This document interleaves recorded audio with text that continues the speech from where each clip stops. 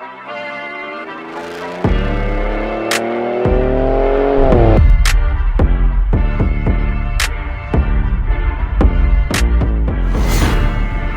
we going right now? Yeah.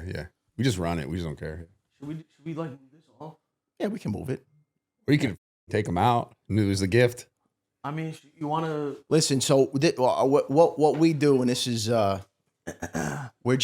really big. You know, if someone invites us to their home, or Yeah. we never want to come empty-handed. It's very Italian of you guys. we got a couple gifts. For you. Absolutely. It really is. But I'm I mean, Italian, by the way, so I get it. Yeah, you know what I mean. Oh, you're And- Italian? Yeah. And it's funny because I you know, and I always joke around too. I'm like, you know, you're going to someone's house. I'm like, what are you bringing? I'm like, no, they said, don't, yeah, of course they're gonna say don't bring anything, but you know. Yeah. No, so what we were thinking about yesterday is a couple things that we love. So we like a nice cigar, and obviously, you know, we drink a lot of wine. So we We got to do We it. stopped by. Now, I want to tell you something just real quick about these cigars. This is Rocky Patel, and my cousin Michael, who you know, Ooh. God forbid, God rest his soul, he passed away last year, and about once a week, I would meet him at his cigar shop, and he loved Rocky Patel. One of the last gifts he gave me was was Rocky Patel, so that's kind of my favorite cigar. So we went to the shop yesterday. I saw those, and I thought of him. I'm like, I'm definitely gonna bring those, you know, to the podcast. And then we went and we picked out some beautiful wine. So we just want to No, give this it to you is guys as this a is gift. And this is sweet. you know man. what's really funny, man? I'm not gonna. This is really sweet. I had this. Wait, don't even use that. Hold on. Do we have a No, cutter? no, we have. We got more gifts for you. We got So you. this- Yeah, This is like Whoa. Yeah, like yeah. official. yeah. Here, try that out. You got to open the How top. do you open this shit? Yeah, you got to just pop the top. Also, we got you a cutter as well, my man. Oh, Yeah, God. that's like official torch. Let's you know? go. I love what's it. this one? That's the cutter. This the cutter? Yeah, it flips on the side. There you go. Yeah. So that's like Oh, my we God. can't come empty-handed. So you know? from us to you, and thank you for asking us to be on Yeah. this. You know, your Well, podcast, I've seen you guys. Yeah. Like you said, it's funny. You mentioned the whole clip thing. Yeah. Because I don't think I've ever actually gone and just. I watch streams. I've watched many streams of many people. I've seen your guys' streams, but of any creator, I've never actually went and watched like full length videos or like I'll see bits here or there. It's a big time commitment too, For a really Let's be like, honest, yeah. I mean, to be honest, like since the beginning, even when I first started filming videos, I was just like, I think I avoided watching people's content because I was afraid of like trying to mimic it or copy it or That makes like sense. kind of make it. Can I just? I say- don't watch unoriginal. full streams either. I have anything to. like that. I want to tell you something. What you just said is okay. So I've been doing stand-up comedy for about 11 years, right? And I get asked a lot about who do you watch, you know, who do you like, and it's so funny. I found myself if I watch too much stand-up of a certain person, all of a sudden I notice there's mannerisms. You start to there's emulate work, them. and so I really backed off from doing that because of that very reason. So when you said that's so on, man. It's so Yeah, right. I just It's crazy. Well, because it's true. It's like when you spend time with a group of friends, if you spend time with them every day, you start to sort of say things similar. You start to act similar. Dude. You're a little less of yourself. Not that it's a bad thing. Just No, I hopefully know it's a what you good mean, group of though. friends. I know what you mean. You know? It's so true. And like I just thinking about, but also like you said,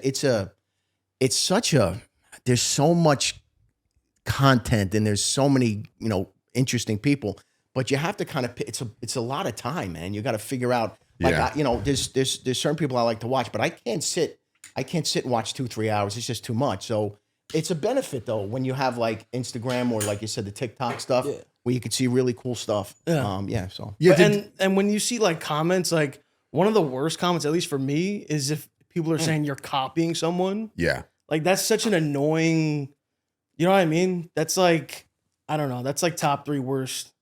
I think like a creator. People say that about you though. I mean, Oh, yeah. streaming. You sit in a room. What else can you do? You sit in a room and talk Dude. about. Bro. For the most part, I mean, there's obviously tons of other forms of streaming, but I mean, I've seen every type of comment at this point. So I mean, you know. it's so what's so you've been doing it for 5 years.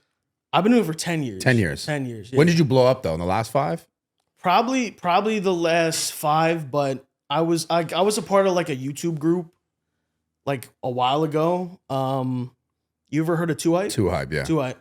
So I was with them, and then Why did that not work out? What happened? Why did it not continue on?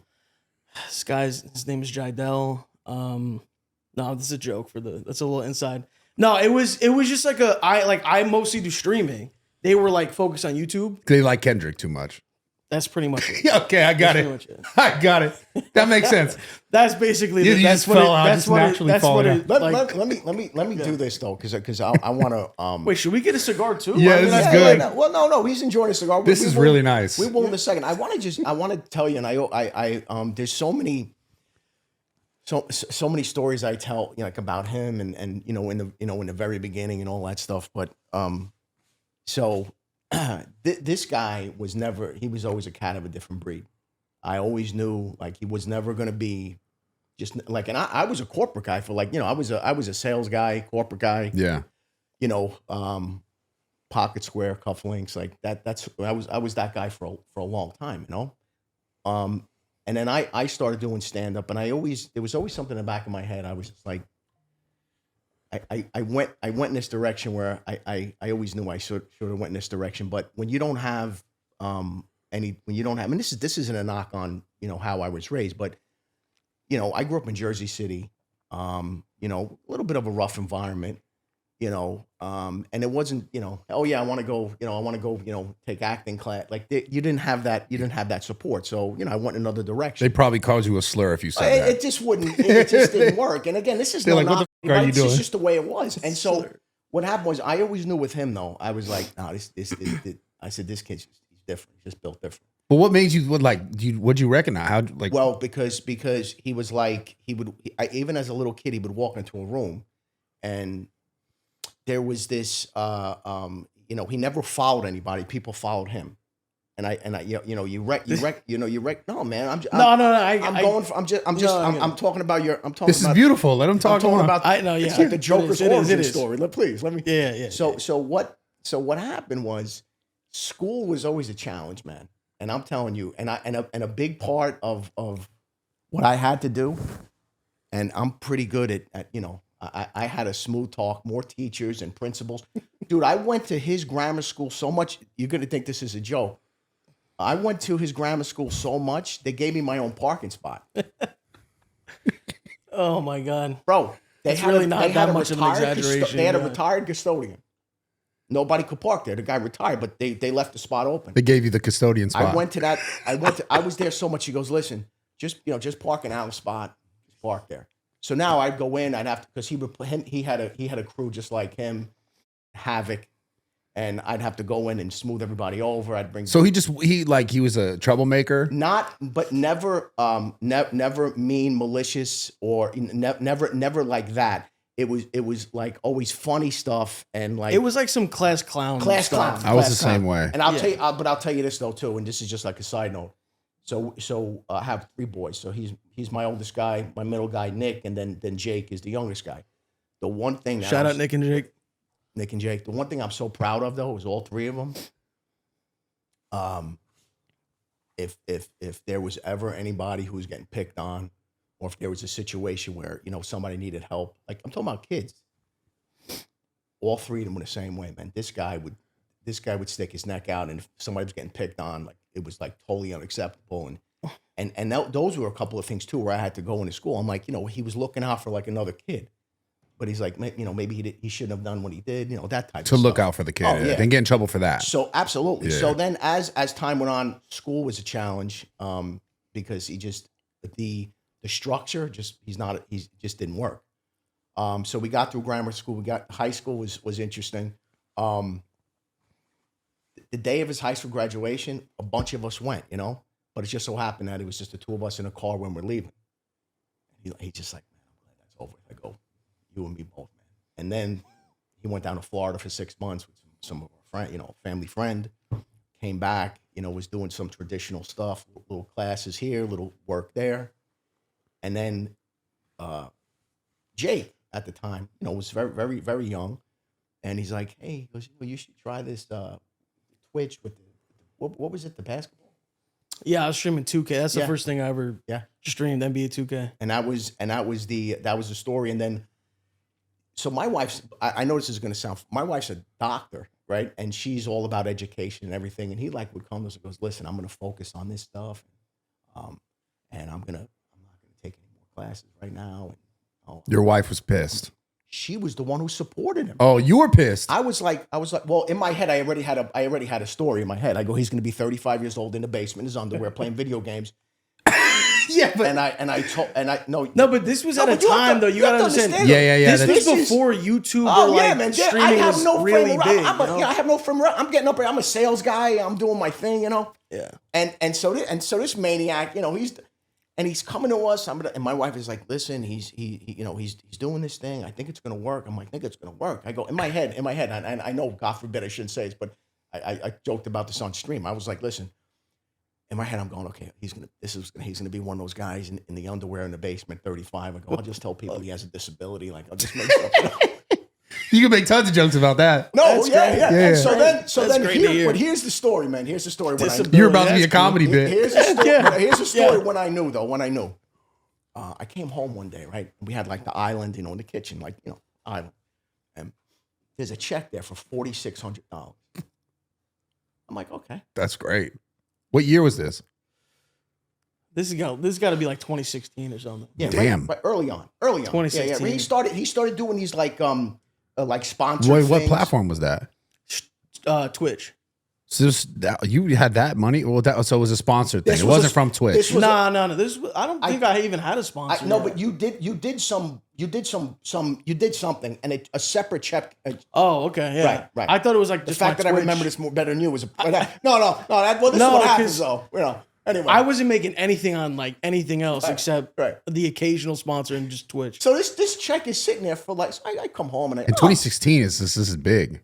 And so now 1 week, 2 weeks. Now, and again, I didn't really get it. It didn't really catch on with me yet what was going on.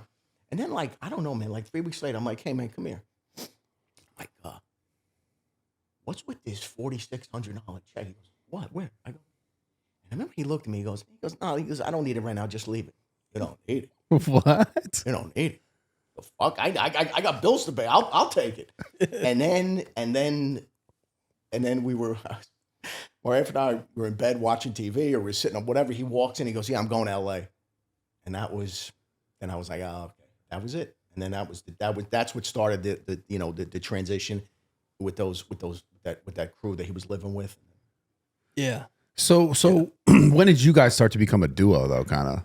That's a pretty. And how did that come? Because you're gonna help with his comedy career, or what is it? Well, so he was always doing comedy. Like he would just do shows in New York and New Jersey and stuff like that. But it was like he had like a regular job, And then so I was living in LA, and then when the pandemic hit, I basically, and this is on stream. There's like, you could look up this clip when I was like, dude, like I got to get out of here. Like if we're all gonna die, I'm gonna die like with my family and friends. I'm not gonna just die in LA. Yeah, it'd be terrible. Yeah. So that's a good movie, by the way. To Live and Die in LA. If you guys don't know that movie, it's a great movie. You're in LA, guys, so you know that. Yeah. 1985. I took Nancy Dekowitz to see that. Dude, this is so, bro. But this is so like it's so him. It's so funny. It's so funny though. To Live and Die in LA. That's a. You might have to beat names. There might be name drops. She got married. She has a different last name. I'll just move on. Okay. Yeah. No. So literally, me and my friend who we were living in an apartment in Hollywood. Like 1600 Vine. Yeah. Yeah. That was the OG spot. Yeah, that's the OG spot. So I was there, and I told him, I'm like, bro, we just got to get out of here. And he thought I was joking. I called you. I called my family. Like, dude, I'm literally leaving. I don't care. So my initial response is, bro, this is nothing. Relax. This is before stuff was getting shut down. I was like, listen, it's fine. Listen, I go. That's how I felt. It's a little flu. You're not. What are you going to drive for Africa? We're getting the fuck. So his boy, his day one. I mean, his boy Raph.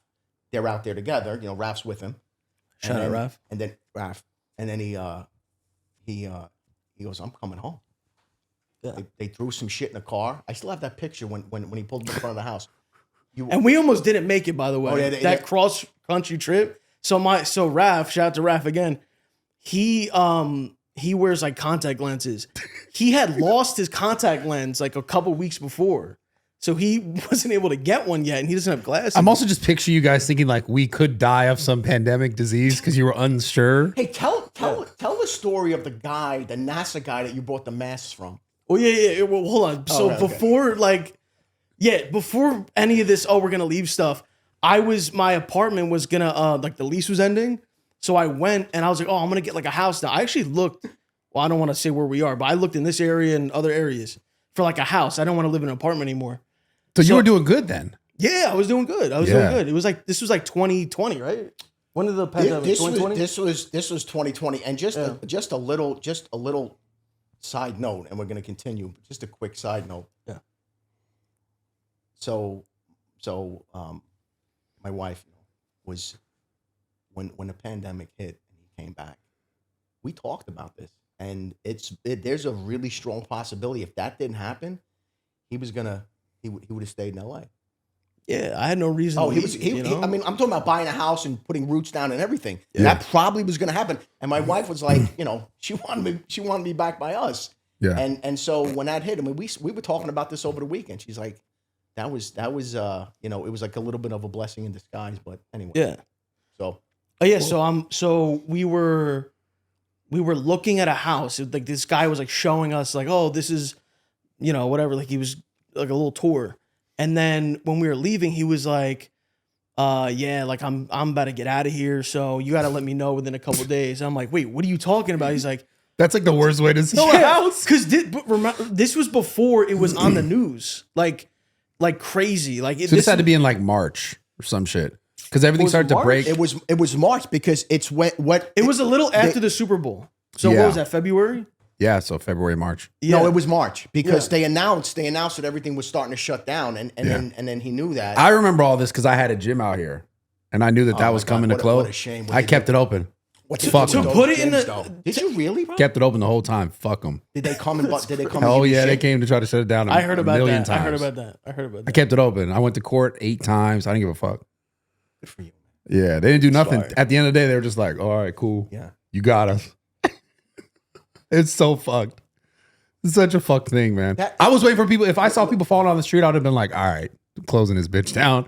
But for me, I was looking at everything. It's like because as a business owner, you start to like look around. Okay, what else is still open? What else is closed? Yeah. It was none of it made sense. It was like Costco was good. All the mom and pop shops were closed. But were the gyms all closed at the time? No, there were. I think some of the. No, like they were doing like a mask thing. That was brutal. And they were closing. Remember the one where you could only be a certain distance from someone in the gym? They were just making shit up, bro. So you know how that started? How do you even enforce that? I mean, you can. I know someone's gonna check this, but the 6-foot thing was apparently the concept came from this high school kid about like germs and just the idea of 6 feet. And I don't know. I mean, and maybe I'm totally off, but. There was no like science behind. Listen, let's not get demonetized now. It doesn't matter. We can talk about this now. Oh, now we can. Okay, yeah, now back in when that's the crazy thing. Back when this was happening, if you talked about this, you washed.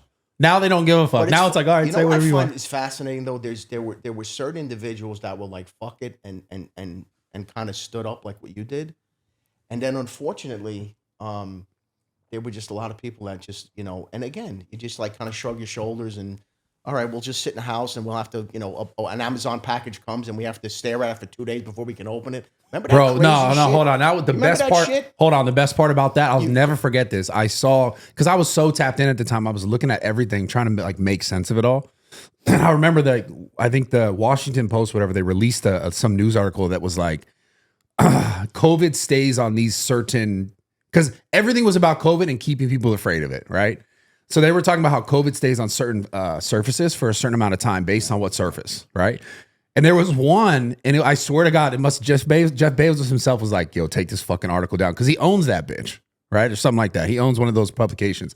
But there was something about cardboard. It's sitting on cardboard for a long time.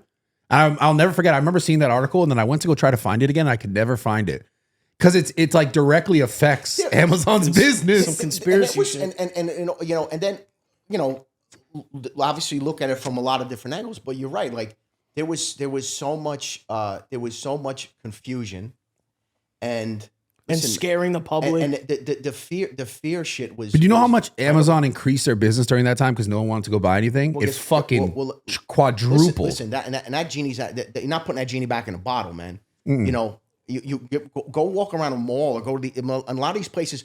Even by us, we have a lot of these. You know, we have a lot of malls by us. You know, and these big stores that were like staples. Like I don't know if you have it out here, like a Lord and Taylor or some of these big stores.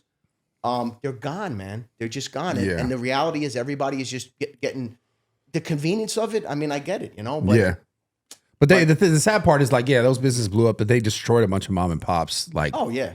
businesses like crazy. Like if I would, because like look at my perspective, right? If I wasn't like a YouTuber and had success in other industries and had money from other things, what would you have? It would have been. That would have been raps. Like if I was, most people were so afraid that they were like, well, I don't want to pay for lawyers, I don't want to go to court, I don't want to deal with these fines. It's a lot, man. So they closed their business, and it's like they could have spent 30 years. Like at the time, I was probably around 30 years old, and I was like, imagine if I was a 30-year-old had nothing else but this gym, and they're like, yeah, close it. It's not essential. It's like, but this is my whole life's work. That's how is crazy to this think not about. essential? That's And that crazy. happened to so many fucking people. And I only had the ability to stand up against it because I had money from so many other sources where I could say, fuck you, this doesn't make sense. Right. But I could see why other people be scared and they just lose their entire livelihood. And the thing too is, like you said, they were keeping the big box stores open. But Oh, then they were. But then they were telling I couldn't go to my dry cleaner. It's exactly right. That's what they were doing. And so, you know, it's just, it's just very, you know, you're thinking about it now, and then also the amount of information that we have now, and the stuff that we obviously had no clue, and Yeah. now all this information is coming out now, and About the medicines and what also worked, and like the way they were trying to make this sort of these medicines be like, oh, it's a horse dewormer, even though it's been used in humans forever. There's so much nonsense that now they're Listen, like, oh, by the way, we're fucked up. You know, so a little group of us, you know, we've been together, you know, and you know, we've been together, you know, for the past few days talking about lots of different things. And what I absolutely love, man, and I just is the fact that there's folks like yourself, there's folks that are other people that are doing podcasts, there's people that are putting a lot of information out there, and at the same time, you're watching all of these media outlets crumble. They're just crumbling.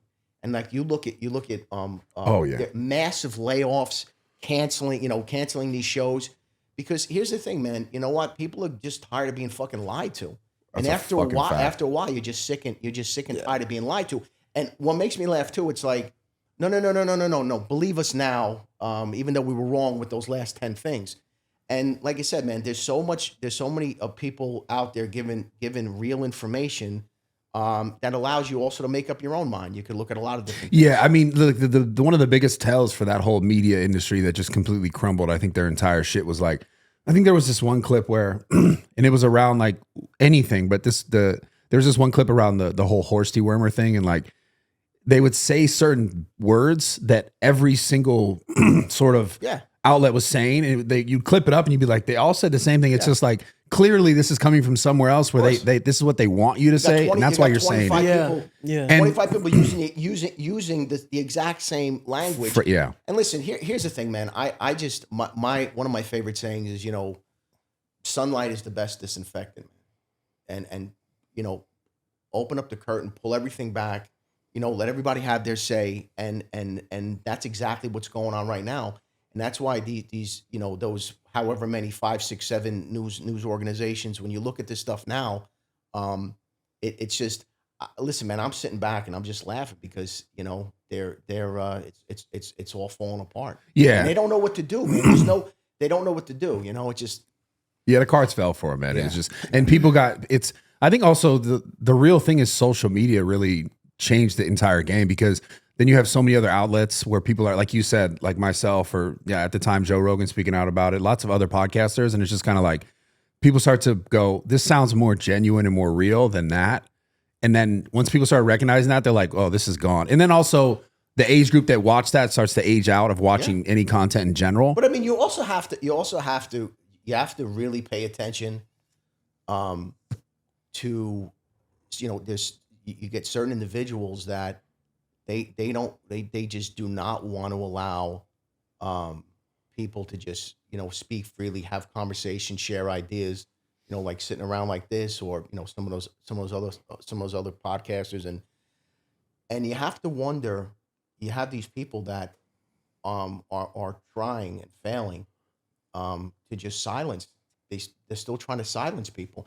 Yeah. And you have to answer the question, well, why are you so aggressively trying to shut people up? Well, just fucking, I think like 2 days ago, I saw this clip of some guy asking, unironically or ironically enough, this, ChatGPT, it's like AI is like the fucking craziest thing to talk about, the That craziest shit's thing in the crazy, future. by the way. So someone's like, he's asking ChatGPT, like, if you wanted to destroy America, how would you do it? If you were evil and you wanted to destroy America, how would you do it? And every answer is exactly what had been happening and what's been happening. It's like create division, create like sort of censorship so people can't share ideas. If people feel like they could share ideas and it's not in line, then like they'll get in trouble. So make people less likely to share ideas that are outside of whatever. Yeah.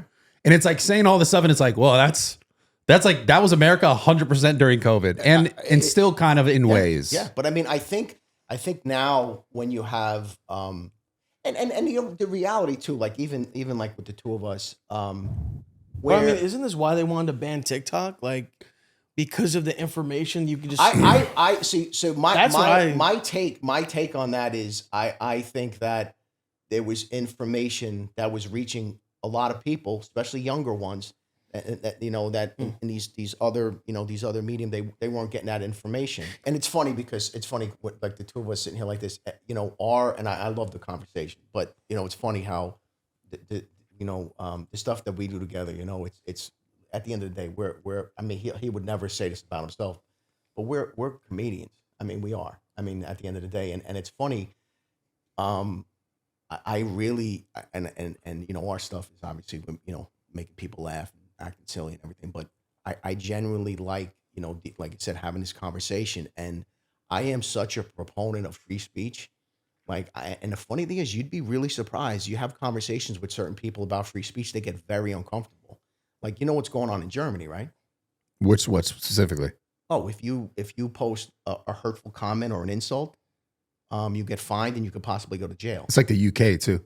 Yeah. Are you out of your fucking mind? It's insane.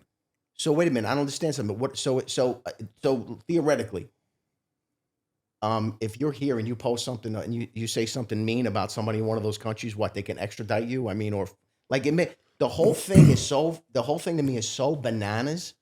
And I'm like, what are you afraid of? And here's the other argument too, as well. And this is the other thing too, how much this word was used: misinformation, disinformation. So who's the one guy sitting or woman sitting in some ivory tower deciding what is and what isn't? I think you have to educate yourself, man. You really do. And there's a lot of really good information, but you have to take the time. And the other thing too is they're worried about TikTok and brain rot and all this stuff. Hey man, we have fucking free will. You know what I mean? If I love brain rot. But I mean, I love it time to time. But all kidding aside, like, and I'm and it's really funny. Like, I'm going to tell you too. Like I said, my wife is it's high level stress stuff that she's involved in. But then there were times where like the two of us are like sitting in the kitchen having a glass of wine, and we're going back and forth with these fucking clips, laughing our ass off. And I go, there's a time and a place. Yeah, you shouldn't do it for 8 hours a day. I mean, I think that's probably not a good idea. But there's a time and a place, and it's enjoyable. And I think it made a lot of people nervous with respect to getting information to younger people that they normally wouldn't get. So that was that's definitely what it is. Just my take. There is like a double side to it. Where, have you heard about the dead internet theory? No. The idea about like what'd you call it? The dead internet theory. Oh, dead. Yeah, right. Pull that up. Pull it up again. You've never heard this? So this I'm sorry, I haven't. I'm not judging you. I'm just asking. No. He said it. He said it in a way. The hell's your problem? Excuse me.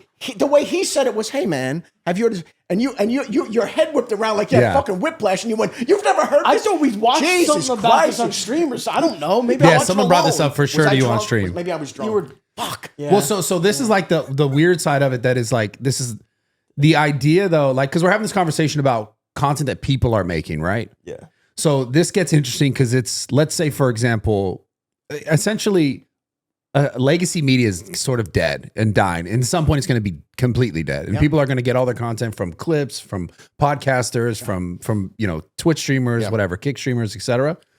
And I feel like this was the whole response to the government, whoever powers are at BR total control are like, wait, we see we're losing this grasp on like getting information and control to people. Right. And now they're talking about how like, which really makes sense where a lot of this stuff could be bot driven too. So it makes it a little more complicated. If we say free speech, I'm with that. Right. But if we're also saying free speech, but then let's say the people who are adding to free speech aren't actually people, they're just like some governments like putting a bunch of bots out there. This is the message we want. These are the messages we're pushing out. And like, it's still free speech, but it's like fake accounts that are just saying things to get people to go, fuck you, rage bait, I hate you, you're wrong, whatever it's about, whatever topic.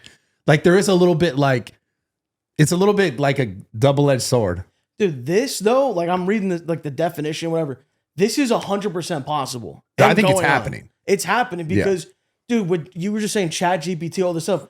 If you know what to say to ChatGPT, they could literally create a bunch of accounts, do all this weird like, Twitter posting, like post 100 times a day on this thing. Like you can automate these things. Yeah. Like there's bots that That's do why this. free speech, like I'm 100%. I absolutely 100%. I don't give a fuck if you completely say the craziest shit to me. You should be able to fucking say it. And someone should be able to say, you're a fucking idiot. And people, the problem is with this whole conversation is that real people are lacking the ability to make logical or like deeper thoughts other than what's just told You know what to you them. should do? You know That's what the you should biggest have to do issue. then? If you make a Twitter account or X, whatever, you should have to upload your ID or something like that. Verify yourself. You should have to verify yourself. Could you imagine if half these people that are talking shit wouldn't even exist because they would never verify too, themselves. though. I want to get back to what we got a little, and that was my fault. We got a little sidetracked, but No, it's fine. We're just talking about it. But what's so funny is so the there's just the trolls are just out of control, but it is what it is, and it's all part of it, right? The funny thing is, and he talks about this a lot. You'll hear, people say shit. Oh, if I run into you, if I see you, what all those types of things, bro. When we're out together or he's by himself, dude, the fucking love, like the love fest when people actually see him, like like out in the wilderness. Like, I mean, it is. You should know, like these comments online are not real. Yeah. No, it's not real. It's not real. I mean, and the thing is, same with you. I mean, like I said, You get trolled a lot. Never in real life. Not in real life. I'm saying like, online, yeah. But when people come to you in real life, they're probably like, oh, no, but it's always that way. Like it's not real. Half the time, people just want attention. Yeah, that's what it is. But I mean, the thing that goes into what you're saying, though. It's not genuine. But you're genuinely likable, and you're. By the way, I want to tell you something, man. What the fuck is this? I want to tell you something. Okay. So I grew up in the 70s and 80s, like a kid in the 70s, young kid, and then in the 80s, teenager, and getting, growing up and doing all this stuff. Golden age, dude. There is a golden age, and I know I'm going to say this, and you're probably going to look at me like I'm a lunatic, but if you look at the stuff that you're doing, with you're self-deprecating, you do silly stuff, fun stuff in the gym, this is my opinion because I grew up watching these guys. There's a similarity, and I don't know how well this is going to get received, but there's a similarity of what you do and the same thing that Arnold did. I'm talking about Schwarzenegger. Yeah. If anybody doesn't know who Arnold is, that's another problem. Schwarzer who? Right. Yeah. So the thing is, I mean, if you think about this, so obviously, you're a bodybuilder, connection with the gym, but the fun, like lifting chicks over your head. Yeah. Doing the silly shit like you're on a highway bench, and I don't know. I'm just, Dude, by the way, wait. I don't want to just real quick. I saw a clip. I don't know if this was in your gym. Did a guy put his ass on someone's face? Yeah. Was it That was at my Did you see gym. this clip? I didn't see the Well, clip. Can we were you drunk. pull this clip? We were drunk. We were lifting. You were it. drunk. We were. I didn't do it. I didn't do it. Bro, this is one of the most insane things I've ever seen. Like, I don't know how that guy walked out of there. You did the thing where you told the guy to close his eyes, and that. No. I don't think. Did you even know? Are you gonna pull us up? Dude. So listen. But pause it real quick. So he was benching. Hold on. Pause it. The ironic thing is exactly what you just described about Schwarzenegger and all this like Arnold thing. When I first started making content, I'll never forget one day I was watching Pumping Iron, and I saw the clip where he's like, he has the girls on his shoulder. Yeah. Because I've seen Pump It Iron many times. Yeah. But I watched it recently into like as I was making content. Right. And prior to this, I was like just doing lifting content where I'm like, I'm strong or I look good, and people thought it was cool. And then I remember just literally watching the movie again, probably for like the 7th time. And he's got the girls on his shoulder, and he's like, it's a scene where he's like taking photos, and he has this bend product. It's this really quick clip. And I was like, girls. And I see all the girls around him. I was like, I'm gonna start lifting girls. That's why I started doing it. And ironically, this clip. So, I mean, I picked up on that right away, and and I know you do the serious stuff too, which it's I mean, it is obviously it's motivational, people to see, obviously with the fitness and everything, even if it's, for somebody to put the cookie down and do a push up, yeah, I mean, something that at least, but I was looking at all that other stuff, and it just hit me. I was like, this is the kind of shit. And I'm like, and I thought about Arnold and how, and like, just the sense of humor and poking fun at yourself and not taking yourself to, because dude, you very easily you could have went in another direction and been like, you ever see some of these guys with like, they're like, it's like dead serious, like life and death. It's like, no, but that's not fun. Nobody wants to see that, even though they look good and they're putting out good stuff. But at the end of the day, man, I think if you could, and I remember my Uncle Anthony telling me this, and this is a sort of an example. He goes, Luigi, and I was a little kid. He goes, you can make a girl laugh. You can make her do anything. And I didn't know. Uncle has advice. And I didn't know what I was, and a lot of that when it comes to women, yes, I totally believe if you're funny, even if you're not great looking, you can get laid. 100%. I know so many comedians that girls would line up for them. These dudes look like, they just crawled out of a basement, but you know what I'm saying? Yeah. But no, just going back to that, I think when you do stuff with a sense of humor, and you make people laugh, it just, hey, let's, because man, I for like, and we've heard this saying before, but I've done presentations to large groups and everything, for free for decades, and dude, it's a lot of it is, and I'm gonna get the quote wrong, but it's not so much the information or what you said, but if you can, it's how you make people feel. If you can give them an emotion, like and make them laugh or make them feel good, they're really gonna remember you, and I believe that wholeheartedly. Yeah. One of my favorite quotes is the Maya Angelou quote about that people forget what you say. Oh, yeah, there it is. But they'll never forget how you made you feel. Yeah, that's exactly what I was. That's exactly what I was going, and I, and that's why, man. I know. We two of us talk about a lot of this stuff, but like,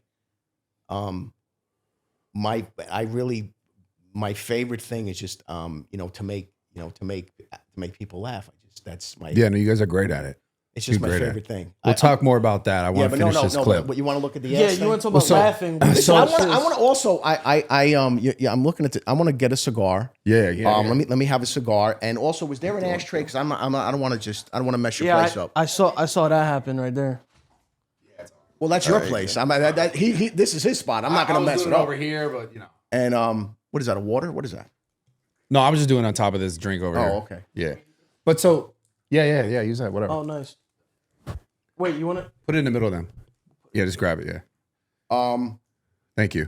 So this clip is funny. Back to the Arnold thing. Like, this is Felipe. Basically, what happened here is Felipe was like, they were filming a video. We were drinking. They had like a whole like a band in there, like a band and playing music and stuff. And so we're drinking and like doing random lifts. And this lift specifically lifting the girls, they had me go first because it's what I've done. And they're like, we want to see the old Brad lift the girls. And then Felipe was like, let me try this. And so we're actually drunk. No one knew this was going to happen. Right. Diego like full on sat his bare ass, which you can't really see in this clip because they cut it. Wait, who got sat? I saw the clip. Wait, you got sat? No. That would have been that World War fucking 7. No, Bro. you don't do that. Nah, I would have smacked him or something, you know? You saw what happened with the hat. If this, Well, listen, wait. this is next level. Listen, I really, and I told him this. I was watching stuff, really liked everything, and in my mind, the Arnold connection. I got to tell you.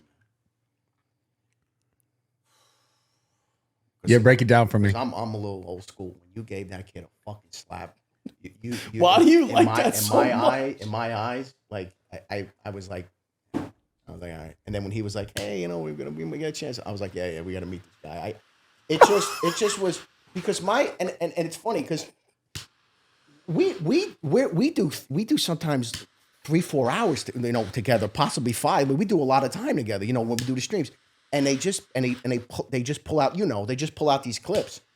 And the one clip was like, this little kid, man. He goes into a gym where full grown men are lifting weights. You're a fucking you're a behemoth, and just the level of comfort. And I think this speaks to a much larger thing where these kids have never been punched in the fucking face. Jesus, like I've been punched in the face 10 times, and every time I learned a lesson. You see, yeah. So if you've never been taught a lesson, and I'm going to tell you something else too, and he knows this. I've talked to him about this. If two guys get into a fight and we're punching the shit out of each other and you got the better of me, it is what it is. Yeah. Bro, when you slap somebody, let me explain what happens mentally.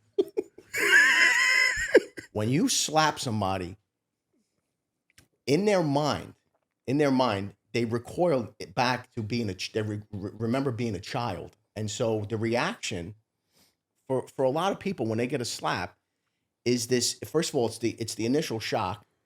But I also think there's this, they kind of revert back a little bit. And there's something, I think more people need to be slapped. And I think that, that actually has an effect. I know this might sound crazy, but I've seen it including you, I've seen it many times in real life. And it's different than getting punched, that's a different story. Well, let me explain it. What happened with that slap was like, that was the first time I ever met Ronaldo. Right. I talked to him since then. He's done a pod since. Great kid. Yeah. Solid kid. He's a troll. He's a troll. Yeah. I didn't know any of the trolls, right? What happened was essentially we're standing there, and this is all because of Lacy. Okay. Lacy goes, and I don't know anything about the lore of like this whole song Payphone at the time. It's the first time I ever met them, the first interaction I've ever had with them. Yeah. And Lacy's like, yo, can you play the aux? Can you play a song? I was like, yeah, I can play whatever you want. What do you want me to play? So he like tricked you into trolling him, basically. Exactly. So I didn't know I was trolling him until that happened. I was like, wait, why is this happening? So essentially he's like, play the song. I was like, all right, cool. And I'm playing the song. And I think Ronaldo thought that I knew the troll. See, so then he like thought that I was knowingly trolling him. And I had no idea. I don't know. I actually don't know what you're talking about, but it's the troll has to do with the song and like a girlfriend. Song, yeah. And like has some sort of like, it's a pain point for Ronaldo, like the song. Right.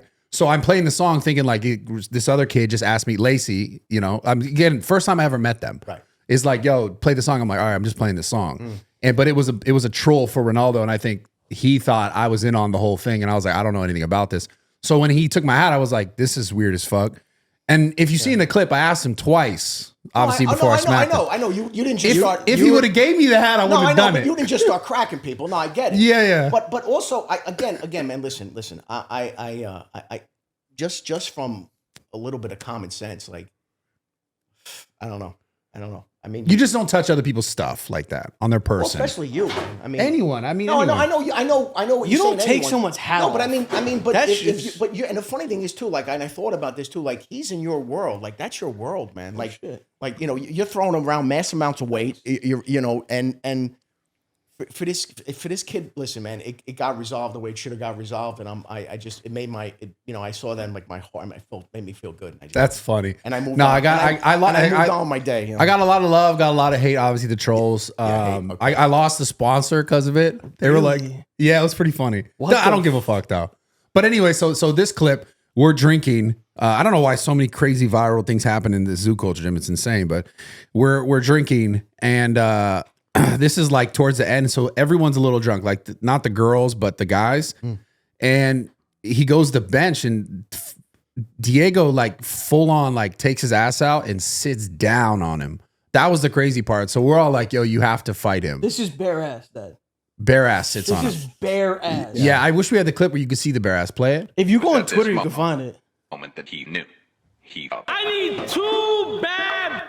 I love Felipe. So everybody's drunk. Yeah, all the boys, like these 3 right here, and then me. Not Ali. Wait, so this guy can legit bench Yeah. like legit. You see the sit down? That was bare ass sit down. So the cheeks, maybe like the nose and the cheeks. Yeah, something like that. And sit, not just a tap. Yeah. That's It was crazy. So we were all like, none of us knew this was gonna No, happen. like I'm gonna tell you, like it's crazy, but like, I mean, growing up with your boys, you did stupid shit. This is some high school locker room shit. It's high school- 100%. It's high school locker room shit. I mean, it's not. I mean, like I'm yeah, But you'd I mean, also sometimes it end up in a fade. I That'd think you be a got to fade. fight after this. Did they fight? They wrestled. But so here's the caveat was they were drunk. So it's like, if he was stone sober and he but- did that to but- me, maybe a full on fight. right. But then the other side of the coin, then, all right, so we're boys. You did that to me, bro. When you least expected. Oh, and he did it to him. He got him. When you least expected, like you might be, I'm gonna jump out of a bowl of soup and like, do something nuts. No, like, he's done- You're not he- gonna, you know what I And he mean? did it in front of girls too. Yeah, he did it. Yeah. That's the But I don't know. But I think there's also we're talking about this. It's not a stranger, man. It's your boy, and you did something stupid, and now I got to get you dude. back. Your nose went in his ass. If it was a stranger, that's a fucking Well, fight. first of all, that's That might be worse than a fight. That's the fact that that's just an insane thing to say. Like you're just minding your own. Yeah, like there was some of you just met the first day. No, First day, like, ass cheeks? Like, whoa, No, man. I'm giving. If you're getting I'm, first I'm, date but I'm cheeks, giving it's this over. a little bit of a. This is my boy. We were drinking. He did something stupid, and I'm gonna get him back. And He got him back. bro. When I get him, yeah, He got him back in a Same thing. barber shop. Nah, he was getting a haircut and he like, it's not on the internet, but he's getting a haircut and he jumped and he like took his ass out and pushed his face against it. Bro, I seen the clip. Obviously, it's not on the Like, this internet is yet, all- but and then like it's you know good. what it is, man. It's your boy, and then at the end of the day, it's we're good, and then that's it. I mean, what are we gonna, yeah, it's a different kind of beef. But Speaking of beef, though, so who do you think won the beef, Kendrick or Drake? I know you're a big Drake fan. Yeah, so bias aside, because I was also a Kendrick fan. Okay. Like, like how you have alerts on stream? My donation alert was money trees for like years. Like Kendrick. So you were a big Drake fan, a big Kendrick fan as well. Yeah, I love both of them. But just seeing like the way Kendrick has done things, it's almost like, dude, if you were this good of a rapper, you think you're the best, whatever, you wouldn't have to stoop to these levels and like call someone a, I don't want to get like a pedo. Yeah. And all the other weird. And then, dude, the thing is, and I said this a bunch of times, but Drake, during the beef, Drake was making songs in real time and like responding to Kendrick's songs, right? Kendrick had pre-recorded diss tracks. Yeah. So it's like, what kind of a beat, what kind of a rap battle is that? Like, if you're talking about like an old school, like an actual rap battle, it's two guys standing in front of each other and you have to respond right away. Yeah. You can't take 2 weeks, go record a bunch of shit, and then drop it 10 minutes after the guy and not respond. I don't know. Or have something pre-recorded. Exactly. Well, but dude, He's hated Drake for years, which he's admitted. So who knows how long some of these bars or songs existed for. But have you seen all the whole thing about even just how it started? Like Drake was one of the first persons that actually helped put him on. And then there's videos of him saying like, I thank know. you. And Of course, yeah. And because the beef really started, it was never Drake randomly started beef with Kendrick. There was like, I forget which song it was originally where it started, but it was Kendrick towards Drake. And then it's just kind of like letting it go. It was a verse. It was the control verse. It was on a Big Sean song. Yeah. And he listed a bunch of rappers, said, I want to kill them. I don't Yeah. want all this stuff. And so imagine you're Drake. You just made music with him. You took him on tour. And then you hear this. It's like, that's weird. Yeah. You know what I mean?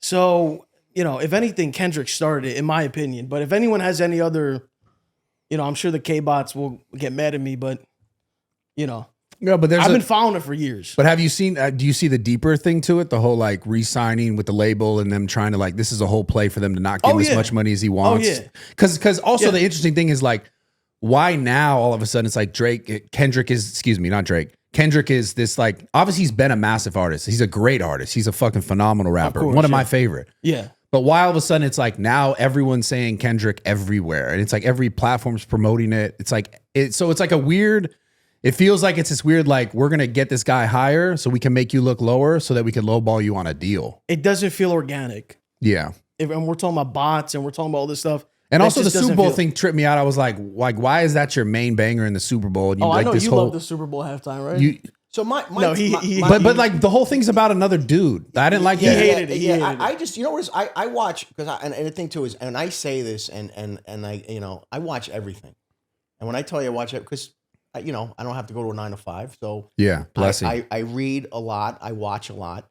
And, you know, it's so funny because he jokes around me. He's like, and he'll ask me, he goes, how do you know that? I go, what do you mean? He'll know shit before me. I'm like, no, what? the thing is though, man, you know, and you know what's a real, listen, this whole thing's a blessing. I mean, I'm going to be the whole thing's a blessing, but like to be able to spend, like I spent a lot of time with my 3 guys. So 30, 28, and 23, I spent a lot of time with them.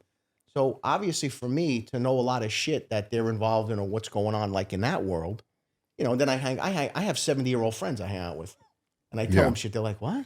You know, and I literally have friends that are 70, and then I hang out with these young guys and everybody in between, and it's that in of itself is a blessing. I just think when you look at something like the Super Bowl, you know, my thought is maybe you've got, you know, how many hundreds of millions of people watching all over the world, and you know, maybe have a performance that's a little bit more, you know, maybe a little bit more inclusive. That was my take. Who would you have picked? I don't know. I'm gonna be honest with you. I'd have to someone who has hit songs. Yeah, you know? I mean, Kendrick does have some hit songs. He does. He didn't play him though. He didn't play them. And like, listen, the Super Bowl, it's about having a good time, right? You're with your friends, family. Like, really, I don't think that you should be having to decipher things. Yeah. And I think there's a time and a place to deliver a message. And clearly that was being delivered a message. Samuel L. Jackson came out, directed the rest is Uncle Sam. Yeah. Like, listen, like, and I get it. Like, I get it. But why does everything have to be a fucking, like, why does everything have to be a message or, you know, pointing stuff out? I'm like, I get it. And then because I'm open to everything and I hear the other side. Well, that's the best time to send a message because you have such an audience and that's a time to deliver it. And I go, I guess. But then I kind of shrug my shoulders and I go, let's be perfectly honest. Did anybody walk away from that Super Bowl feeling different about anything? In that, oh, this changed my thought about anything? I mean, I need to say one thing about Kendrick. All these people that recently, I'm not talking about like his OG fans, I'm talking about recently, they say all this stuff about like the Super Bowl, right? Like, oh, it's, you know, this message, whatever. But it's like, why doesn't he, like, if he's so rich and he could do, why doesn't he actually do something? You know what I mean? Why is he not planting the money trees? Why don't you actually do something instead of keep acting like you're making a message? Well, like how could you've been having a message for 10 years. Like, do something. I mean, if we're relating this to Drake and Kendrick, every single day you see Drake helping people out, you know, doing things, and that's just what we see, you know? Yeah. And so it's just funny. Like, I'm gonna say you're glazing right now. It's dude, okay. At this point, bro, like if you don't go with whoever, like, oh, you're a glazer. I know. You know Stupid. What, you know what? You know what's funny? Just that you brought this up. He gets I know how to make him very uncomfortable. Oh, you're his father. Of What course. the hell is That this? No, but it the fuck is this? No, but it's when I say positive things, he doesn't like it. And so one of the things that I've talked about, and he doesn't necessarily want me to talk about it.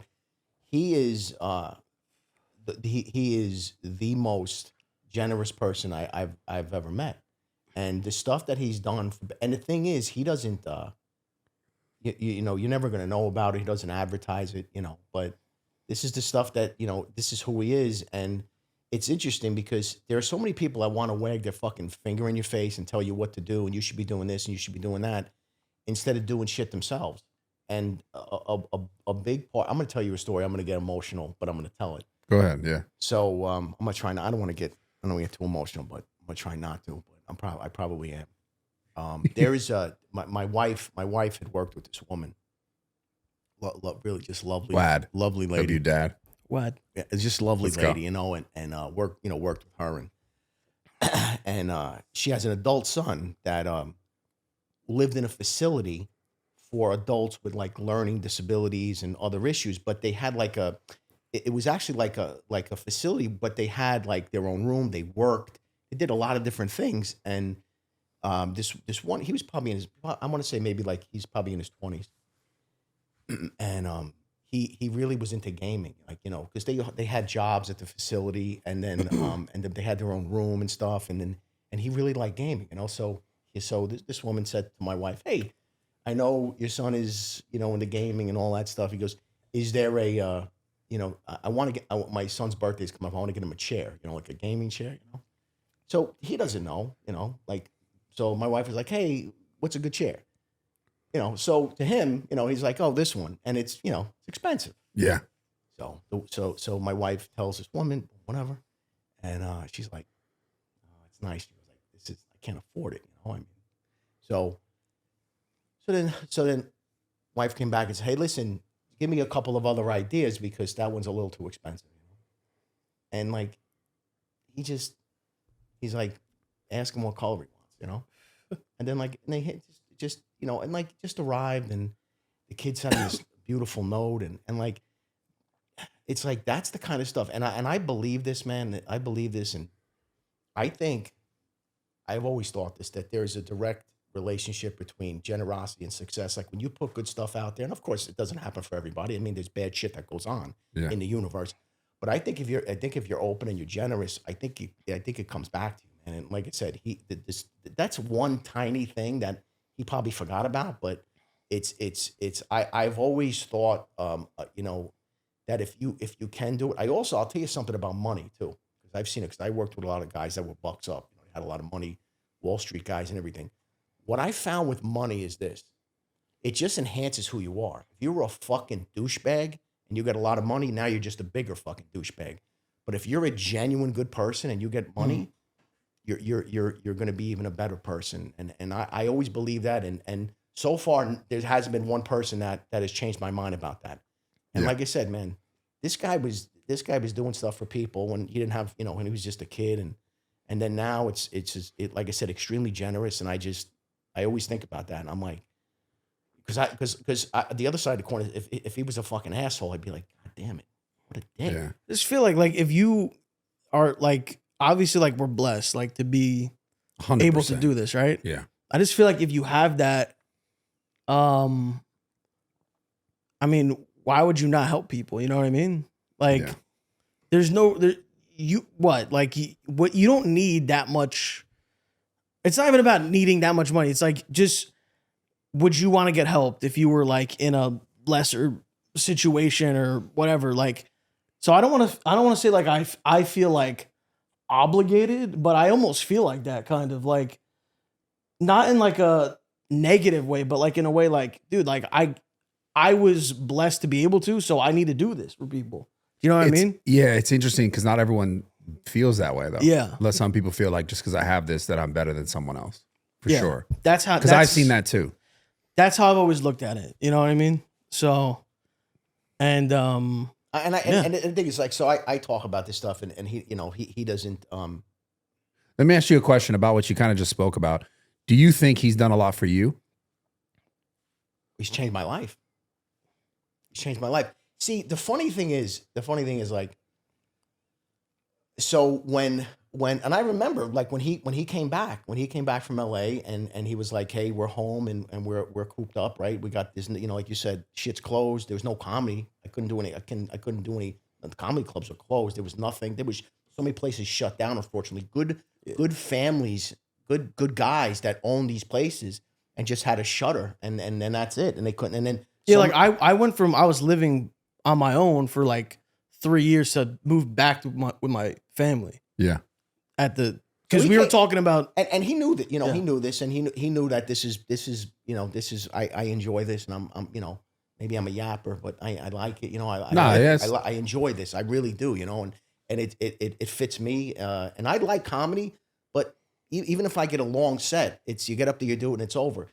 The stuff that we're doing it's like it's happening in real time. It's like stream of consciousness. I just love stuff being fired at us and having to think on the fly and just. And just, enjoy and have fun and everything else. But I'm in the kitchen, man. I was making a sandwich. And he's like, Dad, I love the way you transition from things. And he goes, you're definitely a comedian. He goes, Dad, I have an idea. What kind of sandwich was it? Hold on. It was it was turkey and cheese. Okay. I don't fuck. I know it was like an Italian or something. I don't do cold cuts anymore. You don't fuck with the gabagool? It's funny, as I get older, man, like, it's just my whole, my approach to food is different and everything. I'm an 80-20 guy. I'm 80-20, man. To avoiding the extra salty bullshit. Bro, 80% of the time I'm clean, I'm good, I do the gym. 20% of the time, watch out, man. Yeah. We do our 20s. And Isn't that another thing that Arnold said?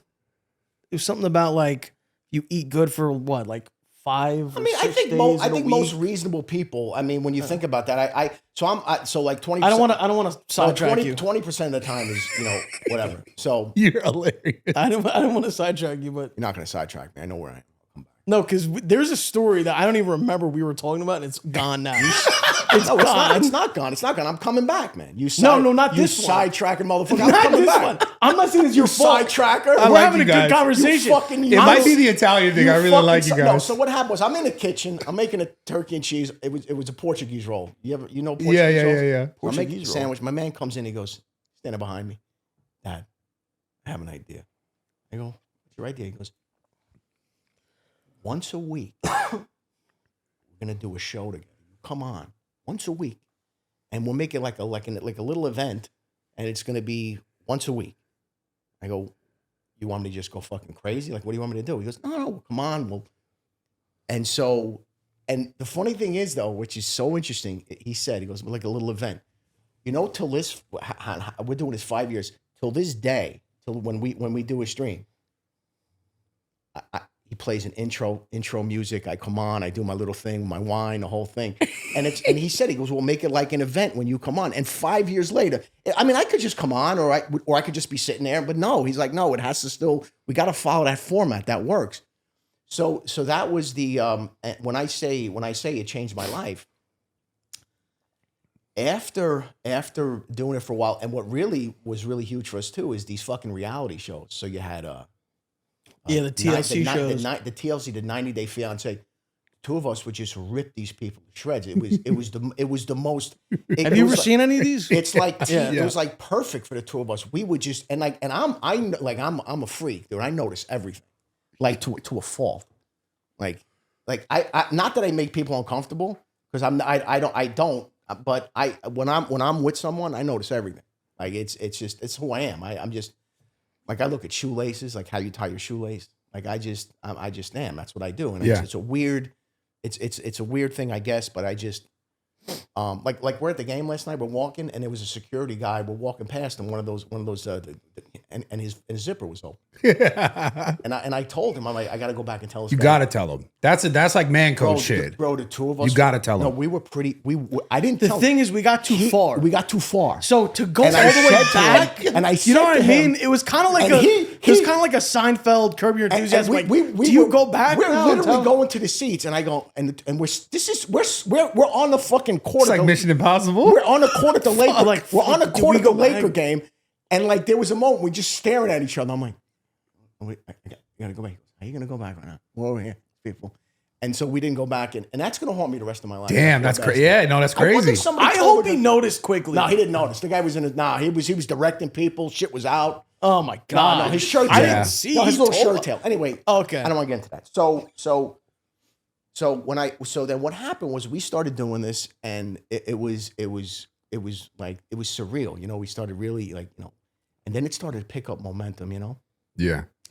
And then he actually said to me, he goes, listen, let's basically, I mean, in a nutshell, he goes, why don't you just quit your job?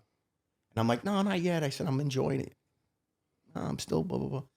So my industry changed a lot too. It stopped being fun and enjoyable. It just became like transactional. And I'm like, that's not who I am. I'm a relationship guy. Like that's how I do my business, whatever. So, we finally, we met at our headquarters. We sat down. What are the headquarters? The house? Well, now it's an undisclosed location. Yeah, we no, can't no, say. no. But So basically, what Yeah, it's a house. what we talked about was he goes, all right, let's figure it out, and just Like the deal. and the deal was it was a handshake, and Classic Italian. And so what's funny is July 21st, 2023, I quit my job, and it's just been it's a blessing, man. damn. It's a blessing. And and for me, like, I look at it and I go, and in all fair, and my wife gets a kick out of this too. Like I just enjoy this way too much, man. like, and and like I said, I'm shot out of a cannon. Like he's a little bit more, you know, reserved and like, but dude, when I'm out and I run into people, like, So is he more like his mom yeah, in that way? well, I wouldn't say more like his mom. It's like a combo, you know. But he's not. But like me, like and like my wife gets annoyed at me. Like we're out and like I'm running into people. Like like okay, if someone runs into you, like, oh Bradley, oh whatever, you like, oh what's up? Take a picture, right? Yeah. He could talk to them for 15 minutes. Yeah. I believe it. That's what he means by that. And so, I'm kind of like that too.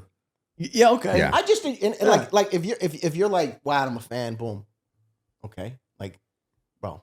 This guy's like, tell me about your life. What? No, like you think I'm gonna be like, What time were you born? Like I'm gonna like these. I've heard him ask like that. I'm gonna stick my head like, oh yeah, like, all right, man, go ahead, yeah, go.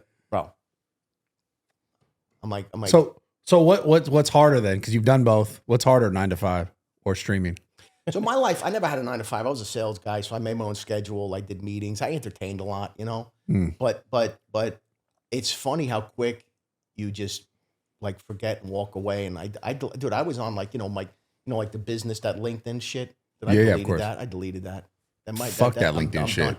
And you know what's funny too? All the people that I don't want to get into it, but I helped out a lot of people, you know. And when I left that world, never heard from them again. And it's funny, you really know, like you truly know who's close and this is my dad, man. My dad was always like, you know, it's your like family first, man. It's always and the coolest thing, man. And I never forgot this. I don't know who said it. I heard it a long time ago. You talk about, well, everyone has different like success. Oh, I have like a nice car. I have a house.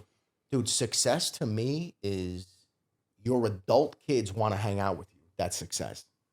Because think about how many people they can't get their kid on the phone. They see them once a year. Yeah. They don't want to hang out with me. And I understand there's extenuating circumstances, you know, issues with parents. I get all that. But dude, my thing I always is, if your adult kids actually want to spend time, dude, we're all going to fucking Aruba next month. Like why? Like you go with your kid. Well, you guys have built something really special. But even if this didn't happen, and let's say, you know, I kept work, whatever, we just, my wife and I had, we're similar background. I'm going to be married 33 years, bro. Like congratulations. We're the two of us are just like, you know, and I lied before. My favorite thing to do is make my wife laugh. That's my favorite thing. There you go. Look at him. He's still on and getting the points. And I know it's so fucking true. And I remember, I'm gonna tell you a real quick story. What I was telling about my Uncle Anthony. So I'm like, you know, I remember. Wait, I don't want to interrupt again, but I'm sorry. Go ahead. We're used to doing it live, right, and seeing the chat reaction. Yeah. We don't do like recording stuff. So when you just said that, there's like a joke in the chat, like anytime something happens, or he points something out about like a female something, they'll all type in the chat -33, like basically like the marriage. Fuck your marriage, like -33. So what you just said, that's a +33. That was that's a +33. Points for real. But it was funny. I'll tell you a real quick story. So thinking about like the chat knows. I was a kid. I was a kid, you know, and my Uncle Anthony said that to me.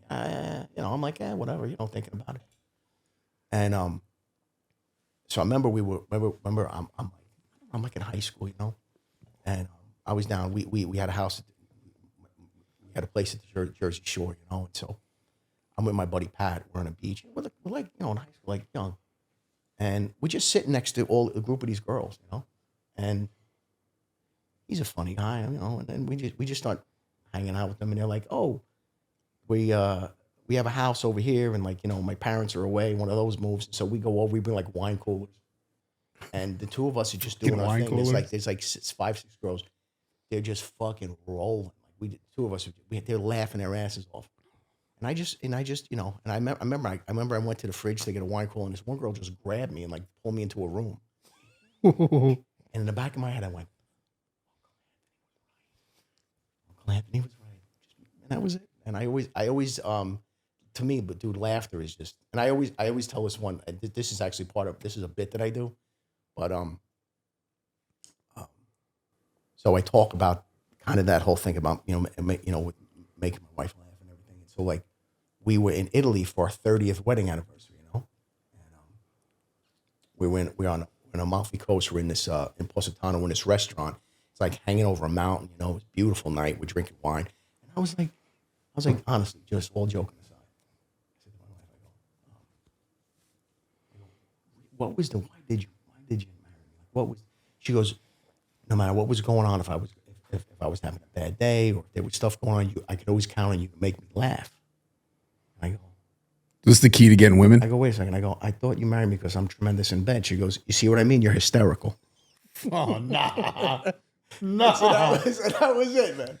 But So that's the key? That's the key? That's the closer. I think so. That's I the mean, closer. listen, you can't be Quasimodo. Yeah. You can't have the hump on the back and one eye. I mean, but I Unless you're like a crypto trader.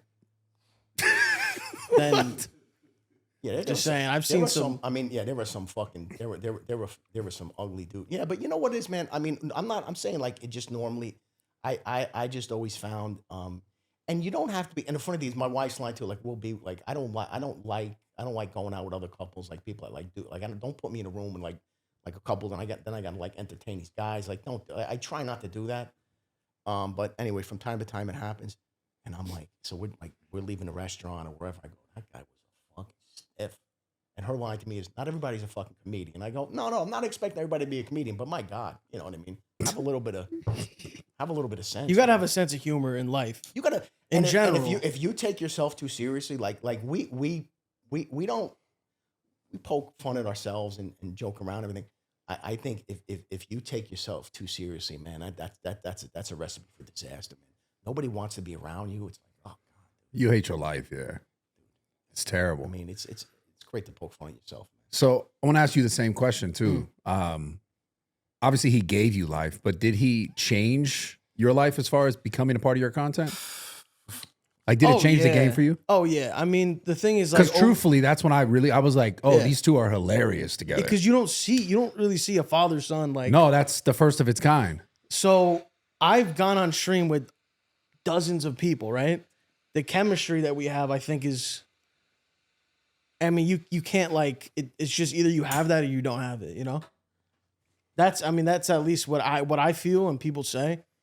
But to answer the question, like in general in life, I mean, I think if he was a different type of person, I don't even know if I even would have ever streamed or Would have streamed at all. that's what I'm saying. Like, there's just I don't know. Like, cause every time, like, if we were with, like, let's say I'm talking back in the day, like if he picked us up, like me and my friends, Yeah. to go to basketball practice or whatever it is, the whole ride he's just trying to make them laugh the whole time. You know what I mean? So that's where I kind of like get that vibe, you know? Develop that. Yeah, trait, 'cause he's always trying to make someone laugh. And yeah, I think that's where the success comes from, us, I guess, streaming together, you know? But when he started with you, did it change your sort of trajectory? Did you notice like, oh, this is like really improving, or it was like business as usual? Yeah, so he came on stream a few times and we were just like bullshitting. But when we actually had something to react to, that like the show, Yeah. that was kind of like, that's when it changed. Because we had like a thing, like every week people were none of these people ever actually cared about the show, like on their own. They were like, oh, we want to see what they say about it. You know what I mean? The reactionary stuff. Yeah. So now we've done that. We've done a bunch of shows, and now it's like YouTube videos and like stuff. We reacted to the documentary about the girl who had sex with. I was going to ask you guys about that. Yeah. Lily We Phillips. reacted to that. So yeah, I But think. yeah, what's the take on that real quick? What do you guys think about the 100 bodies? Because I had her on for a podcast and talked to her. And you got her on here? yeah, and I was a little where? bit unforgiving. You got to make sure you're safe. I was like, am I? Yeah, she was sitting right there. Oh shit. I don't know. I have a couple different ways that I look at this. Because I was trying obviously to. she's a millionaire. Yeah, well, that's the mean- thing. I was like, my whole thing was like, this is just for money. And she's like, I just like sex that much. I'm like, no one likes sex that much. I don't Let's know. be honest. We came to Sex is great, We but- came to a conclusion, and Go it was ahead. like the fucking. It's like you know, the light bulb went off, and the two of us were like, you know, that was one of. What was it? I'll tell you what. Yeah. What The thing is, we watched this video, and I got to tell you, okay, so I think I know I said some crazy shit when we were watching it, but that's par for the course. But at the end, she was crying, right? That's what I. Yep. And the two of us are like, oh my God, she's crying because she's this is just such an insane thing, and the family, and she's like, she was crying, and she said, I just really want to make sure that all these guys had a good time, and I feel like maybe some of them didn't enjoy themselves. And the two of us looked at each other, and like it was like at the same time we were like, bro, is she a fucking true believer? Is she like the way it was advertised? No. Like when you see the clips, is like, oh my God, this poor no, girl. and listen, and I understand there are people like, oh, that's bullshit, whatever, dude. My takeaway from that after that very last scene. The two of us looked at each other. I go, dude, I think this is I think she might be the real deal. I think she might mean it. She's a quote unquote real fucker or a real something. Like she, like a real something. I like that. I mean, could somebody want to? Could somebody legitimately? I mean, I'm asking a question. I don't know. Could somebody legitimately want to just give like pleasure to people? And this is her. Now, listen. I'm not going to. I don't want to get into the mental aspect and the philosophy and what how did something happen along the way. I'm not even going to get into that, dude. Because it seems like she has like a regular family, like a mom and dad. That's what it seems like. That's what I'm saying. So it's like if that's the case, we don't know what goes on. I don't know. I'm just saying though. After that scene, because we're during this whole thing. By the way, I don't know why I was. And this is what I do. It's just, I whatever. We have fun with this. But the guy who, the British guy that was doing the interview, I don't know why. I was picking on his You were roasting that guy. I was making fun of what it was. It was really, I don't know why I key in on these things and I couldn't stop. And he's like, Dad, leave the fucking guy alone. I go, I can't help myself. And he wasn't doing anything other than just trying to do like the interview. How about the cone? Remember the cone?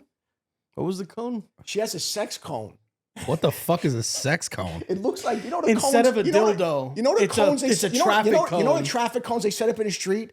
She has like a mini one and she sits on it. Bro, what? This is news to me. We should have asked her about that. You want it? What the fuck? No, wait. Can we look at our video? It's in our video. Pull up the reaction. I don't even know when in the video.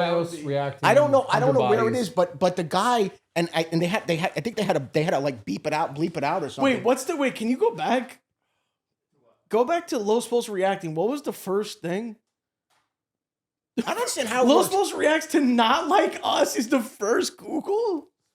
That's insane. Well, because things have gotten out of hand. That's insane. Yeah, but I'm saying that's the Kendrick bots at work. But it's a mini. I rewatched that a few times. It's a mini traffic cone, and she starts. So what Lily Phillips starts doing is pulling out all the sex toys for this guy. I thought his little head was gonna pop off his shoulders. This little British guy.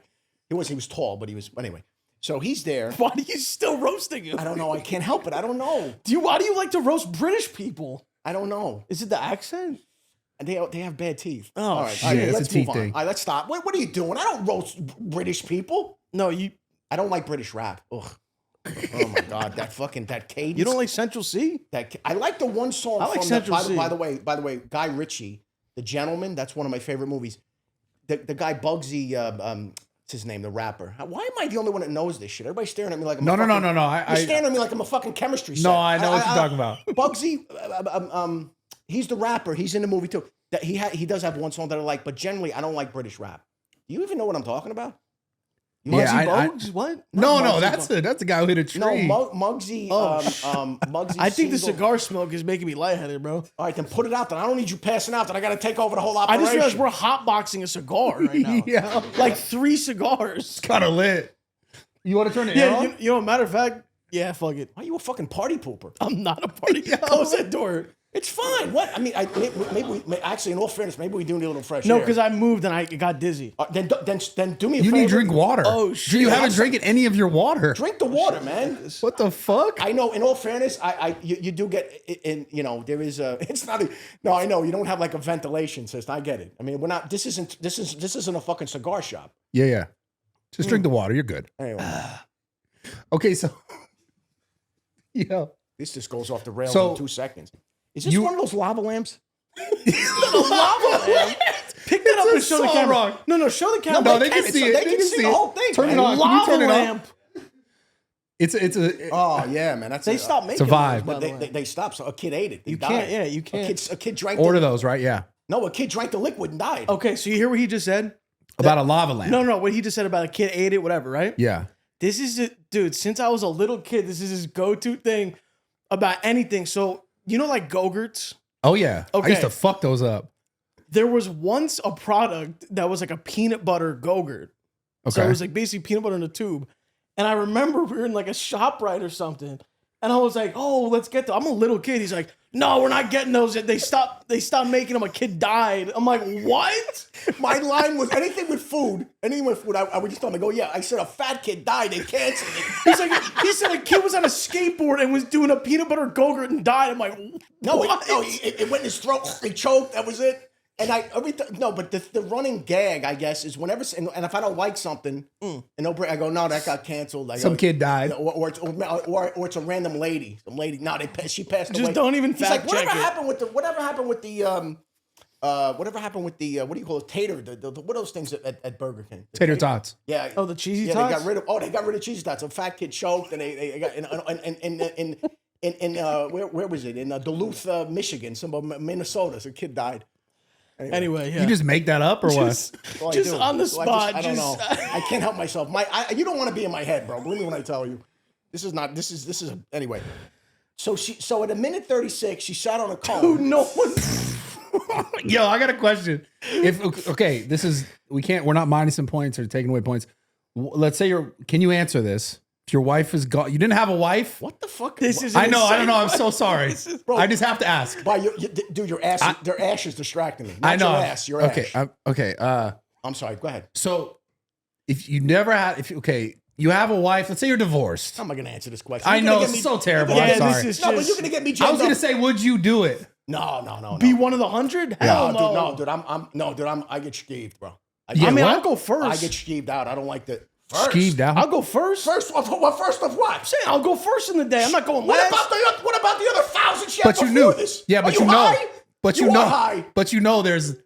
Bro, you know there's a lineup. Excuse me. I would, Go ahead. Okay, fine. Wait a second. Okay, fine. So the answer I is wouldn't no. go first. I don't. I'm going to tell you something else too. I've talked to him about this. I'm going to just make a point here.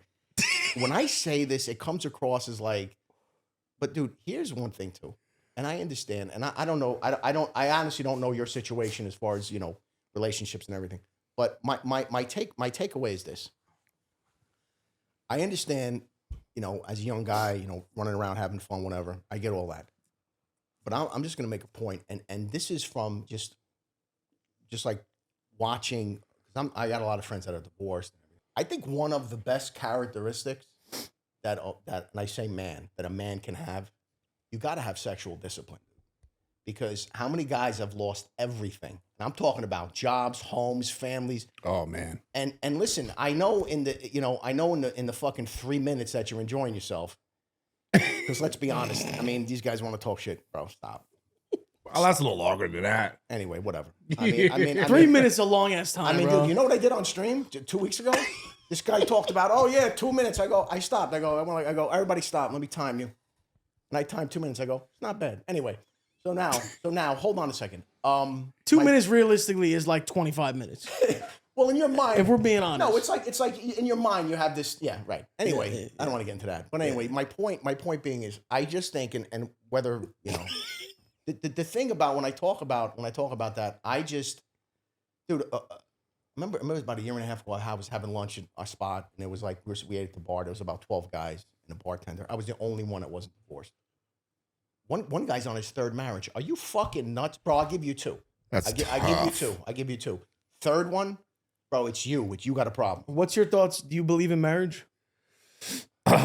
Man, I mean, that's a good question. I think the way that it's sort of organized is a little strange. Like, I believe in a partnership for sure. And I definitely want to have that. Like, I want to have someone that I spend my life with. Yeah. Marriage as like an institution is a little bit interesting to me for sure. It's a little bit like, I think the journey is a lot better when you have a partner.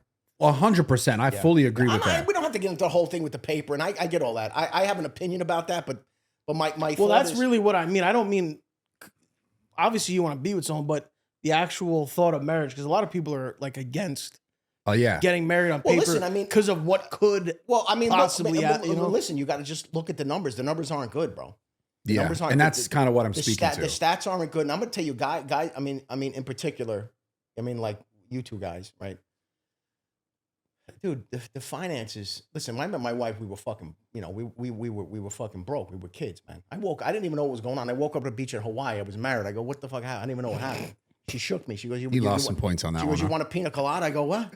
And I don't know what was going on. But anyway, no. My point is, I think you get to a point, like I said, you get to a point, financially, whatever the case may be, but you also have to protect yourself. And I also think this: if you're really with someone, and you guys have a partnership, and you come into it, you both have tremendous success.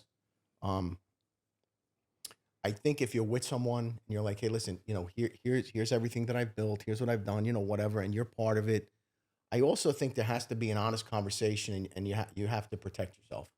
And I'm saying prenuptial. And I think if you're with the right person, why would they? If somebody's pulling a move and going, well, if you love me, why would you want me to sign a prenup? That's to me, I'm sorry. To me, if we're together and I'm like, listen, let's. Now, listen, like I said, for me, we started with nothing and we did well. We did really well. This is it. That's the thing is like, if so you ain't started with nothing, brother. So. Yeah. Like if I, like, I mean, Jeff Bezos is a good example. Like before he had anything, he had the wife who obviously she divorced him and basically became a billionaire overnight, but she was with him when it was nothing. Yeah. And she was there. I don't know what she was doing for him. She's cooking all his meals. She's doing all this stuff for so many years. Right. And she's helping him make his life more seamless. Not saying she's doing all that work to earn billions of dollars, but that's a fair assessment. But he had nothing when they got together. I gotta tell you something else. I don't know what, but between just between us here, I don't know what the fuck this guy's thinking about with that chick that he's with now. I mean, did he marry that broad? The current one? Did he marry her? I don't think he married her. Bro, I don't think he's ever gonna marry again. Yeah, bro. I don't think he's gonna marry. I mean, I'm just saying. You know what did it for me? They were at some event, Bezos, and I think You talking about with the bra thing? Yeah, no, well before that, before this, and we talked about this. Oh, I know what you're talking about. You're talking about Leonardo, dude. They were at an event together. Bezos is there. I don't want to say his chick. I don't know what her name is, but his woman is there with him. And DiCaprio comes over, bro. She turned into a fucking schoolgirl. She turned it, bro. And Leo is the fucking bro. Craziest, bro. Like she turned into a fucking giddy schoolgirl, staring at him, hanging on every word. Okay, dude, I'm Bezos. Whatever we get in the back of whatever he has, a fucking my Bach, whatever. I don't know. I don't know what these fucking anything. I go. Get your shit. Yeah. Get your shit. I'll have it shipped to wherever. Get the fuck out. You're gonna I'm Bezos. You're gonna embarrass, bro. But maybe he didn't even feel threatened because you know how Leo only goes after like the young ones. No. You know what I'm It's saying? not about but that's a fair point. But in all fairness, it's not about. Hold on, follow me. It's not about not feeling threatened, bro. That level of disrespect that you're just gonna throw me. You're gonna get goofy. You're saying it's like the visual, like I'm fucking Bezos. Yeah. DiCaprio comes over and you start acting like a 16-year-old, bro. It doesn't. I'm sorry. Maybe this is my take, and you're looking at it differently. And if you're a confident man, dude, it's got nothing to do with confidence. That's a look. Because let's do this for a second. Let's turn it around the other way. Okay. I'm not a big fan, but I know you guys like Margot Robbie, probably, right? I love that fucking game. Yeah. How are you not a fan of Margot I don't know. Robbie? That's the best. I'm crushing right now. I don't know. She irritates me. Anyway, Can we pull her up just for? What do you got to do? I can't have just because I want because of what you're saying. Why do I have to be? I don't know. Because you're saying you're not a fan. I'm just saying. I don't know. There's something. She just. I don't. Anyway, my point is, let's just say let's always turn the table because women don't like this necessarily when you go the other way when you do the flip it. I'm somewhere. Let's say I don't know. I'm somewhere and Margot Robbie's there, and I start acting like a fucking idiot in front of my wife. That's acceptable? What she's gonna be like? Oh, I'm a confident woman, bro. Please, I would get an earful of shit, and then I'd be walking around, for a week, like watching every double word I said. standard, yeah. There's a total double standard. I have another opinion. I don't know necessarily if we want to bring it up now, but I also have a take on. And this is probably gonna be a bad take, but I don't the whole man and women friends thing. I want to ask you guys about that. I have an enormous problem with that. Well, I was gonna say I don't even think it's real. Hey, you know what I wanted to ask you? So I don't think it's real. So we both love Sarah, right? Yeah. And so like you guys have a great what? We both like Sarah. What are you talking about? I'm not. I'm just saying you just lump me into these grand statements. Like I don't never met her. What do you mean I love her? I'm saying okay. I shouldn't have said no. Yeah, I'm a fan of your guys. No, we like her. Dynamic. She's fantastic with you, and I. No, because you. Okay, bro. Here we go. No. Because then I'm gonna get text. I'll get on a plane. I'm getting text after this. I'm gonna get on a plane and go home. I'm All getting right, on a plane. I'm going Oh, home. so you love Sarah? All right, great. Yeah, Great. he's getting text for Great. sure. It's My not- phone's vibrating. No, you know how I talk. All I mean, look, I love him. It's like I'm not. Oh my god, dude. No, we were debating. We're like, is she gonna be here when we do this? Like you guys. Okay, you know what? I'm not gonna include you in my shit anymore. I personally, you know what? I'm not. I like the dynamic. You guys have you just have a great dynamic, and she's a very chill person. I just you guys do good content. That's all. And that's your friend. Yeah. So Okay. it's different because of I think the business sort of relationship. Like if we're talking about if we're talking about this concept of like, can men and women be friends like outside of things like that? I don't think it's real. I think what women do is they tend to have like, if they have friends, they're just people that are like potential suitors, like kind of sitting in some sort of wing. Or also they Facts. actually they don't know because they. So the thought process here, Or they're playing dumb. and I always turn it around too because I look at it from both sides. My take is this, man. So there's a guy hanging around or your friends or whatever. I'm like, you think that guy just wants to be friends with you? Like, something is going to happen.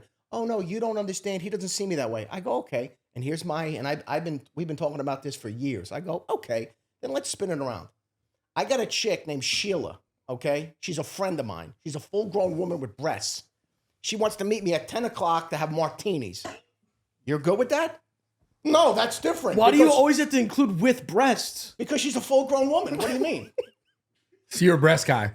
Oh, absolutely. Okay. So fair, I don't fair. want to hear this, man. You don't want to hear this. We've been talking for 5 years. I go, all of a sudden, now what? All of a sudden. I gotta hear my dad's a breast guy. Great. All right. Anyway, yeah. Obviously, yeah. There's a crazy double standard. He asked me a question. I got to answer. Yeah, go ahead. My fault. Anyway, my point here is this.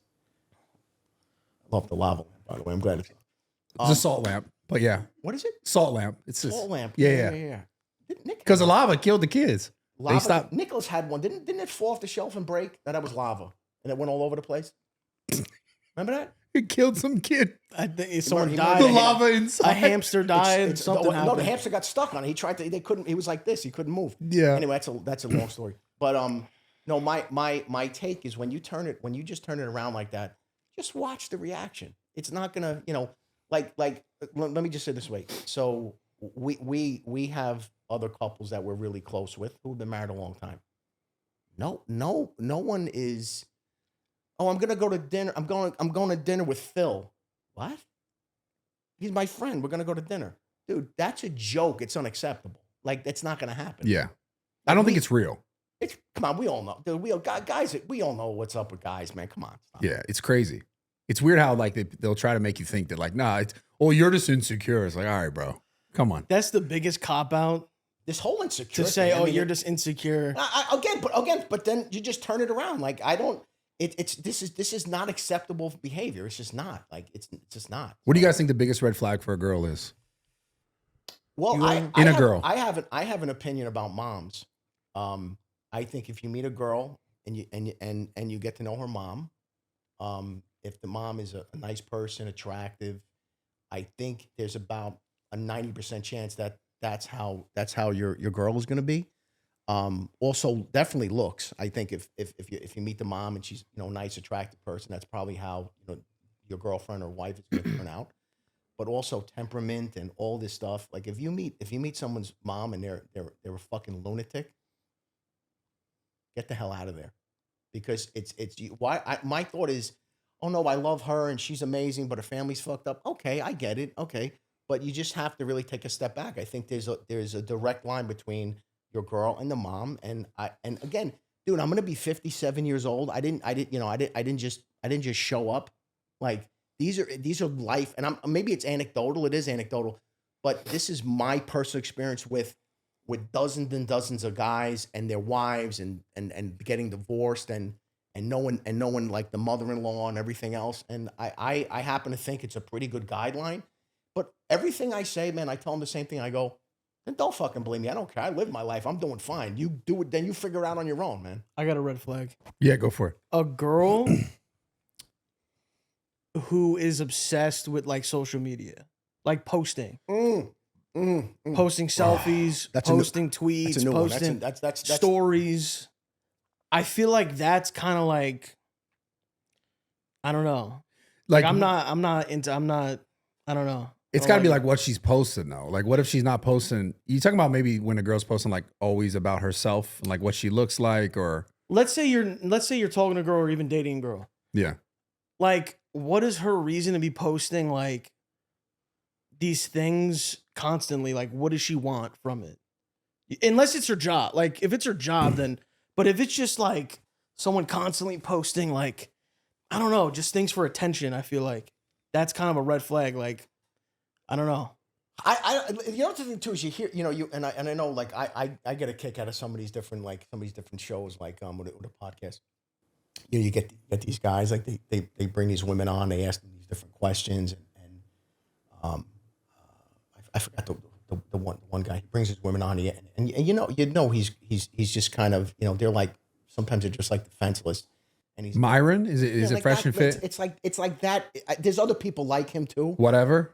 But my take from this is you're talking to some of these girls, I guess that my point is this: there's just a lot of nice normal girls out there that want to have a relationship, want to get married, want to have kids, want to have a house and like just have a nice life. We're so used to in our face seeing like the Instagram and all these people on YouTube and TikTok, like those types of women and girls. I'm not saying that they're bad, but I also think there's so many girls that are not in that world at all, and they're perfectly, just regular girls, nice girls that want to have a relationship. Yeah. I think sometimes we focus on all those that are right in our face and not realizing that there still is a lot of. Bro, I'm the eternal optimist, man. I'm just the eternal optimist. I still think there's a lot of really good people out in the world. Yeah, of course. I believe that, and there's a lot of shit people too, but I think there's a lot of good people, man. And sometimes it is difficult finding them, but I think if you do find somebody, and you're worried about the grass always being greener, that's a huge problem too, man. That's a huge problem. What Yeah, do you I've think, definitely red flag? I think the social media thing's a big one. Like you said, like just straight up, like it's hard because you're absolutely right. There's a whole group of people, and there's a whole group, men or women, that are like they just want normals kind of shit, which is not a bad thing to want. I think for me, I've recognized like when people come into my life and they're like sort of exposed to like the sort of type of lifestyle it is, or like the ability to, make content, and then like they see that, and then kind of them wanting that, and then feeling like, oh, that's yeah. and then it's like, damn, where does this go? Like, what is the purpose of this? Like, were you just talking to me because of that? Yeah. Or was like it's like you can't really, and that's what's weird because like for like us, like, or people who do that kind like the social media, it's like you never can really know genuinely. Yeah. Like actually like deep down, unless it is someone you've been with since before shit, or you know what I mean? I mean, I think I feel like a lot of famous people and a lot of it's very people talk like deal with that. I It's like a I real gotta thing. be honest, man. I and this is just maybe I'm way off, but I would think it might be difficult for you to navigate that kind of stuff. Dude, it's so hard. I mean, you're like I said, you're a good looking guy. Obviously, you're really successful. You're glazing a little. I don't know. You're glazing a little. What do you mean glazing? I can't tell a guy he's a handsome guy. What happened all of a sudden? No. He's ass ugly. What are you talking about? He's a handsome guy. What are you talking about? I'm trying to make a general point here. I can't compliment people. You know what? God forbid. Oh, here's the other thing too. I compliment women. He's like, oh, the day I stop complimenting women, you know what you do? Go go to Home Depot and buy something called a ball peen hammer and fucking kill me. You know what I mean? What the fuck? No, come on, give me a break, dude. Stop. Anyway, no, but I'm saying, joking aside, it must be. I'm saying it must be. I'm just thinking about that, just to navigate all this stuff, man. I don't know how. I don't know, man. Yeah, I've had a hard time. I'm not gonna lie. I've had a hard time. Of course you have. I mean, it's just. I mean, fun is one thing, right? Having fun, like going and having fun, but then. And plus, you're in LA, which is a whole other. Yeah, that's a whole. Well, other for me, thing. the hardest part was like my entire 20s was like this, grinding this. So I focused on this, and I didn't focus on like that aspect of my life, even though I had some relationships that could have ended up probably being great. I just didn't really give them the time or the attention that they needed because I was so focused on this. And I tell I've talked about this a lot. I don't think young men should have girlfriends. Now again, I got married young. I had kids young. You know, I got married at 24. You know, we bought our first house at 25. I was a dad at 26. You know, you say that now, people look at you like you're a maniac. But it worked out for me. It worked, and it worked well. Yeah, it was just a different time. It was. I mean, you could say that. I mean, you could. But I had buddies of mine got married at 30, 35 too. So you could say that. But then there were guys who. Yeah. I think like the gist of what you're saying is like, don't sacrifice becoming successful. My point is this: a relationship that may or may not even right. But I also think young men, like you just said what you did in your 20s. It was a grind. You worked your ass off, and you have tremendous success. I just think young men need to work on themselves. I think, now maybe it's school, a career, maybe you're getting yourself into shape, maybe you're trying to build something. Relationships kind of take away from that. And again, man, I'm probably gonna get shit for this, but I just think, not in all cases, right? There's no absolutes, there's no 100%. I'm saying generally, I think for young men, if you get organized, then I think to then enter into a relationship, because a relationship is a sacrifice. And if you're focused on what you're doing, I'm sorry, I don't have time for this right now. I'm not saying you can't date and have fun, but to just go ahead and, with respect to relationship, it can take away the time that you need to do what you need to do. Now, listen, there are plenty of people that are like, hey, I'm in a relationship. I'm working hard. Things are great. For me, it works. That's great. I didn't say it was for everybody, but I just believe for young men, a lot of young men are confused. They got to get, they don't know what they want to do. They change their mind. They're all over the place, and I get it. And I just think the relationship stuff is kind of, could be kind of hard, like you said, in your 20s when you're trying to build something. And that's my. Now listen, I didn't follow that model. That didn't work. I didn't do that. This is just my observation of all the years and just watching and seeing how people grow, and that's kind of my take on it. So. Yeah, you didn't have a hard time. Yours kind of, was it hard to balance both?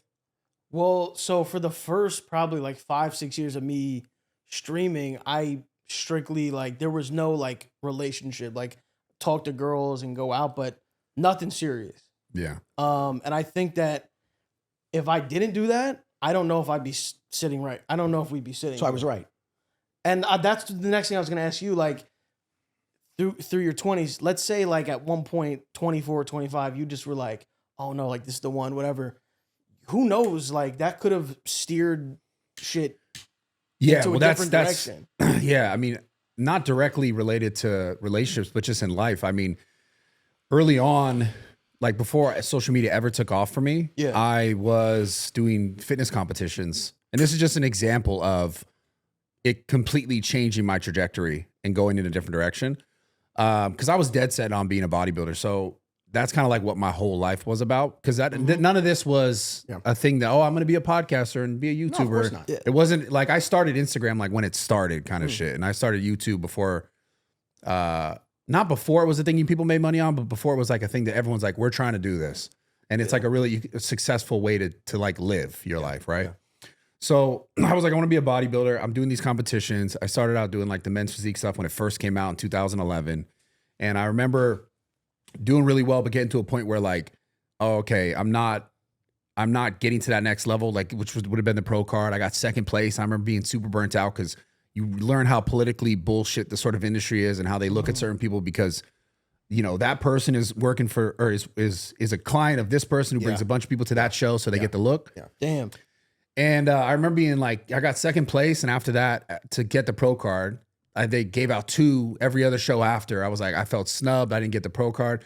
and it changed my whole trajectory. So this isn't about a woman per se, but it is definitely about like changing where you're at and being like, all right, fuck this. Cause I remember being like, all right, I'm going to focus on social media and this shit. Cause I felt like it wasn't forgiving enough to me in this sense where like, I felt like I should have gotten something that I didn't. And then, you know, back then it was like people on Facebook messaging. So people were like, you got robbed. And I felt like really hurt. I was like, fuck this. I'm going to focus on social media. And I blew up. I started to blow up. Then those same people were like, yo, come back and do this show. Come back and do this show. Because of course. So I was like, all right, fuck this. But my point is like, there was a real like shift in like my focus, and it turned directly towards social media and like, oh, I'm gonna do really good at Instagram because that was the first platform I was on. Yeah. And then it all blew up from there. So if I hadn't done that, like kind of like to your question as far as like if it was a girl and they took me in this direction or maybe in this sort of like thing that she's interested in, I kind of got more interested and kind of went that way and not the way I was going, my life absolutely wouldn't be in the position that Think it's about in. it. Let's say you fall in love with a girl and you're like, oh, I'm moving to somewhere. Yeah, where with she her. is, whatever, yeah. You would like, that's what I mean by, and I think that's what your point is. It's just, you got to have your shit like I'm just good listen, before you dedicate your life to someone else. I feel like I and the other thing too is, and I think from time to time, I understand that, you know, and listen, and I was to a certain extent, I think we all are, you know, we look at our moms and dads, or we look at our dads, you know, and giving me advice, whatever, you know. I just think sometimes we need to just pause for a second, and you know, maybe it's not your dad, maybe it's maybe it's somebody else in your family, whatever, somebody older, you know, a guy or girl, whatever. I think sometimes you have people that have life experience and they live through it, they've done it. Maybe they haven't done it, but you know, maybe somebody else that they know has gone through it. I think sometimes we dismiss talking to older people and getting like insight and opinion. Because a lot of times too, you know, everything is so youth focused now, you know, everything, all that stuff. But I think sometimes you just sit down with someone who's had some life experience and ask them about things like this and talk about it. Maybe it gives you a different way or a different perspective on things. Yeah. And I you know, the thing that talking about young guys having girlfriends and how much a relationship is a commitment and it takes away from, you know, whatever the focus is and that type of stuff. That wasn't anything like I didn't learn that in a classroom. Like that was just me understanding and watching and learning and just being like, hey man, maybe you need to just, you know, get your shit together before you know, listen, I believe there are people that should never be in a relationship. Wholeheartedly. I think there are people that should just be alone. Because they're not, no, it sounds funny, but I just believe that there are certain people that are built a certain way. And that's okay too. You know, you could be, you know, there were guys that I grew up with that 56, 57 years old, never been married, live alone. And it's not for any like weird reason. They're so set in their ways that after a certain point, it's like, they're not, it doesn't work for them to be in a relationship. Yeah. I'm not saying that let me just say this. I'm not saying that they're not going and having sex with people. They are, but there are certain people that number one should not be married. And also I can't wrap my head around, like I said, I know a guy married 4 times. What the fuck are you doing? That's dude? crazy. Like I said, bro, I'll give you 2. 3, it's you. You got something wrong with you. You're wired. There's something wrong, bro. Just don't get married. It's well, what you said was interesting though. The hard thing is people learning at their own pace. Like no matter what someone says to them, people got to learn the hard way sometimes. facts. Like to really learn those lessons. Yeah. The deeper thing here is like, you know, what's talking about the guy who had 4 marriages is like, there's probably some trauma that person never unpacked and never figure out to actually make a relationship work. And I'll tell you right now, you meet, there's one guy I'm thinking of. I would never say his name, but I know he wants me to, but I would never say his name. There's a guy I know, you meet with him and you're just like, and you're around him and this person's unnerving. He's just unnerving. He's not likable. You don't want to be around him and you understand, but he keeps with these relationships. And of course the people that he's in relationships with, you know, they're as fucking screwed up as he is, you know, it's like, yeah. But it's hard. I mean, it is like there's a way deeper conversation about unpacking whatever it is in your childhood that you're fucking stuck up on that's continuing to fucking. Dude, I also think I'm a big proponent too. Like I really wholeheartedly believe that I think therapy is a good thing. But I think there are people that should, and again, when I say therapy, sometimes I'm even talking about a lot of, especially guys, and I say guys because I'm not a woman and men and women are different, in case that's anyway. there's a lot of guys walking around just suffering in silence. A lot, man. And maybe it's not actually sitting down with a therapist, but maybe there's somebody that you got to get shit off your chest, man. And you should not walk around. You shouldn't suffer in silence. All right, guys, quick interruption for the podcast. BetterHelp. I've talked about this before, but it is never enough to talk about. I think so many men, specifically younger men and even older men, doesn't matter, don't do enough talking about their problems, like we talked about in the podcast. I think it's obviously there's traditionally people are afraid to sort of express themselves or talk about their problems, talk about what they're at. But BetterHelp's a really easy way for you guys to do this. You can do it from the comfort of your own home. You don't need to go, travel to talk to a therapist. You don't need to, set up some crazy timing where, maybe it takes you out of your routine. Normally, you could just do something seamless from the comfort of your home. But talking with someone to get a certain perspective on any sort of problem you have in your life or any sort of question or really anything to get you out of your sort of normal mind state or normal mindset of what it is or what it should or shouldn't be. I think it's really helpful to have an outside unbiased perspective. Because a lot of times we'll turn and we'll talk to like our friends and they're going to kind of regurgitate maybe what we've told them in the past or only what they know. So it helps to have someone, and BetterHelp can be that person that can help you because they have tons of people that are basically there waiting to hear from you, you can speak to, and you can kind of get it off your chest in a different way. So if you guys want to give it a shot, go to betterhelp.com. That's betterhelp.com and put code RAWTALK for 10% off your first month. Again, it's betterhelp.com, 10% off, code RAWTALK right now. Let's get back into this podcast. If something's bothering you, you gotta do something about it, man, because it's gonna manifest itself in so many other ways, man. And I've always, and I know so many guys that and they're tough fucking guys, man. And they just stick it out and shit's going on. And, and I always talk about, and it happens a lot, man, in real life. And I know plenty of guys that do it. And I went through it too, man. Fucking sit in that driveway before you go in the house, man, because you got to just get your shit together before you go in the house. Yeah. And there's a lot of guys that deal with that. And sometimes they don't know where to go or they don't want to get help. But I think there's a lot of people that really, should get help in that regard, because there's a lot of guys that are fucking grinding every day and they keep that shit bottled up, and it's not good, man. Yeah. I mean, we're taught, like this society's definitely taught men to bottle that shit up, hold it for later. I think about my dad, man. And it, he was a tough fucking guy. And he was a funny guy though. He was funny. My dad was an interesting character. He was a professional fighter. He was in the army. He was in jail twice. My dad was a bookmaker. So before FanDuel and what's funny is the fucking universe. My dad died in 2018. He was 84. The universe, the fact that what you're doing, with the gambling and all this. My dad went to jail because of that. And it's so funny now. I mean, I know in California it's not legal, right? You can't do the apps here and the gambling you can do some of the apps. It depends. Right, It depends on which app. My point is, like, but I think about him and he was a little bit unique. He would talk to me about stuff, but it's one of those things, man, where it's like I just think about it. I think there's a lot of guys that just really it breaks my heart, man, because there's so many good guys out there that are just they're just stuck in it, man. And why do you think it's so hard for guys to just open up? I think because unfortunately, like you said, it's this, I'm this tough masculine guy. I need to act a certain way. And I'm not saying everything I say, man, I'm not saying across the board. I'm not disparaging like all women. I'm not, because I love women, man. And like I said, and I love my wife, and I have so many great women in my life. My sister, my mom. My mom's still alive. My mom's 90. plus 33. Okay. But I also think part of it is, man, a lot of guys open up to women, it gets thrown back in their fucking face. Yeah. And then you do that once, guess what? Never going to hear from me again.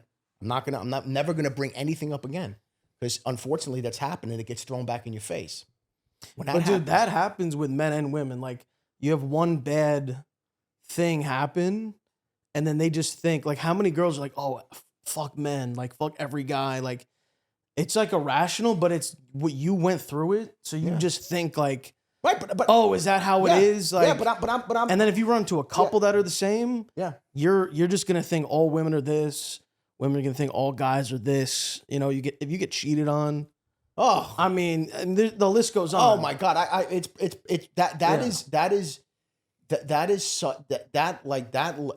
especially in a marriage. like that in both ways, men and women. That is such a level of betrayal, man. It's like I don't know how. I just don't know how. Like that's hard to come back from, man. It's very hard to. And people who go through that and then get remarried, it's just like, you know, God bless them, man. But that's a tough thing to go through, bro. Yeah, Tough thing. but we didn't try any of this wine. Well, listen, We gotta try some of this wine. I mean, What's your favorite wine? I like. There's a few things I like. I love California cabs, and Okay. I like to mix it up a little bit. There's a few that I like. A couple of these here are like my favorites. and we got a couple new ones that we never. Yeah, a couple new ones. We've been to Italy a couple times, and we've gone to like the in Tuscany. You know, Wine is better in Italy, by the way. 10 times better. So I'm gonna tell you something which is so funny, and I don't know how many people have been there, but so I have like acid reflux because I'm an old fucker, Yeah. and I take my little Pepsid, and I'm okay, and I know how to manage it and everything. It's fine, you know, but I get a little acid reflux, and I know certain things that I if I am gonna eat something, you know, I know how to balance it, bro. The first trip we took to Italy for 3 weeks. We went. So we went for our 30th. Just me and my wife. We went there for 3 weeks. We started north, we south, the whole thing. Bro, I didn't so much as have a fucking burp when I was there. I had my stomach was great. I didn't get and what they do in Italy, the wine, you think about it's like the Sangiovese. The government regulates to make sure what's going in that bottle is actually what they say, and they have a special seal. Some of you people will know what I'm talking about. There's like the seal they put on it. Bro, the difference between the wine in the States, there's a difference. Well, It's and a the massive food difference. in the States. Well, too. the food's a whole other conversation. I mean, they regulate, like, I'm just using Italy as an example. Yeah. And then the stuff that we do, I remember coming back, and within 2 days, I was like, I had diarrhea, my whole system, like I had indigestion. Isn't it such a weird thing? Like the fucking But it's richest all, this place. is all, but this Dude, is all, the thing is, like, yeah, this is all, until you yeah. actually experience it. Like, I've been to Europe now. Like, you go there. Like, I had like some stomach issues, right? I went there, completely. I'm good. Like, all the food is all like natural ingredients, everything. Then you come to America. I mean, dude, who knows what we're eating? Chemicals and And the thing too is random shit. Who knows? And thing is, like, and we talk about this a lot, and like I said, you know, you're a fitness guy. Yeah. Like like I said, we talked about earlier, like the old, you know, the 80-20. Like I cook for myself. I eat a certain way. You try so hard to eat clean, but then when you bring it home or wherever it was before, you think you're eating like, oh, I'm getting the grass fed this and the free range that and all this stuff. And you think, okay, but then who really knows, man? Yeah. And It is fucking crazy no, I mean, out here. and the thing is, so what do we do? Like, what do you do? Just You like, almost have to be a little like really health conscious, like, you know, forward of thinking to just even be healthy. it's and I was talking to you about this, and we talked about it on stream. I was like, I don't do resolutions or anything, but the one thing, and I fell off a few times. I'm not perfect, but my thing is, I don't think anyone should eat at a place that has a drive-through. So in your head, think about all the places that have drive-throughs. Just don't eat there. I think that's a great way. If someone wants to start just being healthy and eating better, I think staying away from a place that has a drive-through, I think that's a great start, and then go from there. Because so many places that you think about to have, if you just cut those out, I think you're on a better path. It's that, and then like just drinking sugar. Well, who drink? But if you're, Soda, first anything. of all, that is sugar's fucking poison. Yeah, it's nuts. It's poison. I mean, I don't actually. I mean, maybe if I think about it, I don't really know many adults that just sit around drinking. So I don't know. But then a good Maybe it's Fanta every all once in a wrong. while. Fuck. What listen. You know what's crazy? So fucking good. You know what's though. crazy? You know what's crazy? When we went in, this is again talking about, we went to Italy, right? And you know, we're by the pool, whatever. And I'm like, you know what? I don't want to drink. I don't want like a wine or anything. I was like, let me have a Fanta, an orange Fanta. Yeah. Bro, the Fanta in Italy and the Fanta here. I came home, right? And I'm in a deli. I'm like, let me get a Fanta. Bro, it's bright orange with the corn syrup and the sucrose and everything. Over there, it's like 3 ingredients. Dude, because there's things And that it's are a like huge difference. outlawed in Europe that are Why did you just bring up okay Fanta? here. That's so weird. I That love was Fanta. That was the one, but that was the one thing when I was drinking that shit in Italy, it was completely different. And I got it here, and I'm like, it's totally. I'll tell you what I do love, man. Every once in a while, I like a Diet Coke from McDonald's because they. So funny. He said, "Don't go to drive-thrus. Diet Coke from McDonald's." No. The caveat is a drink. That's a caveat. Okay. They supply them in these like steel drums to McDonald's, and the flavor in a Diet Coke. So once in a while, I have it. And my wife gives me shit. She goes, "You shouldn't be drinking." I go, "I know." So every once in a while, I like. What is the thing with like? Because like I don't know if you know, but like, what is the thing with like a diet soda? Because I've heard people be like, "Oh, that's worse." Or whatever. What is the actual? Does anyone know? Like they're all terrible for you. You shouldn't be putting it in your body. I mean, but again, if it's an occasional thing, I like. I like too. I like a little Diet Dr Pepper. I like that. I'm glad you asked the fitness expert that. well, well, this is what I'm saying. I want to know your. No, opinion. I know. He just started answering. It was funny. That was the best part. I just said I like a Diet Dr Pepper. But you're gonna say it's all terrible. It's I awful. want to hear. What have you heard? Because you're in this fitness world. Like, what is it? It's the artificial sweeteners, the things that are just not as good. Like we're just talking about another version of like, whether it's a dye or some sort of ingredient that it doesn't necessarily need it to be there. I mean, in a diet, you need it to be there so it's sweet without the sugar. Yeah. But I mean, my personal opinion is anything like that that's just like, we're just whipping this up in a lab to like make us feel better about like not drinking sugar.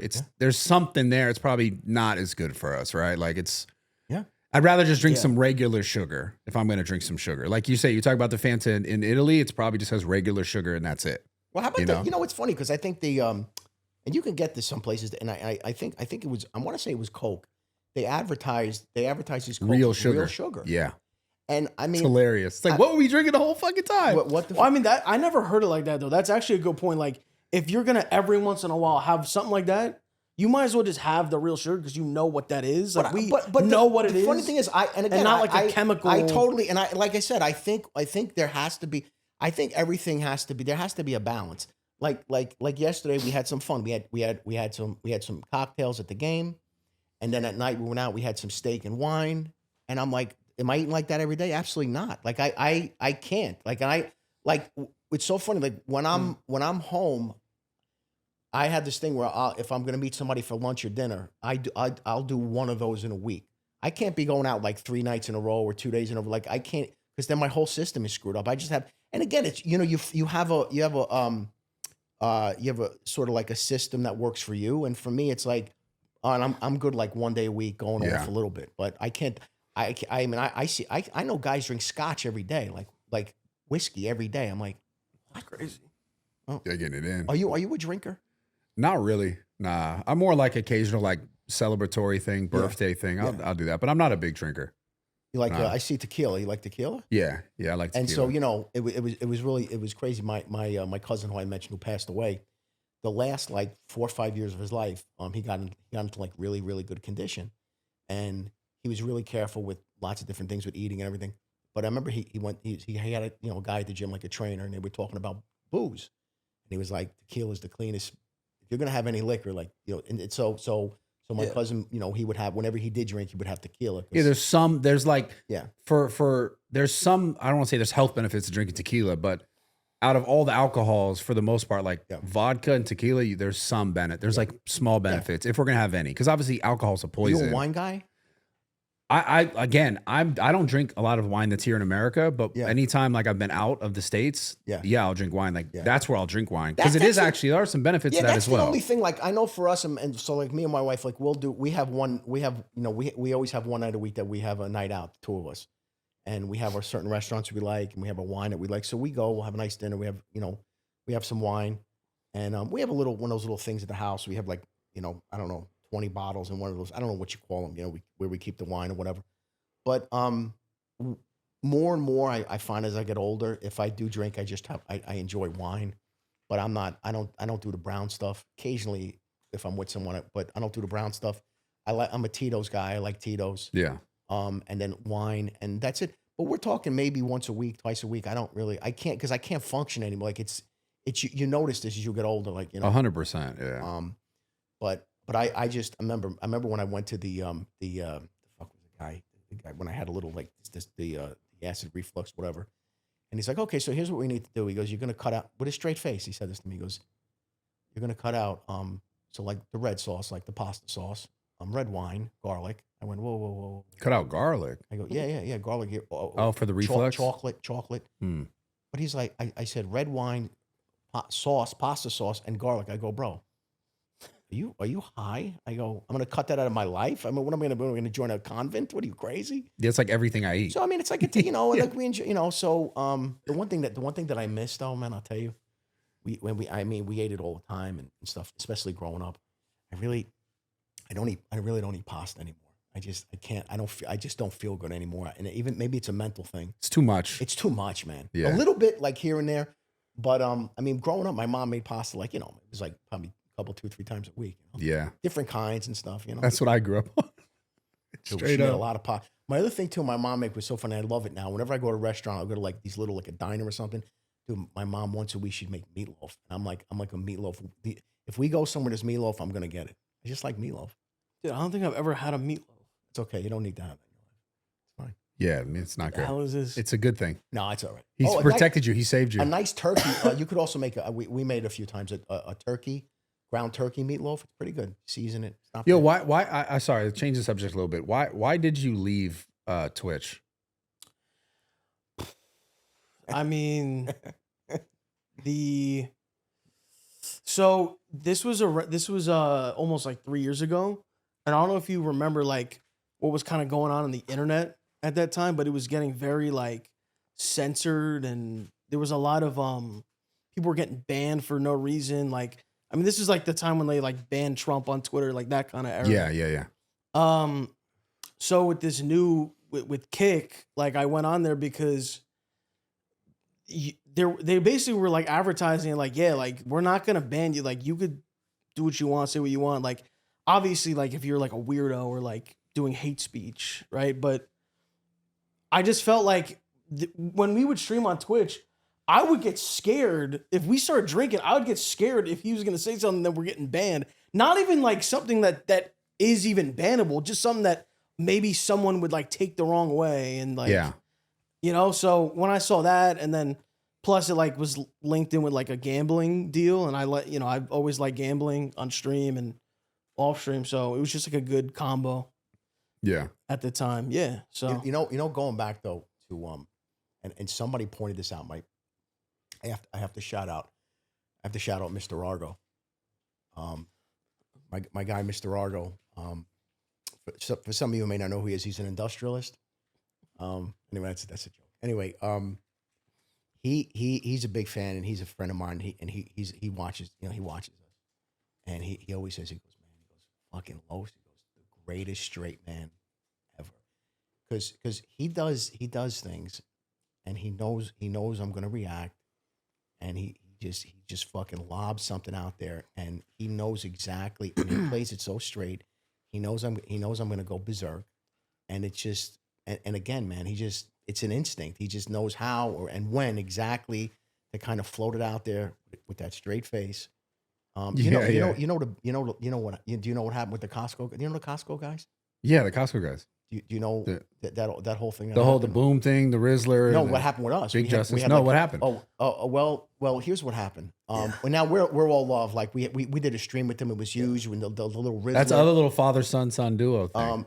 Yeah. So what happened was I kind of, this is pretty early on with them. I kind of knew who they were. Like I thought I know there was a dad, and I know like the kid, but so I didn't think he definitely didn't think this was gonna happen. But he basically said, there's his father and son that they're talking some shit about us. No. Hold on. No. This isn't what happened. No. This is what happened in your mind. This is what really happened. They they made a song. Like they have songs, like the Costco guys, and they made a song, and in the song they're like, "Oh, we're the best father-son duo," right? So I reacted to it on stream, and then these people were saying all this stuff, whatever. You were on the stream. Wait, hold on. You were on the stream. A few too many of these happened. See, here's and then the problem. he got. You're blaming. You know the chat. You're blaming the wine. I'm blaming the wine, but I'm also blaming the chat, because the chat, what they like to do is they like to instigate things. Of course. Yeah. So he's reading the chat. He doesn't know what's going on. They're all going, oh, they were talking shit about you guys, yada, yada, yada. Meanwhile, they didn't never said anything about us. He reads it and he goes, what the fuck, damn? Like, or whatever you said. I said He said some mean shit about them. Bradley. Oh, sorry, brother. Bradley, I said some crazy shit. Now, What'd you no, say? I can't. I don't, you can find it. I just Pull it up. Oh wait! Oh God! This is, You know what? I'm Reacting to. No. Well, listen. I said some crazy shit. Okay, I can tell you what I said. This guy's like an ex wrestler. He's like a big he's a big guy. And I just started basically saying, oh, I think I know who they are. And I said something like, he's like, it's like he has like a fat kid.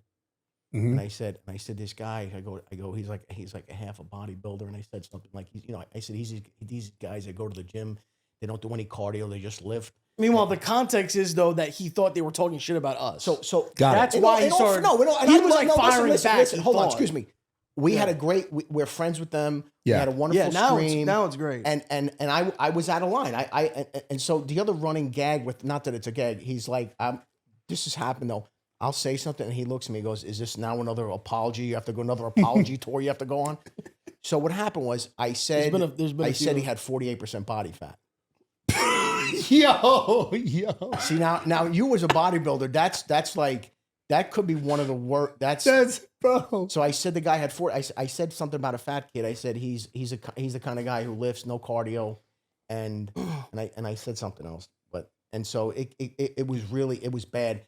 And the next day, him and my 2 other boys are like, Dad, what the fuck, man? What are you doing? I went, what? I go, it's all over the place. This is they're like a family orientated thing. You're saying crazy shit, and I was like, what? So Because at this point, now it's all over TikTok. it was pretty Millions bad. of And I didn't views. realize. And then he winds up reaching out to the guy and being like, listen, boom, my dad, whatever, And he's like, no, I know you guys, roast people, have fun, whatever. So then they really start talking, and I sent the guy I got his email. I sent him like a real nice, hey man, we're just fucking around. we wind up doing a stream with them. And the funny thing is, we were at this location. We had a setup, and they come with the whole family, the wife, the daughter, the cousin Angelo, and and I'm not just saying this. They know, like, they're wonderful people. Bro, he's a big dude. He's a pro wrestler. The guy's a pro wrestler. And I'm not a twig, right? But I'm not fucking guy picked me up over his head like I was a fucking rag doll. He's holding me over his head. What if he took your hat though? What if you had a hat on and he took it? What I'm were you gonna doing? give it to him. So he picks me up over his head, and he's standing there like, oh shit. And he's like, am I 48% body fat now? I'm like, no, apologize. Guy puts me down like I'm a baby. And then we had the best time with them. And this kid, the Rizzler, he's not related to them, by the way. They just connected online. Oh, okay. And they're the nicest people. This kid, the Rizzler, is unbelievable. And I got to be really friendly with the Rizzler's dad. They're from Jersey. Yeah. Wonderful, wonderful family, great people. And they're all just, they're all about just having fun. They do catch a lot of shit and a lot of people, because there's trolls and haters and everything. But at the end of the day, like, it's family content. They have a great family. They're nice people. I just seen the one clip where I was like way out of line. I don't know if this is real or not, but there was a clip where someone's in chat saying like my brother died or something. They're like 5 booms for your brother. Like, was that real? Well, listen. They see, but that Because that shit had me fucked up. I It's can't real. speak on No, that. I'm gonna be know honest. if That was real. a little bit out of context, and I'll tell you why. Okay. They were doing like a live thing, Yeah. and people were saying, hey, like all of these different things, like, hey, could you shout out this person? Can you give them the 5, but whatever. And somebody just said, now I don't know if that person who said it was troll either. So I don't know. Right. But they were like, hey, and they were like, hey, to your brother, like, because I think they were like, can you give my brother like a shout out or something, like he passed away, whatever. And I think that it was in the context of them just going through their routine, like their boom thing. If you just take it out, like with no context, it was a little odd. Yeah. Yeah. But that I watched the whole thing and I understand what they did, and it wasn't, But listen, they're good people. They got me. I'm gonna tell you right now. here's another thing which is so funny, which I mean, you know this. I don't think many people know this. They're the reason why I went on Cameo. So I do the Cameo stuff. Yeah. And I like that too. That's a lot of fun. But they were the reason. They were like, you should be on Cameo because they do cameos. I'm like, nah. So like a few months later, they connected me with some guy over there, nice kid. And I started doing the Cameo stuff because of them. They were like, oh, you should really do it. You're going to really enjoy it. And I do. And it's pretty cool. I do like it. All right, guys, cooking orders for the podcast, Blue Chew. If you guys have not given it a shot, I think you guys should. I mean, personally, I'm a fan. I'm a big fan. I don't want to say how much of a fan I am, but I'm definitely a season regular. Give it a shot. It's really simple. Like it's like, I'm going to put it this way. Blue Chew is literally giving you a month for free to try it. And if you don't like it, you just cancel. And once you try it, I'm pretty certain you're probably gonna be like, wow, this is one of the greatest things that has ever been created or invented on the face of the planet. And then you're gonna be like, wow, this is dope. I like this. So if you guys ever have, a soft time in the bedroom and you're like, man, like performance anxiety, whatever it is, give this a shot. Again, I'm a huge believer. I'm a tried and true veteran. And I think you guys, once you try it for a month for free, you guys will also feel the same way. So go to bluechew.com. Right now, you get a month for free. If you don't like it, stop it. If you love it, continue it. It's worth a shot. It's super easy. This is like no strings attached. BlueChew.com, free month right now. Let's get back in this podcast. When we bought that box of cigars, like they usually just sell one at a time. We bought that. The guy was like so happy. He's freaking out. I was like, I'll take the whole box. He's like, wait, are you sure? I'm like, yeah. He called his wife. He goes, we're going to the beach. Yeah.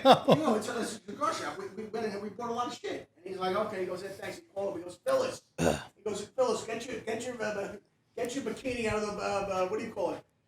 The mothballs. We're going to the beach. Wait, we got to get you a mic. This is too good. Get on the. I don't know. I thought we couldn't. Yeah, we're drinking juice. Yeah. That's a good idea. Remember Juicy Juice? You guys love that. Remember that? Juicy juice. You know who you guys should have on here? Who? Brian Reynolds. Bodyguard for him. You bodyguarded for him? He's going through some weird shit, by the way. I don't know if you've seen. Yeah, he's in a weird thing. Some weird shit. With that fucking Yes. Blake Lively. Don't get me Him and started his on that wife. situation. Bro, like that's a some funny lawsuit. one. It's bad. I listen. I want to reserve, with all due respect, I want to reserve judgment on that because there's like a lot of shit coming out about that. But You know what I think? I think that was like a weird sort of situation ship on set that got a little bit out of control, and I feel like she had to double triple down on the fact that like he's a creepy guy. I swear, Yes. to protect her. Dude, she can't. You know She how- can't back off now. but do Yeah. you know how they met? Like Blake Lively and Ryan Reynolds? Do you know how they met? No. They met on set, and that's how they got together. And so that's what I'm saying. I think this other guy, Yeah. I think it was like some weird kind of situation was going on with them actually. And I think maybe she got caught up in it. And then maybe the guy Ryan found out, was like, what the fuck? And then she's like, no, he's creepy, I swear. And then she Yeah. had to quadruple And then he down. had a- You know what? That's what it sounds like. That's really what What happened. just triggered That's- in my head, Mm. and it became, and he knows exactly what I'm going to say. It became one of our favorite words to use on stream. Actually, Damn, actually? Damn. bro. Actually? When he said actually 19 times in a row, I could not, and I keyed in on it and I couldn't stop. I'm like, Didn't you guys recently recreate that? We did, because it was going so viral again, because people were like trying to do the accuracy of The it. 99% accuracy. So we had to shit? do 100% accuracy. Yeah. I didn't hit him as hard. I told him I'm not going to hit him. He's isn't like, it yeah, funny? yeah. Okay. Isn't it funny how? But this is what I mean. Like that situation, and then the thing with the Costco guys, how something happens, and then it turns into like, I don't know, man. I just that was I'll never forget that. I got such a kick out of that, man. I love how Lacy just was, he was just standing there. and I remember like, and I also, and then I went the other way with it too. I'm like, if you're with your boy and he gets slapped, even if you're gonna die, you gotta go down with him. I said that, and I didn't know who Lacy was. Oh, that's another thing too. I had to apologize to him too. I said that little fat kid just stood there. His friend got slapped. You gotta go soul. You gotta go scorched earth. This was another apology. Yeah, And this was I did another mine apology. now. And then we go to Vegas, right? We go to Vegas. The kid came on this kid Lacy did like a thing. He lost some weight, didn't he? This kid? He lost a lot of weight. lost weight. Yeah. So I'm on bro, listen, man. I'm not. I don't have a malicious bone in my body. I like to, we bust balls, whatever. Of course. And then the kid came on, and he like reacted to me, like making fun of him, his weight and everything. Yeah. Now I feel like a dick. Yeah. So now we're in Vegas. We went out to that thing in Vegas. Like UFC slap box. No, but it was like a big. There was like a lot of streamers and stuff there. Remember that? Yeah, it was a slap. It was a slap, power slap. So we go Power out slap, there, power and slap. I'm sitting in the what hotel do we go to? Not where we stayed. That was in the Fountain Blue. Fountain Blue. Have you been there? Yeah. They have the bar up in the middle, and you could smoke cigars. Like they had the whole thing. Yeah. So we're sitting there. I'm there with his boy Raph. They went to gamble or something. I'm with Raph, and we're sitting there, and my youngest guy Jake, he's like, Dad, Lacy's over here. I go, I gotta go meet the kid. I gotta, whatever. So I walk up, and who was there with those guys? It was like the FaZe guys, and they were streaming. And they're streaming live. So I walk onto the the stream. Yeah. And they're like, oh, and I'm like, as soon as I saw him, I'm like, hey man, I pinched his little chubby cheek. I go, listen, man. Yo. What? What? What? So That's almost like grabbing a hat. What do you mean? He should have slapped you, bro. No, no. Yo, if someone pinched my cheek, I'm slapping him. Bro, that's crazy. If it's an endearing thing, though, Wait a second. that's Who the different. fuck is pinching your cheek? Well, that's what I'm saying. Exactly. But I wouldn't pinch your cheek either. Yeah, What are you talking about? Oh, I know but what you you're saying. pinched his cheek. Listen, but I was like, hey man, listen, I'm just. Did you actually pinch his cheek? Yeah. Okay. I go listen. I said to the It kid, was an endearment. No, type it of. was. I was like, hey man, listen, bro, listen, appreciate it. I go, I'm just kidding around. Boom, pinch his cheek. He goes, no, I know. And then we had a nice little interaction, dude. And I told him, I've never met more respectful kids in my Bro, life. yeah. No, that's a fact.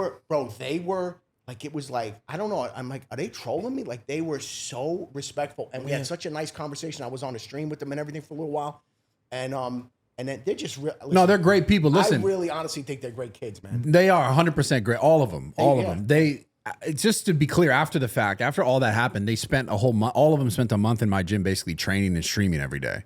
So it's not like, it wasn't like, we never had any weird, I know. It was just like a weird moment. And then they came back and All Lacy's fault. All Lacy's fault. Yeah, I mean, it kind of was. It kind of was. I know, but what you also did, like sometimes in the universe, there needs to be a little course correction. A little balance. That's what you did, brother. Yeah, we had to do it. It also was a big viral moment for all of us. Sometimes things like that need to happen, and then everybody goes, oh, okay, so then and then we move on. That's Yo, you were in Vegas. You're a big gambler. Yeah. I love gambling, bro. Yeah, you like gambling? I love gambling. I've actually seen clips of you like raging on stream, bro. from It's because that gambling. fucking chicken game on Roobet. I swear to God, Oh, dude, yeah, like getting across the thing is like I did it once. randomly, but that's it. You're not supposed to get a crawl. You got to cash out. That's the. Oh, I cashed out. Well, I got across. That's Then it. I've seen you. I've seen a clip of you like yelling. I think it was like Steve. You were like yelling like, "Please cash out right now." Well, Steve's a psycho when it comes to gambling. I've never met anyone like as crazy on gambling Really? in my life, period. I mean, he's the craziest gambler. Like in real life, fuck the internet. Like even no internet, not filming anything, he's gambling. Holy shit. He's really that guy. Like he's really that guy. He's betting 50K on games. He's really that guy. But let me ask you this. You know what? I want to get back to the gambling, but I want to ask you a question. Do you ever feel like if you're going somewhere in public, like maybe like a casino or wherever, do you feel like I don't know? Do you ever feel like, you know what? It's a little too much, and I just maybe not want to go into some public places because I just don't feel like dealing with this today, or are you just okay with it? I mean, I'm just. Oh, yeah, that's a good. Yeah, that's a good question. Because I'm very, very curious if you're like, because I want to know your approach to it. Or some days you're like, I could go here, but I'm really not in the mood now. So because I don't want to be dealing with people, so I'm just going to stay home and not go today. So, but the cool thing about for me in gambling, like I'll gamble in person at the Red Rock, and like they have a private room, and it's like really, really chill. So they don't let everyone in there. So you'll like I said, you'll operate in that environment. Yeah. And then it's like not. Are you saying more like in general, like going out? I mean, I like getting recognized so or something like that? I'm saying in general, let's say, and I don't know. Like, we talked about different things with Amazon. I don't know what you do as far as, shopping or whatever you're doing. But I'm saying, is there a day where you're like, oh, I'm gonna go here. I have some things to do, but today I'm really not in the mood to deal with people, and I know that I'm going to be dealing with a lot of people that are going to come up and want me to give myself like a, Yeah. you know, like Yeah. I mean, I'm sure Well, that happened the most when I obviously opening of the gyms. Like I remember when I first opened Zoo Culture back in 2017. I probably spent 3 years like talking to people for hours every day, and it did fuck my workouts up because like I would feel like Do people come up? I'm curious. Like, you're working out. I mean, you're actually working out, and you're interrupted a lot. I used to be, but I also like I had to find a better balance with that because, you know, at the same time I also, because it's social media, I expect people to show up to want to talk to me. Yeah. And I realized if I didn't want to do that, I would just have to not go there or go somewhere else to train or train at a different hour when more people wouldn't go there. Because like I can't also be like, yo, fuck off. Granted, if I'm training, most people tend to kind of like see it and understand. Like they'll maybe wait or they'll say, hey, you know, can I get a picture? I'll be like, wait till I'm done or whatever, which is fine. Sure. But going out in general, yeah, like I've never been a big fan of going out because typically my audience, well, 100% of my audience literally is like men from young age to older age now because I've been doing it for so long. Right. And I have a lot of young men and people will just come up to me. It depends where I go. So like if I go anywhere where there's going to be young men, they're for sure coming up to me and they're saying something. And I know that, like if I go to like Universal Studios or Disneyland, or if I go any places like that. So that's exactly what I'm talking about. And it's so funny because like, but I enjoy it, just to be clear. See, that's where, Yeah. and I know, and we've discussed this, and we talked earlier about, you know, I'll be with my wife or we'll be with people, and I'll be like, we went to, I don't think where we were, and it just so happened that this one time we were all together and we were like, and they were, it's like I said, it's mostly, I will tell you though, I'm very shocked, and I told him this, I'm very shocked at the amount of like girls and women that watch the stream like with their boyfriends and things like that. Like it like, because I run into these people and they're like, oh, I watch you with my boyfriend or my husband, and but there'll be a time where, I mean, we were boarding the plane. And a Well, girl I mean- was like, I mean- "Are you the guys?" yeah, and it's but the funny thing is like and to be quite honest, I don't want to change. Like if you come up and I like having a conversation, I just want to, and I'm also curious too, like with people, like with us, we have the stream, but then we really be the visibility with this TikTok stuff. And I always ask people, I'm like, did you watch Los on the stream, or do you just know us from, like, guys will be like, no, I just know you from the from Bayonne, you know, the Bayonne clip when I screamed Bayonne. Yeah, clips. that whole Well, thing. that's something that is in the last 2 years, the last 3 years have been really, really like, most people watch content from clips now. Most people don't even tune into the whole stream or to the whole whatever YouTube video or podcast. Yeah. It's all clip driven. So like a lot of people, so I'll notice now more than ever, like back in the day, I filmed, and still I film a lot of YouTube content, but people will come and reference maybe like stories I told or things that I said. Yeah. Oh, I watched this video. I saw that video where you ordered all the food at Hooters, or you did like picking up girls in the gym, and they'll watch these whole videos. Now it's like people will go like, oh, like I'm not gonna take your hat, like because they're referencing me smacking Ronaldo, or like the 260 joke in Street Fight, and they'll be like, you think you beat me in a street fight? Like I noticed that they'll like the points of recognition are just like sort of from clip viral content. By the way, that's one of the funniest things. Like, and I mean, Like who wins you or Nate Diaz? Like I'll just hear that. This is hysterical to me. Like and like I said, my dad was a fighter, right? And I met guys, like, you know who we were also very friendly with was a fighter, Arturo Gatti. I don't know if you remember Arturo. He was he passed away 2009. But the funny thing is, like, because of my dad, I spent a lot of time around fighters, and I learned very early on, you never judge a book by its cover. You never look at someone and be like, oh yeah, that guy's 140 pounds. That guy will fuck you up. Yeah. And what's so funny is, and you're a big guy, but what's so funny is, you're asking professional fighters, you're like, hey, let me ask you a question. But that's why I did so well. It's so, that is one of the funny, like, to me, I crack, and these guys are like confused when you ask them, like, are you serious? Like, and like, you're like, yeah, man, what do you think? That's And why I like, did and so they're well. They're like, no, I'd kill you, like physically kill you. Yeah. Bro, it's honestly. That was so, I don't know. But that's a good thing too, though. But the fact is, like, him, like a guy of that size, you're like, I'm a fucking big dude. Like, asking professional fighters, like, But that's why it's good. I love you it, man. You Fucking see love like it. how viral it's going or whatever. So that's where you're like, oh, that is like people love that. So Yeah. then you start doing it. You know, Well, what I because mean? the first iteration of that was me with Devin Haney, and he's like a boxer, right? And he's a smaller guy. Yeah. And I still stand on the fact that I think I would murder him in a street fight, right? But the other ones was just kind of like a troll, because like I know like the UFC fighter, like they're more versed in a lot of different ways. Yeah. I would tell you this though. I would tell you this as far as boxers are concerned.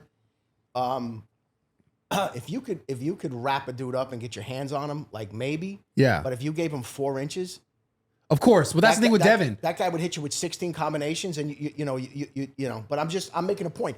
But that's so funny. That's why the other thing too is, man. And again, like I said, as a kid, I learned this from my dad. I just have a general level of respect for people because, especially what's happened in the last maybe 20 years or so, bro. These MMA guys, they're fucking lethal human They're killers. beings. Yeah, they're killers. And you can't. And also growing up, like I had buddies of mine that wrestled, you know, like in high school and stuff, and they wrestled in college. And obviously, the MMA, there's a wrestling component, there's a boxing component. But dude, if you come across a wrestler, Yeah, they're really difficult. holy fuck. Yeah. So that's why I treat everybody with respect, and I carry mace. Yeah. No, I would because I would do, you know, with my sales job. Oh, dude, I go in the fucking Bronx. I go everywhere, and I'm dressed, man. I'm all dressed, and I'm going to do a meeting, and I gotta go in some bad places, and I just said to myself, all right, man, bro, you step to me incorrectly, I'm gonna burn your fucking eyeballs out of your head. I used mace twice. I used it in Philly, and I used it in Philly on the street. And I use it in Newark at a Newark train station. First of all, I've never heard this. Yeah, this is funny. What do you mean you used mace? You maced 2 different dudes. No, it was the same guy. He followed me. The fuck? Yeah. Wait. Twice. Wait. Once was in Philly. Like bear mace or mace? No, Because bear mace is crazy. I bought it at the what do you call it? I bought it in what Just mace, like the. Yeah, mace. I bought it in I have them all. And Why did you have to use mace? I actually really want. Because I'm wearing a suit. You think I'm gonna roll around on the ground with somebody? Are you insane, dude? I look tremendous. Okay, so you used the mace, then what happens? I walked away. No, because someone gets mace, it's pretty. You're impaired. You're not fighting. I've been maced twice personally. Me personally, twice. Yeah, I was with my buddy. I'm gonna shout out my man Sean Verdi. I got mace. Shout out my friend. Sean Verdi, Jersey City Fire Department battalion chief. That's my guy. We back in the day we were what's known as Hellraisers. And so Wait, battalion chief, you're gonna fucking shit us. Wait a minute. What's going on? No, he was a Hellraiser. He knows. He's gonna be retired soon. Good guy, Sean Verdi. We used to go out and race. Yeah, he's gonna be retired soon for sure. No. Why full name? No, we would who care, whatever. He's fine. We would go out and we would raise hell, you know, a little bit, and we would go to clubs and things like that. So and he just couldn't help himself, you know. I was the funny guy, and he get a few in him, and you know He was a fiery. So Yeah. So one time. We were leaving this. We were leaving this club. We were actually leaving, and we were going to go to another place. And there were these 2 girls walking in front of us. And he said something to one of them. And I thought the girl, like, I thought she was spraying hairspray, like, you know, like I thought because girls carry hairspray. I just thought it was hairspray, bro. She maced the both of us. Oh my God. I don't know if anybody's been maced. I don't care if you're fucking Andre the Giant. That shit hits you in here, and he got more of it than I did. But we had to go back inside. It was ridiculous, man. I put my head in the sink. I for like 12 hours. I was like, I couldn't even see. So anyway, another time, a friend of mine had mace. He goes, I don't think this works. And he went, No. I go, you stupid motherfucker. Anyway, so but what happened was I'm in Philly, and I parked in this lot, and I had to go into this office building. And both times it's like just like some crazy dude on the street, just acting stupid. And I'm not gonna let it get. I'm not gonna. To be honest with you, I'm not gonna let it escalate too much. And the guy was coming at me, going a little crazy, and I maced him, and that was it. I went on with your day. I did my meeting, and I came out, and I went and I got the Subway. I had a Subway after the thing. It was right next to the building. I don't like Subway, but it was the only place around there. And then another time, I'm in Newark Penn Station, and I'm waiting for a train, and I got a late train because I had a late dinner, and I'm waiting, and the platform was pretty empty, and just fucking, you know, like just a fucking crazy, you know, I was well dressed, and he just like stepped to me, and you know, Had to mace him. and then I got on the train, and that was it. He ran away. Scurried away. Scurried away, and that was it. So I say this, and people are like, oh, Mace. I'm like, listen, man, if you know, short of you know whatever, but you have to protect yourself, and I'm a fan of the Mace. That's fair. At least not a gun. Anyway. I yeah. It's non-lethal. Yeah. I carry you. I carry, so I'm not worried. Oh yeah, yeah. I don't want to have to do that. That would be like too No, much. I know. So maybe a little, you know, maybe a little Mace. Be too, and carrying that's a it. little mace on, on There the you go. side. Yo, I have a question for you. When did you know, and when did you realize like you made it? And like what was that month where you're like, damn, this is like a lot. I can tell you real quick. One thing that pops in my head. Aside from the $4,600 check, I was out, and he. This is what he's infamous of doing. He's infamous. He'll be somewhere, and he just sends me a picture of something, like a vague. It's almost like a coming attraction. Like he gets like it's a weird like there's a he sends me like there's like a Mercedes like a outside of. I'm like Almost like a girl on Instagram who's trying to pretend that like she's a sugar baby and she's not trying to let them know who got it. What the fuck is this? So one day I'm home. I just came from doing meetings or whatever, and I get a text, and I'm like, it was like this. It was like the back of a Mercedes, like it was like very cryptic. And I showed my wife. She's like, "Oh no!" And then he came home with the most beautiful fucking Mercedes. I was like, all right. That is a great feeling though. When driving off, when you know get your first car or new car or And whatever. then he just recently got a new one, which is beautiful. And I go, bro, listen, give it a break with the cars. I go, you don't even, you know, just like, you know, whatever. You're good. You got some nice rides. Yeah, okay, listen to me. The fuck. So he sends me this weird, like, it was almost like, you know, like when you open a door and the reflections on the ground of what, you know, and he sends me this thing, and I was like, and I'm like, I'm at the gym or something. I was like, oh, okay. I'm like, I wonder what this could be. And I go over to see him, and he's got a brand new ride. Very nice. What kind of car? You talking about the Lambo? Yeah, I got a Urus. I got a Urus. And then part of me was like, and I told him the history of Lamborghini versus Ferrari. That's a beef, big beef. I go, listen. Enzo Ferrari, sitting in Modena, Italy, you know, with his nose up in the air, and you know, our guy Lamborghini said, hey, listen, I think you could do things better. I build tractors. I think I can help you. Ferrari told him to go fuck himself. Yeah. And then Lamborghini. So when he pulled up in the Lamborghini, I was like, I can answer the question though, and it's a different type of. There was, how do I? Basically, like the way I think is that there's never been like a moment where I'm like, oh shit, like I made it, like, because I feel like when you start thinking like that, you slow down. Yeah. So the way I think, and maybe this is good, but I'll literally think like at any moment, like, fuck, what if I stream and no one shows up? Like, you know what I mean? Yeah.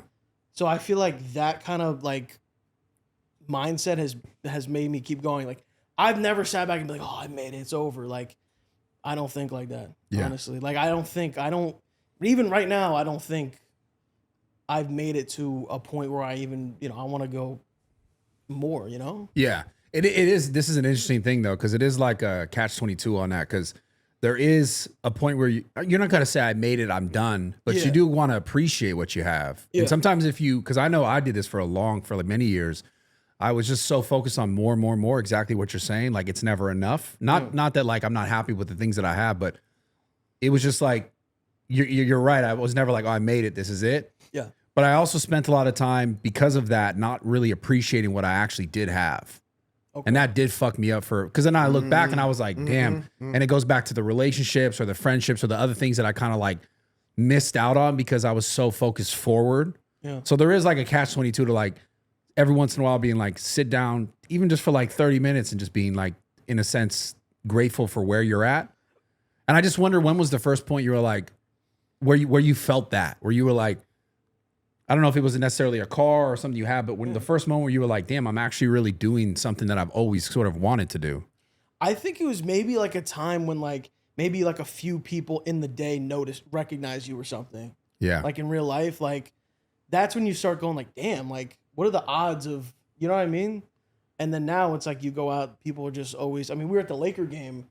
I mean, dude, we took Bro, probably what's- 100 pictures. Can I tell you what's really funny? People were yelling from the stands at us. I joke around about a lot of stuff. And remember something. So I'm always naturally going to be. I'm always going to be over the top, and I do it when the two of us are together. I do it for his amusement too. Like I want to be a little over the top because I know he's going to laugh at me or be like, "What the fuck?" Bro, we were 2 seats away from Mark Cuban. Nobody gave a fuck about Mark Cuban. Us. It was dude. It was borderline ridiculous. And I even said to him, I go, bro, tell Bradley Martyn, you and I are standing there having a Tito's and soda. I was looking at the Laker girls, but that's a whole other conversation. well, tell him what Lost points. Tell him. Who came over and showed us so much love? I was dumbfounded, and this was out of all the shit of all the places we've been to some places. We met people. People come up, pictures, the hugs, everything. This was the one where I went, bro, I can't believe this. So I've always been like a big LeBron fan, and I love Luka, and so he's like on the Lakers now. And yesterday was the first time the Mavs and the Lakers played. Yeah, didn't they get like the craziest viewership they've ever had? Yeah. Like all the games that Luka's played in, it's like crazy viewership. Anyway, so I was like, we got to go to this game. So we get like courtside tickets, like crazy.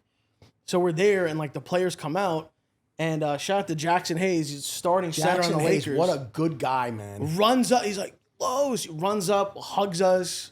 And that was a surreal moment. I couldn't. That was crazy. So he looked at me, he goes, a Lakers starter just came over, screamed WAD, and hugged you. I went, Yeah, that's lit. That's where I'm like, Yeah, that's cool. No, that's but I cool as was fuck. like, and I'm standing there, I was like, and I looked at him, I was like, listen, we meet a lot of people, whatever. Yeah. It was like, the guy was a fucking, like, he was a fan.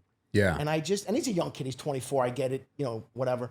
But that was, last night, that was the weirdest one, and then to see Mark Cuban sitting there and, Yeah, that's kind of figured. I got a little problem with Mark Cuban, I don't want to get into Why? What do you not like about Mark Cuban? Come on, man. What Why do you not like Mark another Cuban? apology. All right. No, I don't want, and we don't do politics. We don't talk about politics. I just stay away from it. I don't know, man. I don't know. It's just the guy's gotten very weird, and like I said, man, I'm not a political guy. We're not, but I find it amusing, so amusing. One man can let another man get so out of his mind and insane and act completely irrational. And I just think it's hysterical. Like Mark Cuban is so obsessed with Donald Trump. He Yeah. embarrasses himself every single time he goes in front of a camera. And I think it's hysterical. And I just look at him and I'm like, bro, you're a fucking billionaire. Why are you embarrassing yourself like this? Yeah. And I just, dude, we were walking to the chair. The cubes gave me a nod. What? He gave me a nod. What do you mean he gave you a nod? Looked at me like that. He was like, He's like, who the fuck is this guy sitting 2 seats away from me? Who's this fucking guy? By the way, that guy sitting next to us? He had that jacket he had on was beautiful. This guy had on, the guy sitting next to me, you could tell this guy was bucks up, the guy sitting next to me. He had on a tan leather jacket. It was so beautiful. And I'm looking at this guy's jacket. I love leather jackets. We were talking about this earlier. I love leather jacket. This guy's jacket was so beautiful. And I was going to say something to him, then I'm like, I don't want to make the guy feel uncomfortable. All of a sudden, this guy next to me likes my jacket. And I was like, let me back off a little bit. But but the cubes gave me a nod. It's all right. maybe he saw the content and was like, I know you. I don't think he knows us from Adam, but I don't know. I feel like he spends a lot of time on the internet. He might be tapped in. Anyway. But courtside, have you sat courtside before? No, never. Oh, No, never. No. I'm telling you right now, like that's probably like any sporting event, baseball, football, whatever. That's probably like the best experience. Sitting courtside on an NBA game. We've been, because he's he's a huge LeBron fan, and we've just we've come out many times, and we've sat behind the bench, right? Last night we sat across from the players, so there's nothing obstructing us. We're right there. And it's not just about the game; it's the whole experience, the conversations you're hearing between players, Yeah. the shit they're saying to the ref, just everything, and the Laker girls, but all of the other. That's a minus 33. Yeah, you minus in there. Yeah, it's a minus. Anyway, so it's but it's the whole experience, and it was just, listen, man. Like I said, we joke and we talk about a lot of stuff, but I'm gonna tell you one thing I can guarantee you, and this is not like, oh yeah, bro. Every single day, at some point, I just say, I just say I'm so grateful every day, every single day. Yeah, right. No, bro. Maybe I'm in the shower, maybe I'm whatever. But I'll take a second. I'll be like, I'm so appreciative and thankful, and I know I'm blessed, and not a day goes by where I don't acknowledge that. Yeah. And it's been like I said, man. All jokes aside, like, not to be dramatic, but yeah, man, he changed my life. Man. This is beautiful to me. I grew up without a father. Very young. It's beautiful to see it. It maybe because you guys maybe it's the Italian thing that makes it feels extra close to me, like as far as relatable. Yeah. But I that's like genuinely why, like, because I saw clips and then I was like, wait, what? This is like a duo thing, and then I started learning more, and I started learning more about you. Yeah. And it's a beautiful thing for real, and like I'm like, just to see it happening and see it have so much success is really, really cool to see. Like, I love it. Appreciate that. What did you know what we talked about earlier? And I said sometimes,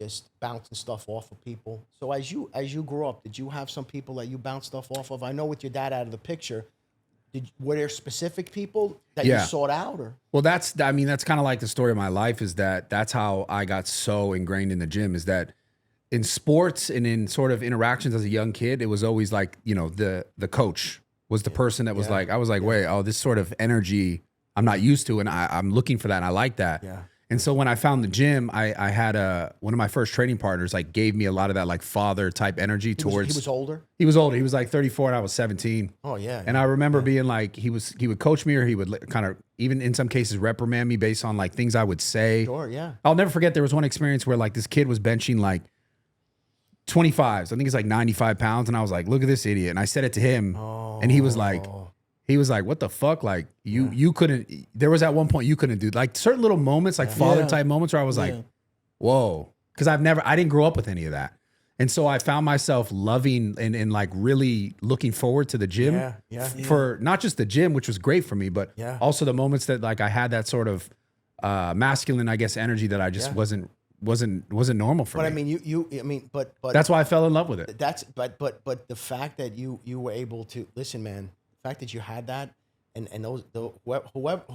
whoever those guys were along the way, that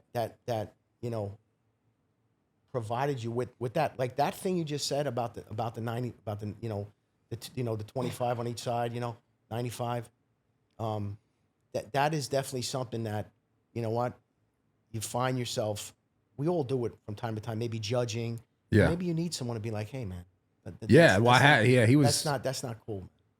Yeah, he definitely. I'll never forget that moment. Yeah, and I remember I left being like, "Whoa, what the fuck did I do? I feel like a fuck up." But I needed those things, and it made me want to come back because I recognized that like these were things that I wasn't learning. I wasn't being taught. Like I didn't have that in my life in other regards.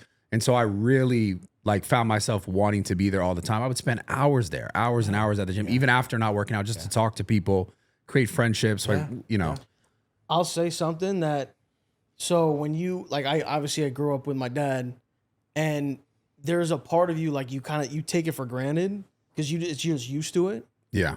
And from streaming with him, I don't take it for granted anymore. And I think back because of so many people that have reached out to me and like said messages to us that are like, dude, like I don't have a dad, or so watching you guys, like, thank you for like stuff like that has made me be like, damn, oh, this isn't normal. Like, well, it's normal to some people. Like the people have different norms, So that kind of thing made me like more, appreciate. And that goes back to what I said. That goes back to what I said earlier. When I got, we have young guys coming up to us, or I'm by myself. Dude, I caused a fucking international scene last summer, and I told him, we go down to the Jersey Shore and we go to this one particular town as a family. We got a big house, all of us, and we got down there late on like a Saturday, and we got down there late on a Saturday, and they kind of went out and did their own thing, and I was just back at the house with my wife, and we're hanging out. It was kind of late. She was tired. I'm like, I'm gonna go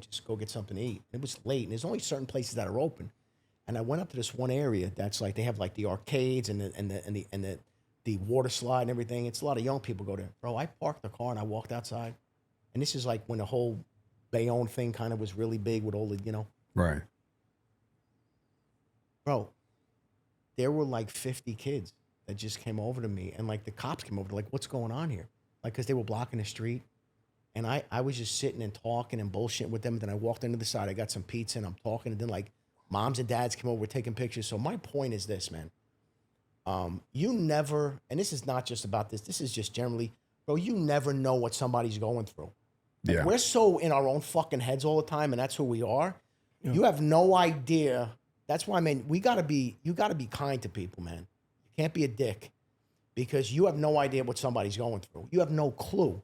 And like when a kid comes up to me, like I'm in the fucking store, or like I'm out, you know, wherever, and they come out, I love you and Los, boom, whatever, and like I chat with them, like you don't know what somebody's going through, you don't know what they're dealing with, and like for me, part of me is like I want to engage somebody and chat with them, and dude, I'm telling you, I've gotten heartfelt messages. Dude, it's blow. I told him crazy. This. He couldn't believe this, dude. The cameos I get, like half of them are just dudes being like, listen, man, like I'm going through some shit, like I have this situation, like what do you think? Oh yeah, this is like, you know, like, okay, so like you get a cameo, like, oh yeah, say something funny. They're genuinely being like, dude, can you just give me advice? Like, I'm not gonna post this, send it to anyone. Just talk to me. And I'm like, that's like the kind of. And bro, I would never disclose it or anything, but like I'm reading this and I'm like a dude's like, listen, man, I'm really struggling and blah blah blah, and like I don't know what I should do, and here's my situation, and I'm like, and I take, dude, and they all laugh at me, dude. My cameos are like fucking 7 minutes. Like I'm cool. I'm like these. You see these fucking clowns like, yeah, happy birthday, Bill. It's like 30 seconds. I go, bro, somebody just fucking paid you money. And like, okay, I guess you're hot shit, whatever. You're gonna do like a 40-second cameo? Like, what the fuck? So I'm like, some of them are really long, and I tell people, they're like, oh, you're out of your mind. I'm like, yeah, maybe I am out of my mind. I don't give a fuck.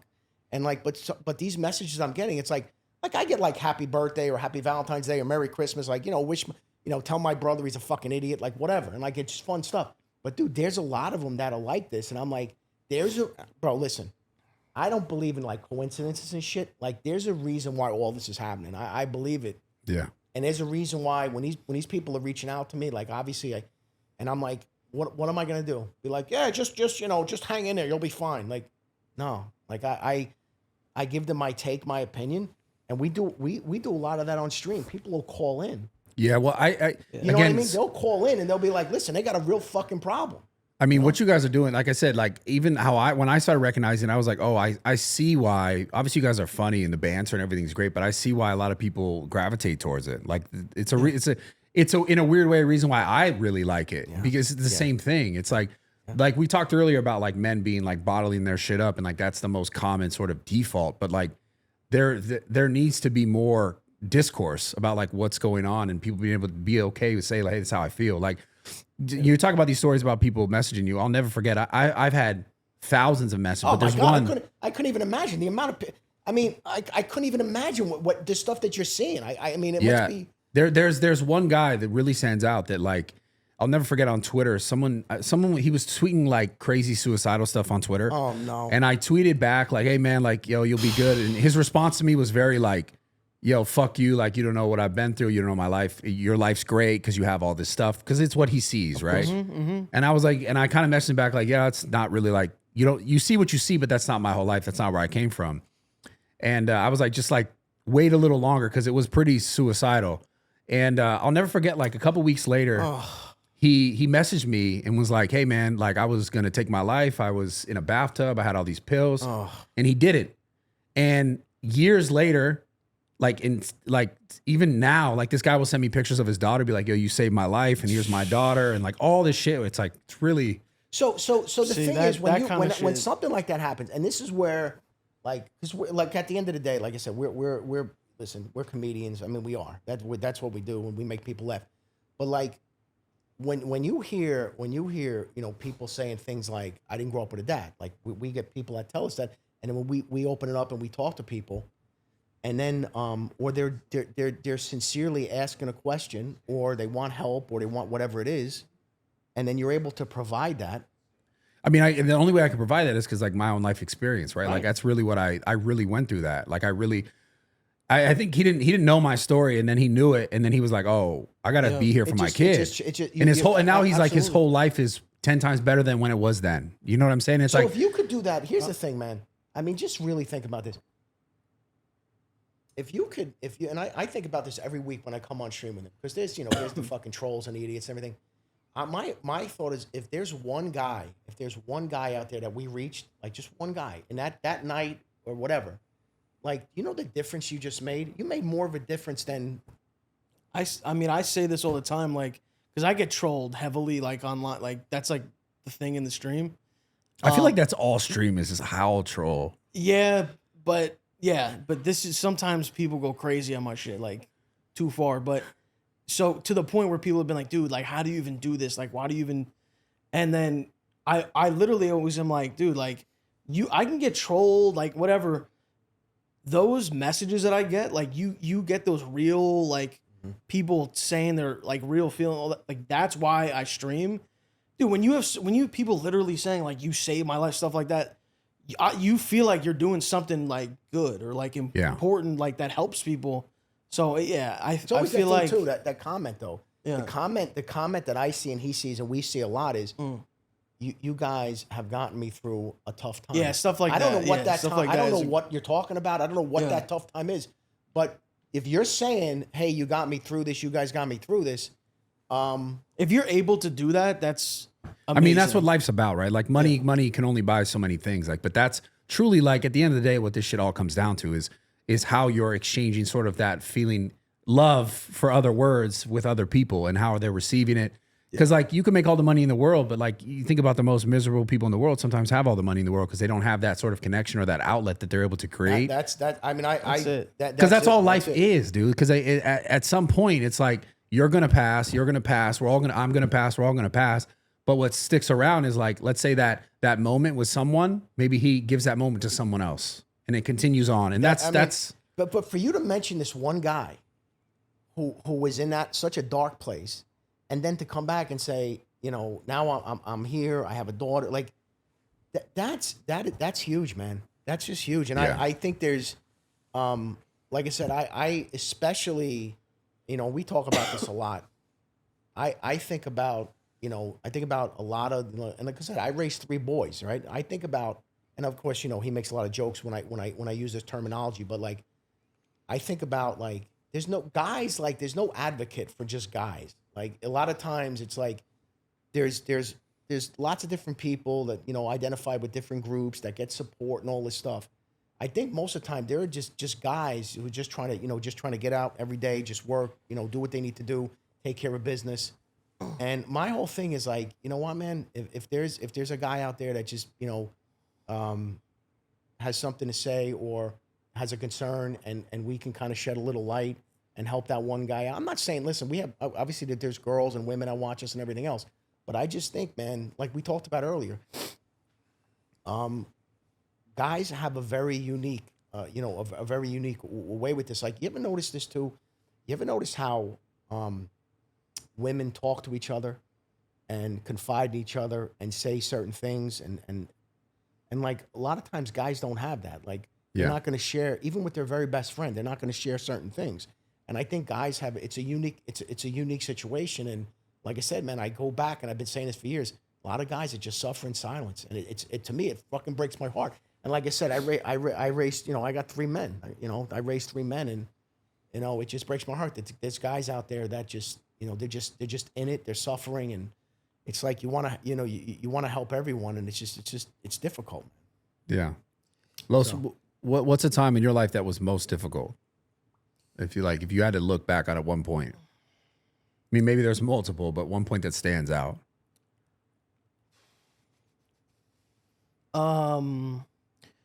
One time, and obviously, like, people are gonna try to be like, "Oh, wow, that was a tough time." But personally, this was a tough time so I played basketball like my whole life, and it was going into my senior year of high school, and he already said this, but I didn't really care about school, so like I was like getting bad grades and stuff. But one class, like there was like a rule, like if you failed a class, like you couldn't play sports. So I failed a class, and that was like a tough time because I had the coach at the time was like, basically, oh yeah, if you get your grades up, like you'll rejoin the team, whatever. Because I was a part of the team for for 3 years, and I'll never forget. I actually got my grades up, wasn't failing anything, and then it came around time to like rejoin the team, and like mind you, the whole time like I'm going, like the season started, like I'm sitting on the bench with like a tie. You saw it. I'm sitting on the bench. I'm handing people water that like I would be playing in the game over them. You know what I mean? Like I'm like a water boy right now, but I'm just being like a team player, you know? And dude, I'll never forget this. Like he calls me into the office and I'm thinking he's going to be like, all right, yeah, suit up. Like we got a game tomorrow, whatever. Calls me in. And he's like, yeah, like I'm going to need your uniform. And I'm like, well, I was like confused. I'm like, what do you mean? Like I got my grades. He's like, no, like, we're giving it to someone else or something like that. And that was like, you know, like this high school I went to, I basically only went there to play basketball. Like I could have went to like the public school or whatever. And I'll never forget that. And I remember I came in the house. I think you were just the only one in the house when it happened. And I came in, I was like, dude, fuck this fat bastard. Like I was like mad as fuck. And, but I've said this on stream too.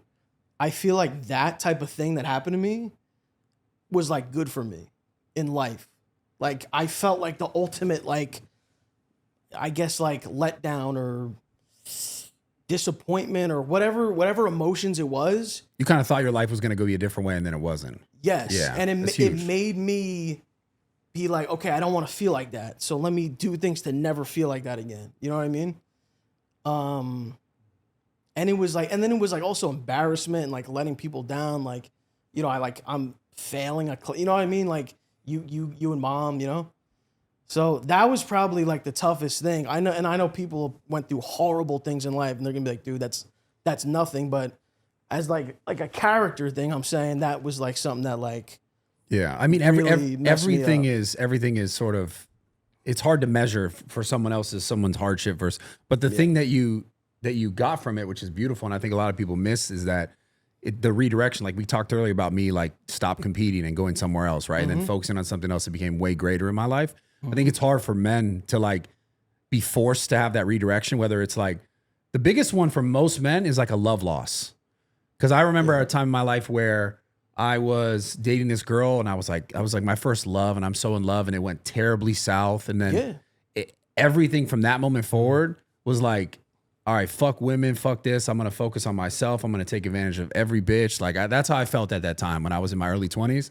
Yeah. And I was like, fuck them. I'm going to take advantage of them and I'm just going to focus on myself. And it did a lot for me. The only thing that I had that was like, I kind of spoke about this a little bit earlier, that looking back now, it also complicated all my other relationships along the way because then I had that chip on my shoulder. Yeah. Where like, because I didn't fully like process that love loss and I just focused like, all right, fuck her, fuck this, whatever. Like for you, it's the sports stuff. I didn't process the sort of like pain I had around that. So then I just kept recreating it. I kept recreating it in other situations and other relationships and other friendships because I still kept that like, everyone's going to fuck me over. Yeah. And this goes back even further, obviously, to my childhood, losing a dad and feeling like, why is my life this way? Yeah. And then just constantly trying to like build walls and protect myself. And it didn't fuck me long term. It got me very far. Yeah. But it fucked a different aspect of my life, which would have been like the interpersonal relationships, the friendships. It made you stronger in ways, but then the other ways. Exactly. You know, yeah. No, I completely get it. I went through a breakup too, and literally for years I was like, dude, fuck this, fuck girls. I'm not dating them. Like, yeah. But that kind of shit has to happen. It's just like your perspective on it. Like, so, like you said, it's not about measuring the sort of how bad it was, because for everyone, it's just you feel things differently, right? And based on what you know, you can only know what you know based on what's happened to you. But it's the beautiful thing is understanding the redirection and trying to understand that it's not always just a bad thing. Like for you, it turned you into something else. It gave you that certain mindset to make your life way different. And now look at you, right? I think that's the beautiful thing. We talked about the guy who was going to take his life. And for whatever I said, for whatever it was worth, he also chose not to do it. He chose to continue his life in a direction that at one point seemed unfathomable.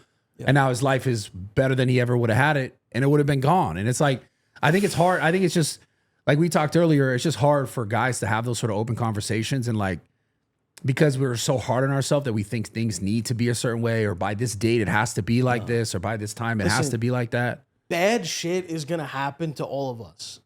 Are you gonna like learn from it and grow or be better, or are you gonna like, you know, Let it destroy you. yeah? And that's how people.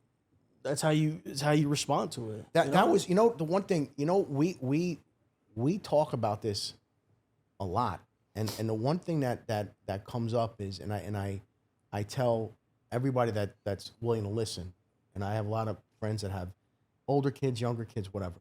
And the one thing I say is the biggest, and like I said, I learned some good stuff from my dad and from other people, but I think overall, the biggest lesson I've ever learned in my life was from him.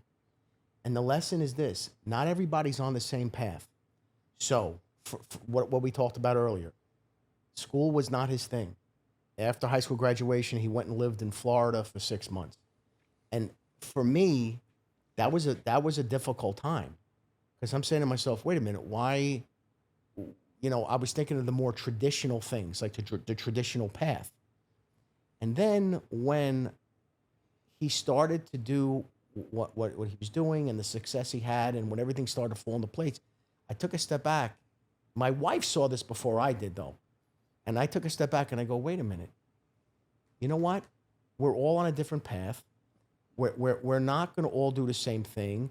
Like, you know, Johnny and Mary, like, you know, they're going to go to college and graduate and get a job and blah, blah, blah. And so many people I knew, like, their kids were on that path. But then there was so many of these parents that their kids are like, I don't know what to do with my son or my daughter. I go, listen, man, I learned this from my son. Don't do them the disservice, right? Of saying you have to do this, you have to do that.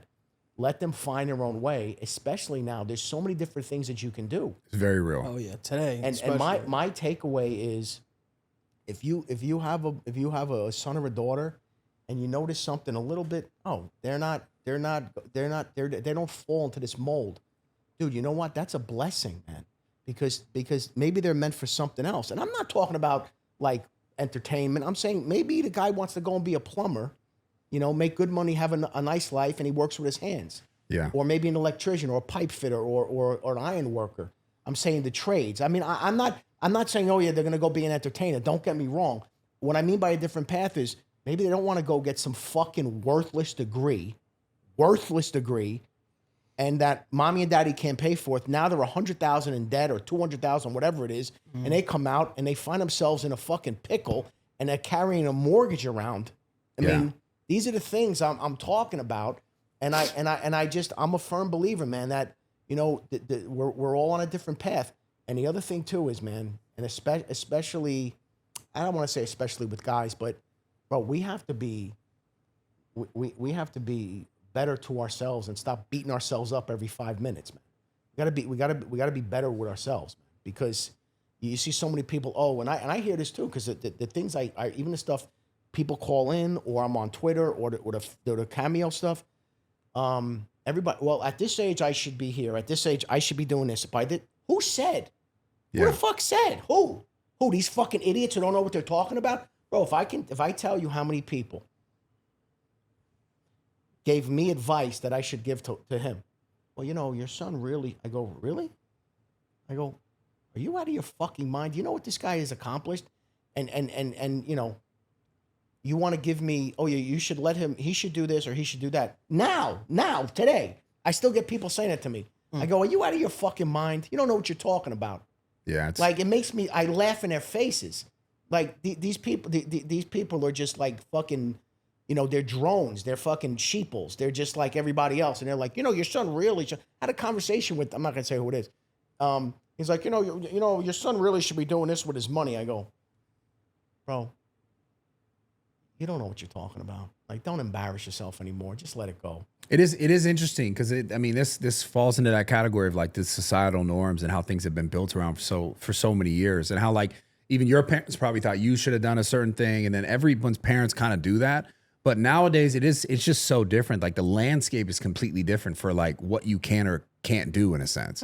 So I think that like even when we talked earlier about like legacy media dying off, I think that generation is just starting to like it's not relevant to today. But I'm going to tell you this too, though. And in all honesty, my mom and dad, I mean, like I said, they weren't. I mean, they're wonderful people. You know, I said my dad passed in 18. My mom's still with us. She's 90.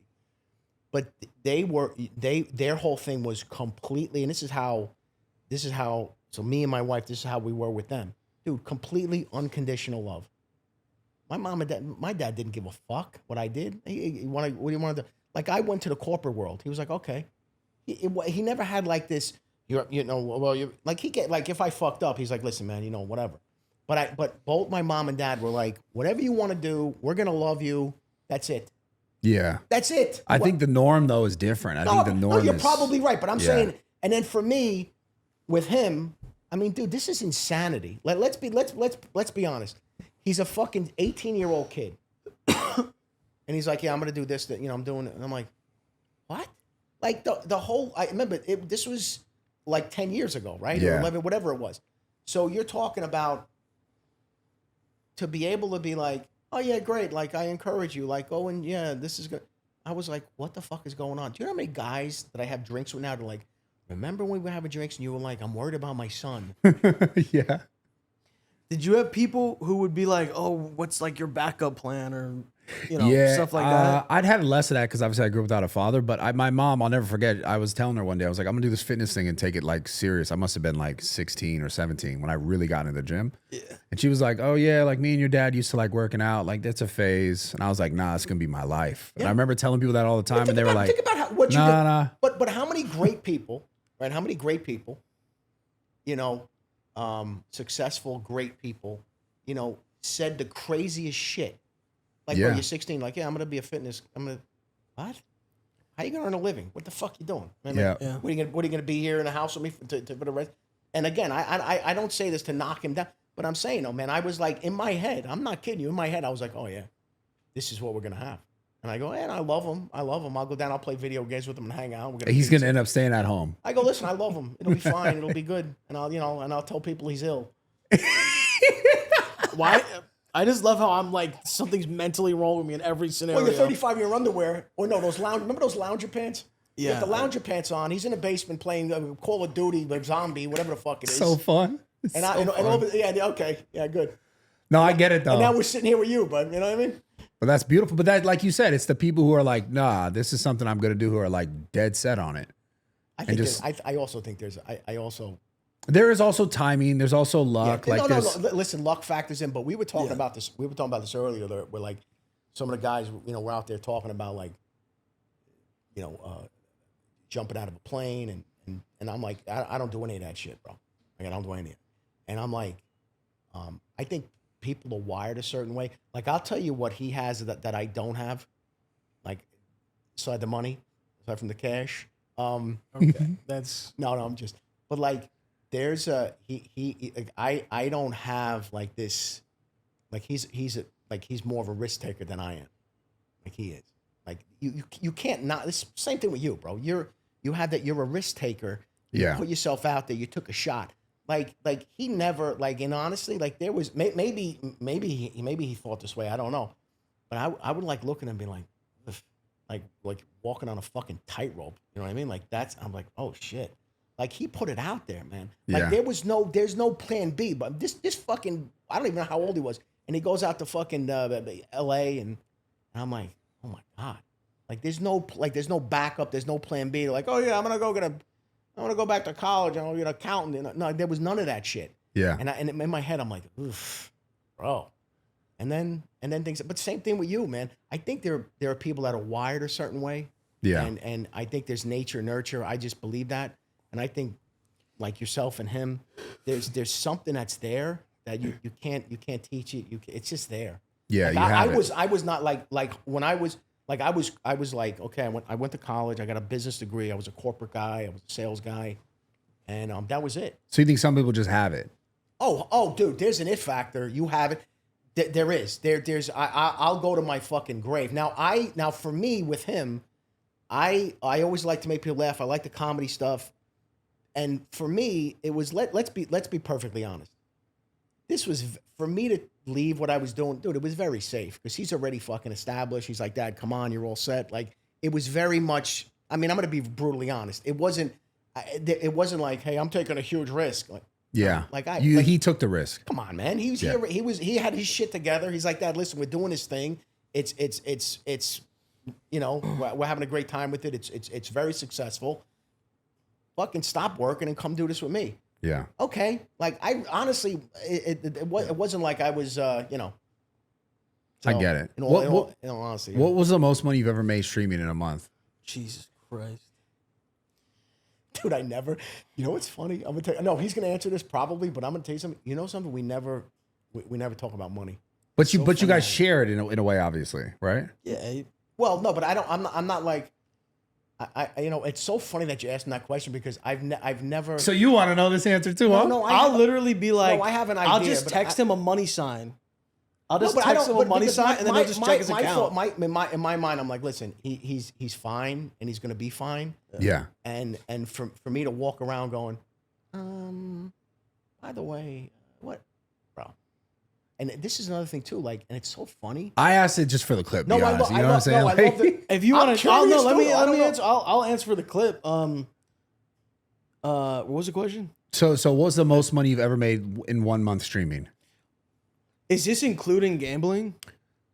Yeah, let's just say 1 month. Yeah. Okay, including well, gas. if it's including gambling, there was a month where I played this game on state called Plinko. know Oh about God, this? Plinko, bro. And I dropped. So usually, like, it started off with I was dropping $10 balls, $50 balls, and then so the more I made, like, I would just keep increasing it. Yeah. And it got to a point where there's actually a clip of this. Like, I was on stream and I dropped a $3,000 ball, No. and it hit 1,000x for $3 million. So that would have been my answer if then I didn't. Later on, I hit it was a $8,000 ball on 1,000x. Oh, and here's the change. And then- here's what happens. But don't gamble because I lost a lot of that. So don't. gamble. Well, but the chain is this. My youngest son. So wait, what's take home? What's take home that month? So 3 mil, Literally, but then also streaming too. No. Okay, what I'm saying is this. That was on stream. The $3 million hit. Yeah. I off stream hit for $8 million. Oh shit. So I don't know if I'm counting that. So that was the best month. So total is Yeah, it was $8 million, which is crazy. But this is like people have seen it. Like I tweeted No, it, whatever. that's on a. There's a. It's not like Yeah, and so, but again though, and you gamble, so you probably know this. Like, if you win big, then you're like, oh fuck, I can gamble with more now. yeah, and yeah, oftentimes you lose. Yeah. Yes, and So what's the most you've ever lost? dude, I've literally lost like, dude, and this is horrible to say in front of you. I've literally lost over $1 million before, like in a sitting. I've lost, but like I said, You out of control bastard. this is the thing though. It's like You fucking made. there's a balance. It is it's all about a balance. It's a bro. balance, and at the end But of the day, but the chain reaction is my youngest guy is always. By the way, that's a whole nother conversation. My middle guy, my youngest guy, Jake, who he streams and does some gambling stuff too. You know, he's 23. There's a very special connection between those two. my little bro, like Jake, He's shout out Jake. He's the little guy. Yeah. So I never even said this, but the first day that I streamed ever was the day that 2K15 came out, NBA 2K15, which is 2014 it came out. 11 years. Yeah. And I never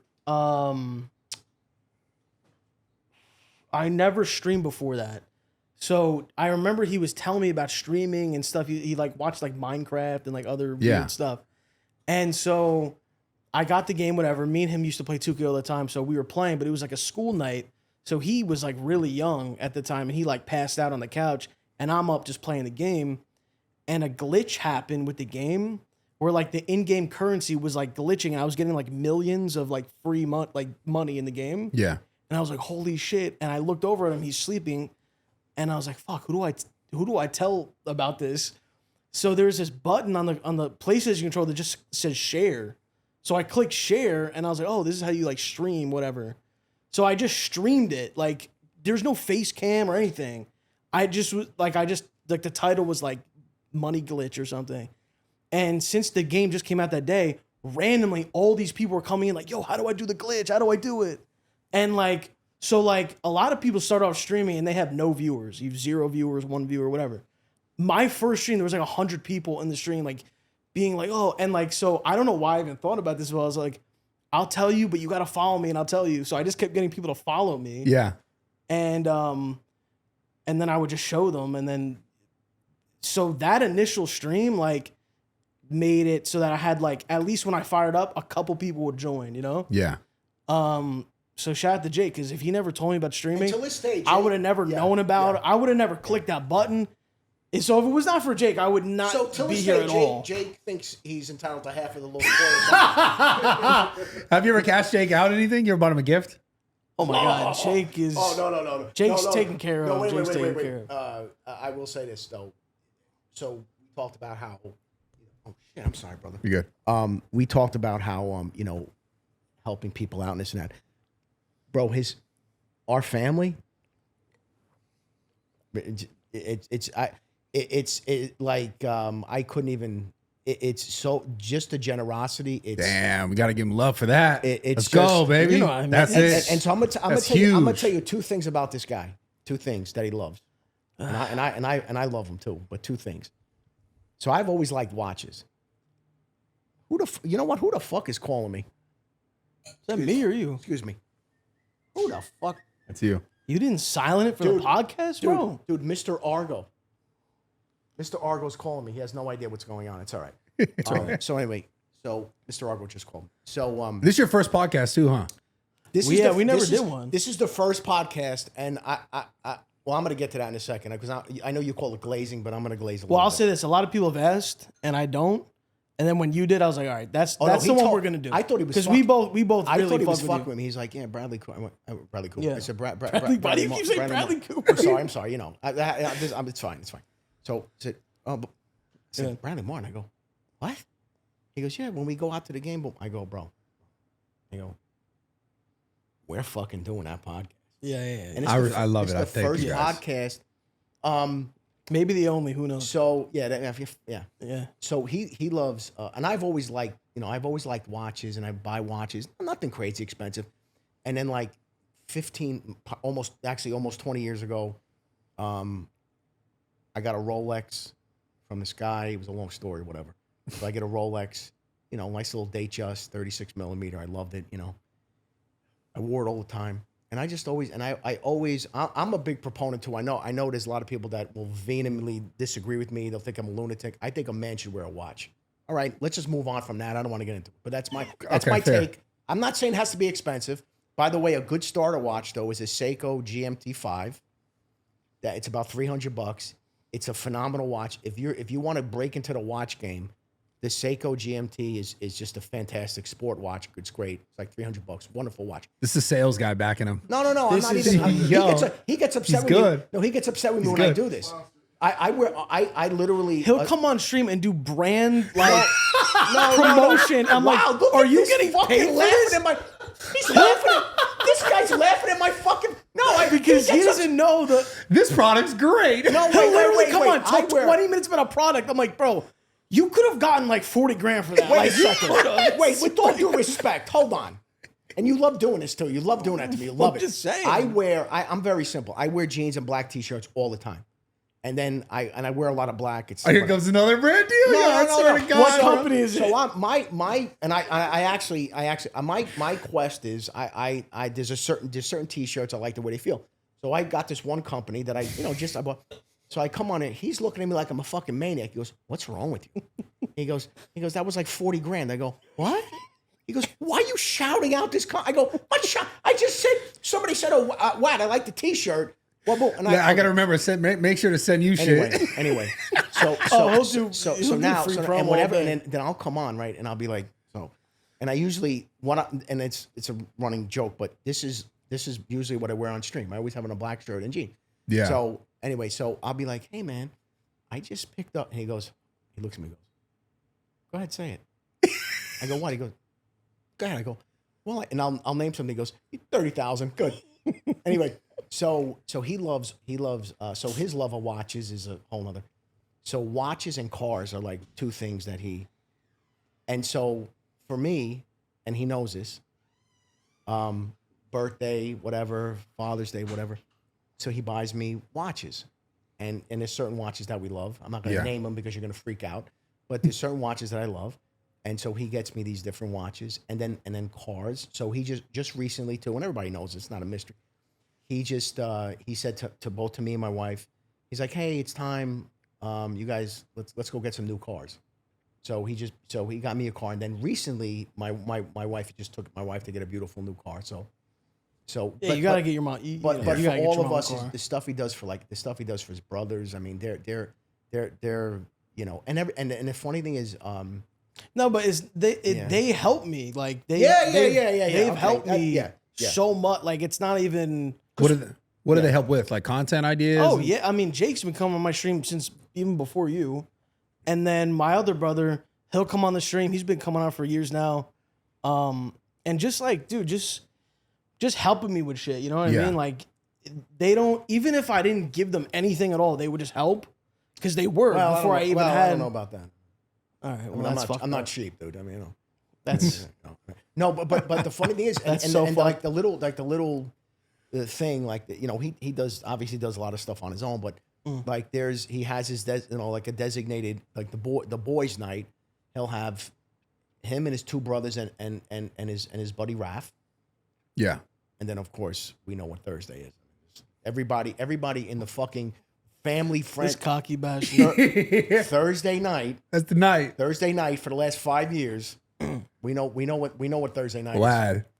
Yep. WAD makes his appearance. Well, so you're a big watch guy? Yeah, I love watches. Dude, his watch collection rivals Stallone. All right. What's your most expensive watch? Oh shit. I love watches. I would say I have a really old, like solid gold, like Daytona. Yeah. That's like unworn, like that one is more of like a collector thing. Like I don't even wear that one. Rolex. Maybe people don't know. Rolex Daytona. Yeah. That one's expensive, but I think like one that I wear is like a have you ever seen like the meteorite dials on the Rolexes? Yeah. It's like a meteorite president, and it has like the diamond bezel. Is that your favorite watch? Is also the most expensive? That's my favorite and most expensive. Like it's just it's I wear. I wish I had it. That watch is platinum. That one's gold, I think. No, it's platinum. I have a platinum one that's like has like the baby blue face. Oh yeah, those are my two favorite. Yeah, those are my two favorite. Yeah. How much money in watches do you think you have? I listen, IRS purposes, I don't know if I fair. You know what I mean? Yeah. That was a little close. You know what I mean? Sorry, yeah. I'm trying to be I almost got the feds on him. Yeah. I don't think I even. I joke around. None of the watches are even mine. I'm just borrowing them. I joke around. I joke around because so I'm a huge Stallone fan. Like I just like I know it's weird to say, and I mean there's probably a lot of people that feel this way, but like just from 1976. I'm 8 years old. I go to see Rocky with my dad. Iconic. And I just, for me, something just, even as a little kid, I was like, and then to watch his actual life kind of mirror the character. And because Stallone had nothing, he was on his ass. They wanted to buy that script. He was like, fuck you. I'm going to be Rocky. And then just all the way along, just like these little, even till today, he's 78 years old. I watch the content. I follow him. And he's one guy, I got to be honest with you. I would be, if I ever met him, I'd be catatonic, dude. Well, should we get him? Dude, Stallone lives in Florida. Oh fuck. I thought he lived out here. No, he got the fuck out of here. I don't blame him. No, he's I down was there. trying to. No. So my point is, and the one thing that, because I know so much about him, he has the most amazing watch collection. You guys got to get Stallone on stream. So, yeah, No, if there was someone, I know I can't be. wait, if there was No, I can't- somebody I that can't you be- would no, want no, me I'm to be, serious. is this Stallone, a dream collab? I think it is. I know I couldn't meet Stallone. I just couldn't. If do it. anyone's watching this that could help no, this, I'm not going to come Yeah. together. No. Is I that could- so? Is that a dream collab you have then? That's his number. No, that's he loves Rocky. and all that shit. let me just tell you this. I'd want to see that. I'd No, want to no, see your that would reaction. be amazing. The reality is, like the way I'm like, dude, you're a hot shot, but you're approachable, likable, and I'm comfortable with you. Like, Yeah. I'm gonna tell you, like, the thought of meeting him, it just, I don't know, man. I You think you'd be thrown off? I wouldn't be myself. No. Nah, you. He'd be would. like when Bezos' chick saw Leonardo, he acted like a little 16-year-old, huh? Listen, Hell yeah. But the impact that this, like, the weird thing is, and maybe there's some people out there that feel this way. The impact that this guy's had on, like, me, like, it's incredible. Like, I think about it, and, like, dude, like, even my 50 or soon to be 57-year-old ass, like even going to the gym, like, it's all of this stuff. Like, and he just had a big impact. And plus all just being a fan of the movies and everything We got else. to make it happen. Yeah, But we let me got to just make tell- that let me- happen. gotta make it So happen. his watch collection is fucking amazing, right? I'm not kidding you. And I know for IRS purposes we can't say this, but this guy's watch collection. What's your favorite? I have like a solid gold yacht master that I like a lot. That's fire. Really nice, big face. Are you a fan of like Richard Mille and like shit like that? I do. I mean, I've never gone that far. Same. I don't know. I just like Rolex and like I like. I like the AP. classic. I like the classic Yeah. looks. Yeah. So I don't buy any crazy. So it's funny. Like the one I'm wearing today. This one is this is a Rolex Sky Dweller with a blue face, and this has like a real complicated movement. So the funny thing is about these is we and he owns a bunch of stuff. Wait, what about the time though that I got one?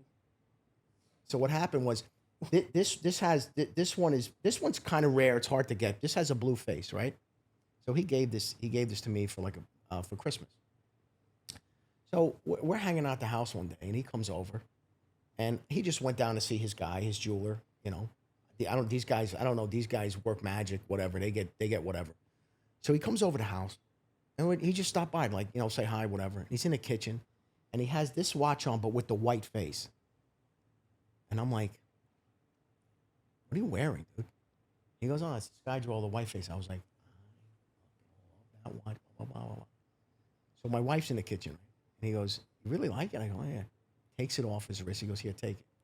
My wife got so upset. She goes, what are you doing? You're guilting the kid into giving you watches? The kid just stopped by. Now you're taking his watch. I go, what do you mean? He goes, look, he didn't want to give it to you. I go, I think he did. I really think he did. No, you're guilting him into it. I said, how'd I guilt him into it? I complimented the watch. He's like, So Yeah, no, that was because you've never had a reaction like to watch. I'm like, no, you obviously love it's this more, fucking you know. So gorgeous. It's gorgeous. And Yeah. I was like, dude, what the hell are you wearing? He goes, oh, I just went to see my guy. We just got this, blah, blah, blah. I'm like, the white. Huh? I'm like, yeah. She got so pissed. I like that watch for an hour that I owned it.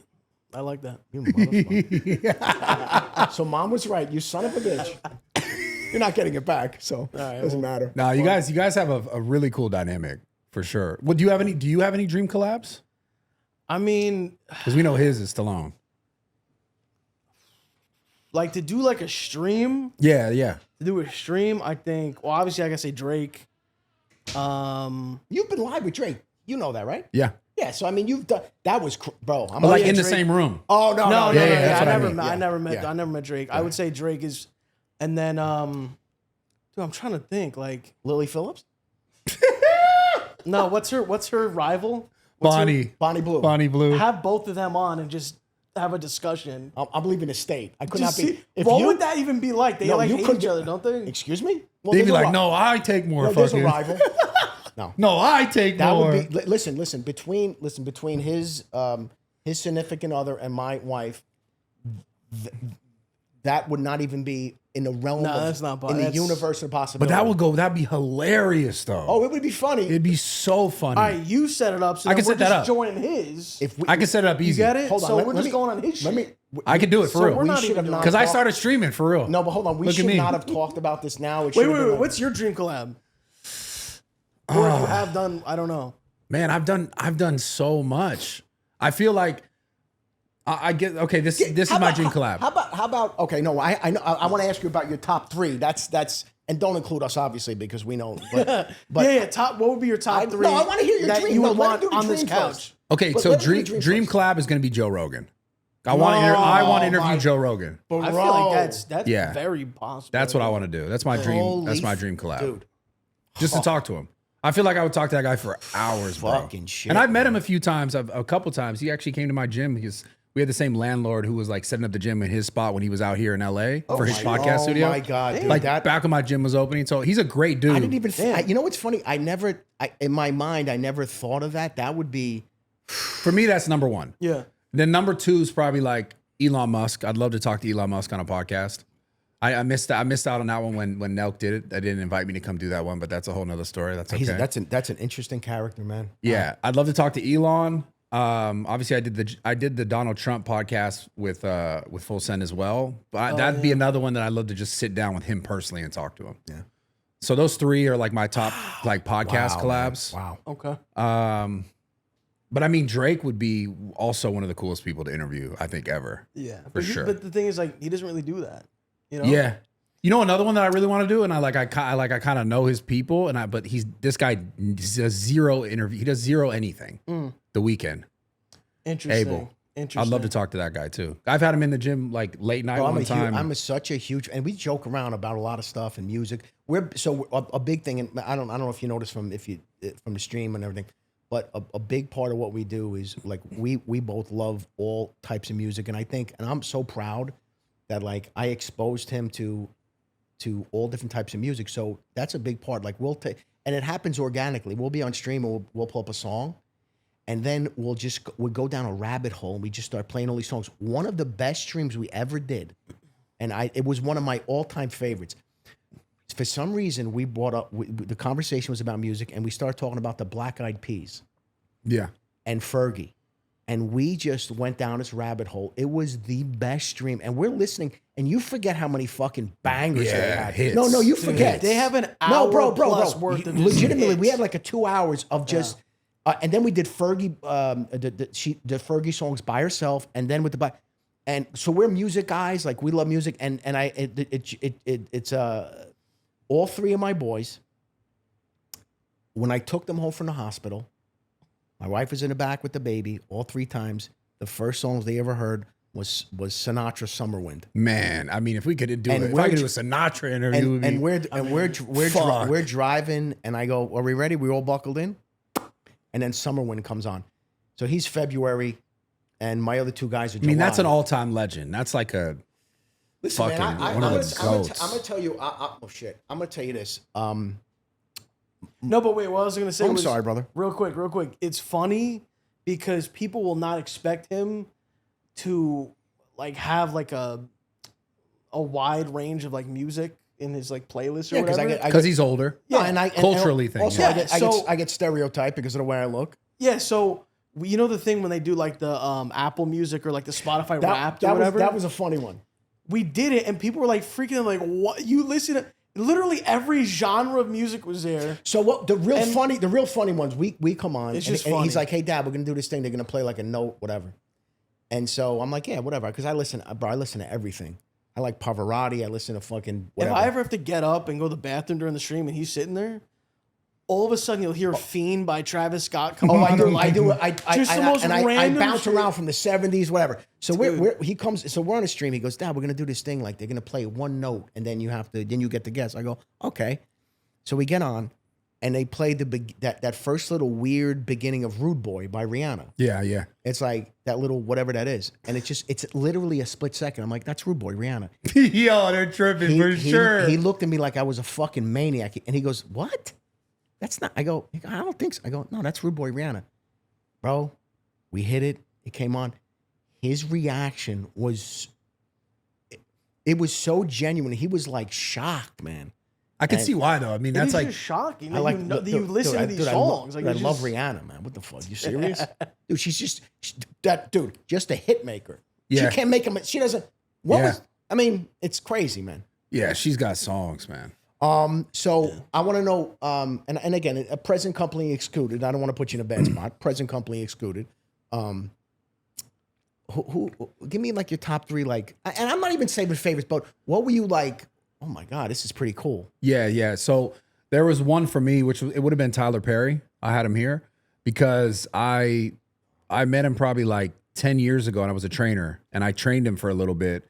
And then my social media stuff started to blow up. So I stopped training him because I didn't have enough time to continue to train him because I was so focused on social. Yeah. Because at the end of my training career, because I was a trainer my whole life, like from 17, 18, 19, 20 to like 24, I was like doing social media, towards the end of that. And my whole goal when I first moved down here was like, I'm a fitness guy. I'm going to take fitness serious. Internet wasn't on my mind. Didn't even think that was a thing. I was moving down here because I was, sense, absolutely. I'm going to train, and the pinnacle of training was like, you're training celebrities. And so I got to that point. And so I'm training celebrities, and I'm like, okay, I want to, I didn't have enough time, so I focused on social, but having him on, because it was like a full circle moment where he was there like became a real friend. And then he put me in some movies like years later after social media kind of took off, and they started including social media people in the movies. Oh shit. And then I didn't know that. but I wasn't like big time in the movie. I like little roles and shit. But it's still dope because you get residuals every once in a while, which is sick. They just send you checks So every month. what was some of the movies? It was just Boo. It was like a Medea movie. I was like I was like a background character for like some like high school kids, which is pretty funny to think. I was pretty big then. Right. But I stood in the back, so it was. So you became close with him? Yeah, he was a friend for sure, like a good Holy friend. shit. And so having him on the podcast where I could be like, hey, this is like a real thing that I'm doing, and like you're not just showing up randomly to like help me out. You know what I'm saying? It felt like a really good moment. And he was another person that because as a trainer, you develop relationships with people where he became sort of like a father figure. And even in my life today, he's still someone that I'll call and be like, yo, I'm going through this. Shit. Can you talk? You know what's fun? You know what's He's a fucking real ass good person. You know what's so interesting about him, and I think what most people don't know, the level of success that guy has. It's nuts. Dude, he's a billionaire. He's a fucking billionaire. He's a fucking different and like level. Have you seen the thing where he has like a town of like sets? No, that's where we went and shot. It was shit. It's a fort in Atlanta. I mean, this guy. No, I mean, but I think honestly, Have you seen that? I think no. It's like a little. What is it like a? It's an old fort in Atlanta that he bought, and it's interesting. The story is that all his accounts and everyone was like, "Yeah, don't buy that. You're gonna go under." And it was the best thing ever. He put a bunch of sets. I went to the opening of this. I met like, and he films the shit. Do you see what you just said though? Oh yeah, everyone told him not to. Everyone told him not to. Every fucking idiot has an opinion. Yeah. You know what I mean? And again, man, there were people that are built different. Yeah, he basically built like new Hollywood in Atlanta, and now like Marvel films there. The Walking Dead was all filmed there. Like, that's his studio. Yeah, and See, I didn't know that. So everyone told him not to do it. He did it. I went to the grand opening. I met Will Smith, Denzel, like every like Jay-Z, Beyonce. Oh my God, man. I went to this, so he would involve me in these things. You had him. You did That's so you had him, and you guys just chopped it up. I just had him on here, and I talked about because I've had conversations with him just about life, just like I told you earlier about like finding father figures and people who are there for you, and they're like this is a solid fucking person, like 100%. Like I'll call him pretty much whenever and be like, yo, I'm going through this. What do you think? That's incredible. So to have him on the pod was like a big moment for me, because it was like you're not just kind of like doing something for me. You're like it's actually a good thing, like, and it made me feel like, damn, this is cool. So that was the best moment for me. Full circle. I was not expecting that, man. That's wild. That's wild. Wow. Yeah, solid guy, man. Kind of like a father figure in my life. Wow, that's incredible. Great fucking person. So that to me was like the coolest moment, because he was there in times like, when we say 10 years ago or 15 years ago at this point, when I was like really low in my life. And he helped me out like in a lot of ways.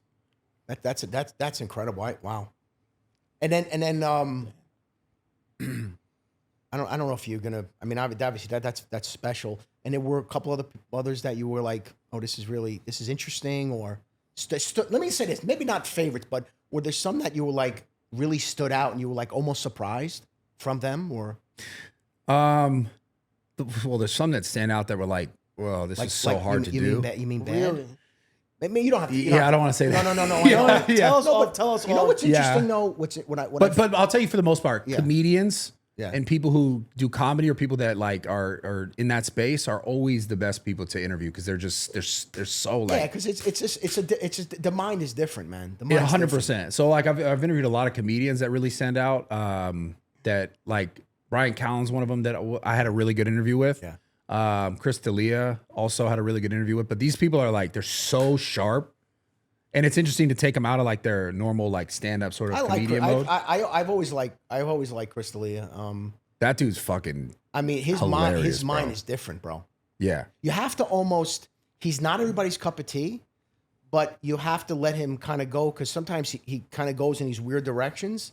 But he's very. I watched a lot of his stuff, man. Yeah, A lot of his stuff. he's incredible Did live you see too. recently what he just did, which I watched it and I was fucking dying laughing. He did this thing and he was talking about what's that guy's name, Matt Rife. Yeah, Rife. Yeah. He did a bit. He didn't say Matt Rife's name, but that's who he was talking about. You could even pull this up. He did this bit and he's talking about comedians just doing crowd work and just putting clips out there and getting millions and millions of views. And he just kept escalating it like, oh, I'm talking to this lady and her daughter's there. 17 million views. And then he just kept escalating it. And it was so outrageous. And the more you listen to it, and because we were talking about, earlier, some of us, we were talking about, and I'm not knocking the guy. The guy's making a living, God bless him. But we were talking about Matt Rife with that, how he just does the women with the crowd work with the women and everything. Yeah, yeah. And dude, there's a lot of comedians that are like, but it is what it. Listen, man, I always think of Don Corleone in The Godfather when he was with Salazzo, and he goes, I have no problem how a man makes a living. I mean, God bless you, whatever you do. Yeah, Matt Rife definitely like kind of reminds me of like almost like Andrew Tate made Tate, like clipping became a massive thing through like. Dude, he became you. He sell, and the thing is, he has this group, this following of these women that just, and listen, like I said, God bless him, man. That's your thing. I mean, how could you knock the guy? But Chris D'Elia did this bit on him. If you go and watch it, it's so, and he's talking about Matt Rife. It's so funny. Dude, that just reminded me. So funny. You said Tate. There was a stream that I did a little bit before I switched to Kick. And it was like, I think I was with like Aiden Ross. Kai was there? Kai was there. Maybe Kai, XQC, like, XQC and Andrew Tate and was Andrew in the Tate. Discord Call. Yeah. Yep. After that happened, I was doing a lot of sponsorships at the time. Literally, like, multiple sponsors were like, yeah, we're not working with you anymore. Because you worked with Andrew Tate. Just because I appeared on a... No, it was a in a few, Discord. I came on the stream and I was going back and forth with him a little bit. We were joking around. And then Aiden, we were It just joking. reminded me, I'm like, Yeah. that was around the time, like I said, when shit was getting weird. Listen, I think those fucking- canceled. That's stupid No, though. but bro, those. I'm like, how? Just bro, because I was on the days- Discord? that shit's over, bro. That shit's over. Yeah, I think that is over. I think that's ending. Because Fuck it's that, like, man. That bro, what shit's the over. fuck? Like, it'd be different if you got in there and you were like, yeah, fuck women, or if you're doing something that like they'd say that you did If it. anything, we were like kind of arguing, like going back and forth with them, like, so yeah. Well, I'll tell you this recently. So this is interesting. I won't say all the details, but I'm opening a gym in Miami, right? Oh, shit. I'm opening a new zoo culture in Miami. So that's going to happen in the next couple months this year. Nice. And we had an Congratulations, original congratulations. spot. I had an original spot. And it's because they reference that. You insecure fuck. I'm sorry, man. These guys. You know what, man? What are we doing? Wait, can you even do? I mean, I guess can do you could anything if you you want. You own can do it, anything I you guess. want, you know? But if it was like, this is what we talked about. This is what we talked about earlier, though. I'm like, how do you? This is that whole thing about. And I was mentioning this thing about fucking Mark Cuban and this thing with Trump. He's gone so insane with Trump that you're looking at him, you're like, dude, maybe I understand the guy's a billionaire, whatever. Somebody can't pull this guy to the side and go, what are you doing? You're unhinged. Like, you sound like a crazy man. Like, what the fuck? And this is what happens with a lot of these people. You let one person get you so out of your mind. This guy's pulling whatever you're trying to do. You're trying to the space and whatever. Oh my God. Yeah, Matt, like That's a 7-year crazy. lease of like lots of money. You know? I have something. You didn't. But it'd be give- different if I was in there being like saying some fucked up shit. You know what I'm saying? Like, So he didn't like take your deposit or anything. no. Okay. It was just No, like but they the saw fact- it. the Like fact we of the were, matter we were in the middle of like making the deal. Yeah, And it was gonna happen. They were all hyped about it. Then they were like, yeah, we're not doing it. That's so fucked This up. is and follow me on this. This is what is so wrong. Let's say there is someone that you disagree with, politically, philosophically, whatever. Don't you think it's a good thing to have conversations with people and engage people? Right. And you know what? I'm not going to say who it is, but obviously, I have a very, very close friend of mine. I love him. He loves me. We're very close. We have there's a lot of things that we disagree about, but we don't talk about those things that we disagree about. We talk about things that we have in common. And I love him and he loves me. Could you imagine if you're only going to be friends with people that 100% agree with you? First of all, what the hell? No, it's not even real. It doesn't even exist. How could you? And like I said, I love this guy. I love him. We've been friends for 30 years. There's certain things that we disagree about. We don't talk about that. We have so many other things in common that we enjoy, you know? We're Is this? wrapping up. I was gonna say we've been here for a minute, like, and I'm loving it. But what's the longest podcast you've done? I think like 4 hours is the longest I've ever done. Okay. With like Mike. What? Oh, is this one? How long is this one? Oh, we're crushing. What do you want to kick us out? No, I don't care. I love No, this. not you. No, because there's some people that they're like, oh, I only do like 1 hour, and they shut it What Yeah, out. that's like a fake ass. That's like just What, like I'm how trying to do get this that? done. What, you Yeah. got somewhere to be? Why do you keep saying it like I'm the You know one what? saying I'm it? tired. I'm going to get on a plane till I can go home. I don't need this shit. I mean, I got some. Okay, what's like? You probably gotten this before. What's like the weirdest interaction you had with like a fan or something? Oh man. Well, the weirdest thing I've ever had is I've had someone come to my gym, a woman with like all her bags packed and like she came from like, I don't know, some other state. Oh my god! And she had like bags and everything. And she was telling cause I'm like there, but I'm gone. And they're like, yo, there's a lady here. She's saying she's here to see you. She's got all her bags. She's like really adamant about this. And this lady apparently had been talking to me, which was never me, for 2 years. And she was going to move in with That is me. the greatest. That is the greatest. Oh, no. That is one of the greatest stories. What the? She That. got catfished for 2 years and thought she was going to live Oh, with have me. you talked about this? No, I don't think I ever shared this one. It's pretty funny though. So what? So what happened? Well, I mean, they were Oh. like, oh, Brad's not here. And they're like, no, but he's supposed to meet me here. Because she's been talking to some person's been pretending to be me for 2 years, I basically. cannot believe that we just got the fucking scoop on this. Pulls thing. up with bags packed, and I'm like, I don't even know what to tell her. It's like, sorry. Didn't that happen to you? No. Hold on a second. Wait, I'm trying to wrap my. So, you met her. No, I looked at the cameras later, and I saw the bags, and I saw the woman. I didn't actually meet her. So who broke it to her that it wasn't real? Probably wanted someone at the front desk, and realizing, hey, like you probably were talking to someone else. What the fuck? Yeah. Yeah, that's a real thing. Packed the whole everything. I Everything feel- was packed. I'm telling you, I feel so honored right now that we got that scoop. See what Dude. happens? See? No, that's a good clip right there. Holy shit. That's a good clip. Yeah, I mean, I've had some crazy. I've had even crazy. There's a lot of crazier ones that I don't really bring up because like I don't even want to encourage. No, more, I'm sure you some know. scary shit happened too. I've had some other ones that I'm just like, what Yeah, the you know. fuck, man? I mean that I mean, one is that one is just. If you want to talk about scary, the worst shit with streaming is the squatting shit. Yeah. And my first house that I bought, I loved that house. I literally had to move because I was getting swatted like weekly. Oh. It was horrible. It was scary. bro. We were all there were on a number of occasions, but one time we were all there. My wife, we were all hanging out, and we all had to leave the house. We had to walk out of the house with our hands up. Yeah, Dude, I opened the door the first time this Then it's got happened. guns drawn and everything. Dude, I opened the door, and there's like the streets like in front of my house. There's like 3 cop cars on both sides surrounding my house. Everyone has their like ARs drawn straight at the door, right?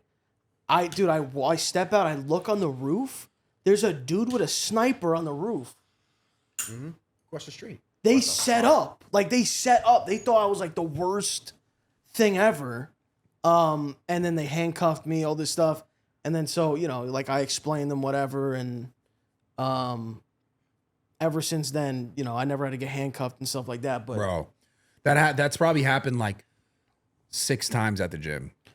Because and it's not even me. It's we'll have streamers come like Lacy will stream or Ronaldo will stream or like we've had streamers in there all the time. yeah, Vitali, Fusi, tons of people come film content there. yeah. And like pretty much 80% of the time someone's in there streaming who's like a bigger streamer, like the cops will pull up. And we're just like, yo, sorry again. But they know it not sucks. to like That- Or send the a pizza. full- They'll send pizzas. But that eventually is what happened. There was eventually it got to be like 2 guys just like knocking, like, yeah, we're good. Yeah, Yeah. They would call me and be But like, that- "We gotta but send the those- guy over." I But was because we were part of one of the first ones, and I'm gonna tell you, man, bro.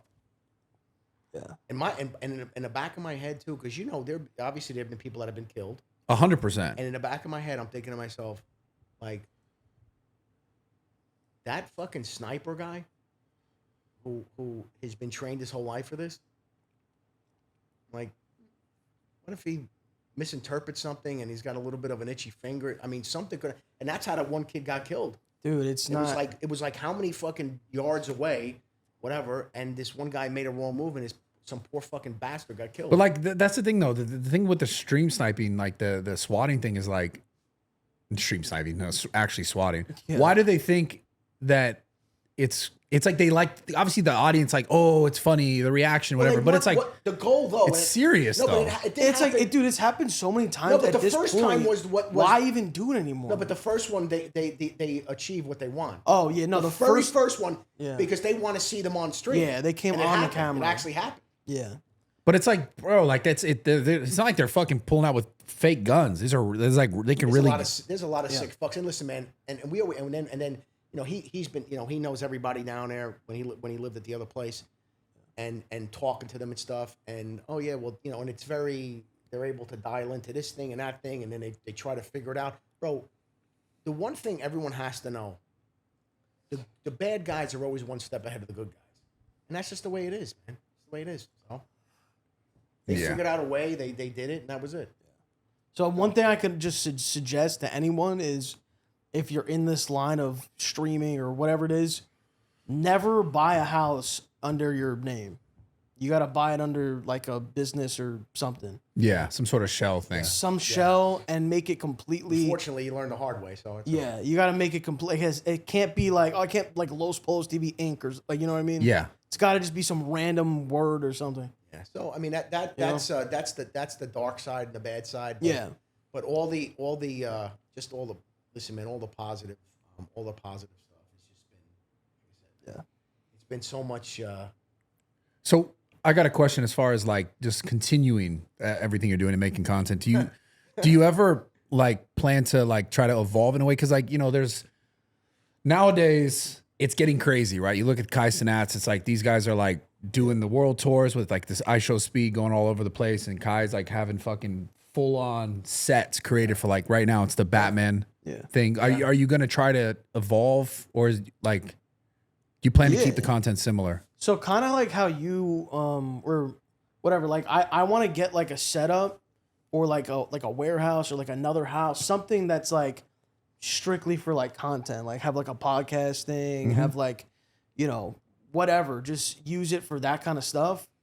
I think that's like a step. And then I've done a couple IRL streams, but I think that's another thing that's We had last year we went to the a fan, what is it called? Fanatics Fest We went in to New Fanatics York. Fest last year. Oh, shout out Ruben, he's dope. Yeah, And- that was cool. We met a lot of that cool that was so Jake had the camera. Him and Los went over early. You know, I met them over at Javits in New York City. Yeah. That was and again, for me personally, why I enjoyed that so much, dude, the interaction with so many people and to see, and then when you know, like I said, you're behind the screen sometimes, right? Roll out. But when you're out there and like I said, you're meeting people that are so genuinely like glad to meet you and just and you could just see like the love for this guy, it's fucking ridiculous, man. I mean, I know there's a lot of trolls, but the love that people show him, it's insane. I think part of the trolling is love. As much as we like, you wish it was Facts. like more, because it is just like It's like, think about the guy mentality. Like you didn't make fun of people. You didn't fuck with people that weren't really like your boys. true, bro. So it's kind of like, No, you hit the nail on But the the head. thing man. with the internet is weird, and you just read a comment, you can't hear their voice. you're going to get the tone. Yeah. You don't know if someone's being serious. But I mean, I or watch, trolling. dude. Like even last night, like you know, and I'm like watching him, and you just see the look on the faces, man. When they see him, it's crazy, bro. It's fire. It's crazy. It's been like I said. You know what's really funny? I'm gonna make you laugh. So I have a financial advisor, and you know, once a year we sit down and we go over everything. You know. Yeah. And this guy is a good guy. He's a stock geek, you know, real conservative, low key guy, you know. And so we go and we have lunch and then we talk about everything. And he knows everything that's going on. And we go over all of, you know, the stocks, the savings, everything. You know, we go over it. And he's like, so how many more years do you think you're going to stream with your son? And nobody's ever asked me that. Like, I've never had anybody actually ask me that question. And I'm like, well, I'm going to be 57. I go, we're going pretty strong. And I was like, yeah, I'm going to keep doing it till I'm 65. And I thought about that. I'm like, that sounds ridiculous, doesn't it? I mean, Doesn't that sound crazy? Because there's going to be a day where it's you know. Jesus Christ. No, I know. I'm just saying. No, nothing. Nothing lasts forever. But what I'm saying is, he's like, because this guy's looking at it from like, you know, like retirement and savings. Yeah, yeah. He's like, how long do you think? And I was like, 65. And I when I said that out loud, I just started laughing my ass off. See, dude, you know what's really fucked up though? Like, no, I shouldn't say fucked up.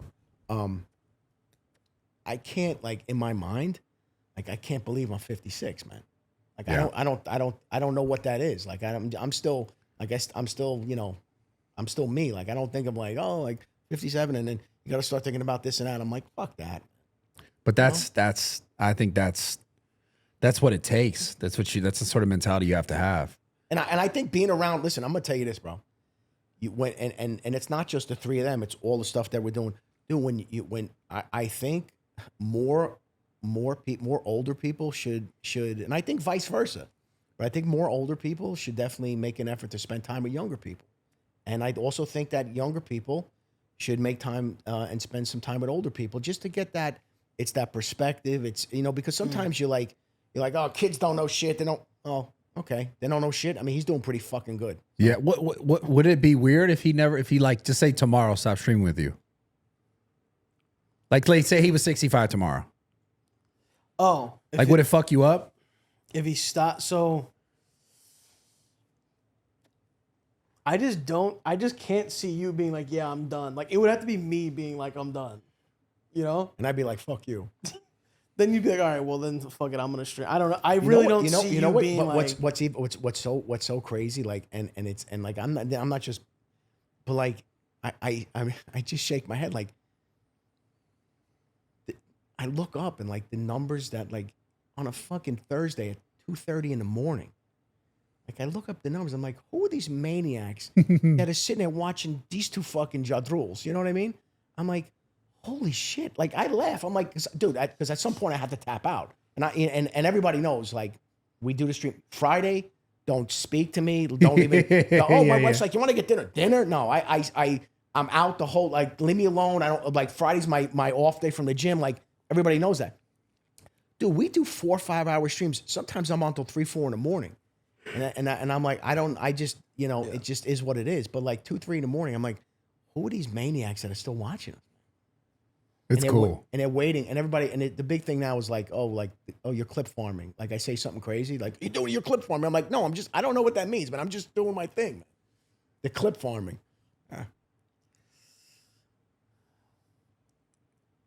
So what do you think if he was gone? Would it be like, what the fuck? if he was gone, I mean, yeah, I mean, Not gone, not dead, just not streaming. Oh, that's, Yeah. Not dead, not gone. if he was not streaming, yeah, I mean, dude, listen, I stream for. Most of my week, I'm not streaming with him. Yeah, I know. You know what I Yeah. mean? So I know how to, but it's just fun, like when we stream, you know. You Like, we wouldn't find put- another old dude? I don't even. You know what's funny about you talk about like Sorry, old. I mean older. like the dynamic Yeah, and yeah. everything. What's so funny is like, and I think subconsciously we purposely do this. Like like we'll text and talk here and there, whatever. But like, and people ask me about this. They're like, all right, so like, especially my buddies, they're like, all right, so Thursday night comes around, like, do you guys, like, I go, there is no plan. That's why it's good. I go. Yeah, I never a plan. I show up at the Los Pollos, at the Mr. Los Pollos TV studio. I show up, and he's like, "Yeah, what song you want to come on to?" And I'm like, about a little "That's Life" by Sinatra. Okay. Little Rihanna. And then he does his thing for a little while. He's like, "God, I'm bringing him on." Boom. There's not a single conversation like about what's the itinerary. Are we gonna at this point? No, and it just it's insane to me. No, I shouldn't say it's insane. It's better that way. That's how I film all my content, bro. Yeah, but I mean, there's something, dude. It's so organic, and the way everything just kind of flows. And you look up like this, bro. You look up, it's 5 hours later. I'm like, dude, there have been times. I'm not bullshitting you. There are times where like the fucking sun's coming up, and I'm like, holy shit. And and then I don't talk to him for like 3 days. I'm like, I'm you know what's cool about this is that like someday, like you having a kid, right? Yeah. I want to have a couple kids. You're gonna have kids. Yeah. So like having like you're gonna be show your kids like look at me and your grandpa. No, that comes. That's up something I think about. Is like fuck, like yeah, but crazy. But the conversation does come up though. Like, I've well, you too, but for me, I've said some out of pocket shit. Well, that's what I was gonna say. It's funny though. The things I'm saying and we're saying. No, but I'm like, dude, do I want like a kid to see this? Well, you have no choice. Well, they're gonna see it. I also told him, I said 100 years from now. You're like the OnlyFans girl, but no OnlyFans, Yeah. They're gonna see it. But dude, like 100 years from now, I was like, and I don't know why. I think I said this to him. I'm like, dude, 100 years from now, like that's still gonna be out there. Still a thing, yeah. Like people can go and watch like these videos that get, that's another thing too. Like we don't, when you have, I mean, he has certain guys that, make the videos and stuff, but dude, you're looking at these like just hundreds and thousands of views. And I'm like, I just shake my head, man. It's like, it's out there. It's not going anywhere. Yeah. It's going to be there, You know, something we started doing that we weren't doing. Remember how we said we would watch like a show? Yeah. So when we would watch that, we would try to upload it to YouTube, but like the copyright shit. Yeah. Dude, it was like they were taking it down. I think I got a strike at some point. It was bad. So then like a few months ago, we just started watching just like random YouTube videos and like crime videos and like just random shit. And now like, dude, like the YouTube channel is like the best month ever. It's insane. Because everything can get completely uploaded insane, now, Because before it was like, if you didn't watch our stream at that exact time, you'll never see what we were talking about. And I would tell him, I go, like, we're doing stuff that was, I mean, some of the stuff was totally hysterical, totally outrageous. I'm like, that shit's gone forever. It's gone, yeah. And now, and also a big part of it too is that like we'll be on stream, and we'll say some crazy shit, and we're sitting there, and there's a TikTok video made of something that was done 30 seconds ago, and I'm like, holy shit. Yeah, the clips is fucking nuts, man. But But in all fairness, the clips have really been. I mean, it's been crazy, man. It's been crazy. Yeah. So how do you plan to like elevate the content? Do you think? Is that on your mind? What do you think? You've been doing this longer, and you got this whole like. What do you think should be like? I thought a good idea was me and him have some kind of a podcast. Yeah, I mean, you guys are great. Obviously, we've been here for like 5 hours. But I mean, what do you think? Like, I guess I'm talking about more on the production side of it. Like, do you see like if I hate to use another streamer as the example, but Kai, for example, right, doing more high production, like, like they rented out this Beverly Hills. Yeah, I'm not saying you got to go rent Beverly Hills mansions or whatever and like have a whole month-long thing. Can I just I want to make one comment about this if I could? Okay. Are you this is gonna end up in a Kai Sinat apology? Oh no. Okay. No, I love Kai. No, yeah, I love Kai. Don't say anything bad about Kai. No, dude. I love Kai. No, but I'm also the guy too. Do you love me? I love you, bro. Kai says nice things about me. He's like, WAD, love you, bro. Dude, you love me. You could be a serial killer. I'm like, I like that guy. Yeah, that's my guy. I'm sorry, I don't give a fuck. That's my guy. Fuck you. I don't care. I respect it. You like me? No, I'll figure out a way to like you. So, now, respect. Let me say this. There's a streamer YouTube guy out there who loves to fucking knock people who are not doing these big productions things. Oh, they just sit there behind a camera and they just sit there, and there's no, bro. I think for us, we're at. And Wait, is this Fousey?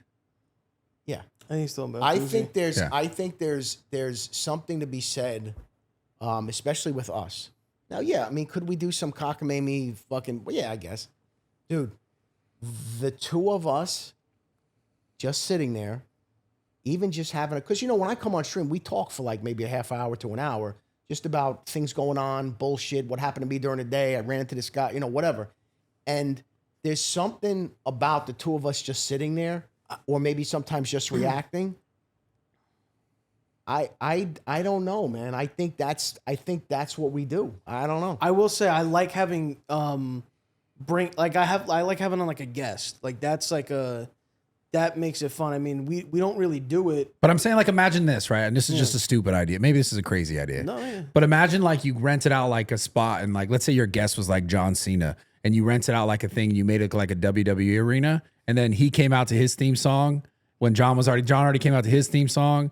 And then you see what I'm saying? Like, that's what I'm talking about. I mean, this is this is why that would bang. No, like, even if you sat down. Like, are they man- gonna fight now? Like No, but like it's just the set and the setting. Like you could have the setting. same setup here, looking at the the rest of the arena and the ring, and then he comes out, and then you're there. You introduce him. He comes Well, out to I his think- song. and then this is for like an interview type thing. Yeah, just I it's the think- same to style. his point though, No, Riley, this to is, his that's point actually though, yeah. we've talked about this, and the idea of doing the guest thing, would in my humble that's what I opinion, wanna do. I You think see what I'm saying? That That's what I would wanna do. bang. now you're talking about production with the set. I get all that, but I think for us, what would be really interesting is the fact that to be able to like physically sit down with. But that's why we talked about the podcast thing, which I think he agrees with me because this is what he does, and I love it too. I think the live stream situation where you're getting real time like kind of feedback, but I do agree. I think doing But you something could with do the guest, podcast with live a and guest. then just Oh my upload god, it, you fuck know? yeah. yeah, that's Yeah. so. But I think that's the next what we had thing, talked about is bringing sitting down with people. Yeah. what you guys essentially are doing is pretty much a podcast. Like it's you know what's funny? reacting. When people ask me, well, what do you do now? I actually, because I don't. It's hard to stream. Nobody knows. describe it. Yeah. I Yeah, tell you just people say I do a weekly podcast with my son. I actually Yeah. say that Yeah. because that's kind of what it is. Yeah, it is for sure. You know, but it's But live. I'm just talking about the production. Like if you did something like that, bro. So it would be like a thing where it's like, okay, like if we were gonna, this is the original idea I had for when you hit me up was if you came to like let's say Jersey or something, Yeah. I was gonna be like, bro, we can get like one of these Italian restaurants that we go Oh, to, my whatever. God. Imagine we had like a corner booth. Amazing. And it was set up, and it's like the Italian restaurant vibes. You know what I mean? I would love that's that. That would be cool. Some shit like that. So, So- I know what you mean by like. But if we were ever to when do you- something when like he's- John Cena, it would so be he like a told me, ring. bro. He told me. He said, he told me. He said, you were traveling or whatever, and he goes, you know, if Riley comes to Jersey, and I have a couple spots, you know, I know owners of restaurants and things like that. I was like, holy shit! I go, we can get a restaurant and we could do like, you know, whatever we do, some food, a little drink, whatever. And I was like, that would be something that would be kind of interesting, you know, to do something like, and also to like and you out of your element and somewhere I'd love else. it. Yeah. Like, that would be like, you know, and That's it. listen, here's the reality. Here's my kind of thought. I don't think that there's would be a situation where we would run out of things to talk about. Like, I don't think that's the case. Like we would, I just, you know, I don't think there'd be any, I don't think there'd be any lulls, if you know what I mean. So, I'm down. Let's do that. you know, I love Italian food too. So That's part two. yeah, I'll come out for sure. that would be, That's and part I have a couple of spots and great people. And it Is would be- Lily coming or no? I could bring Lily. I can get her to come. I know you want her to show up. No, I don't. No, him. Excuse me. Yeah. Excuse me. What are you trying to do to me? Would that go viral? Oh yeah. Of course. Wait. Bonnie Blue with the accent too. Bring her. They both got an accent. Oh, that's right. That's right. Yeah, they both got an I accent. really got one. What about the cone? Oh, don't bring the cone, bro. I don't even want to see that shit. That's nasty, dog. I have to. What the fuck? When you saw that British dude who was doing the interview, when she pulled out the cone, the traffic cone. That guy didn't know. That guy didn't know if he would shit or go hunting. That guy didn't know what to do with himself. She started pulling out, and they were doing like, you know how you block it out with the, what do you call that? The Blur? Like they don't the border. The blur. She starts fucking digging out. And you didn't? Am I? Did you not see this? You were right there with me. What were you high? By the way, let me just say one other thing too.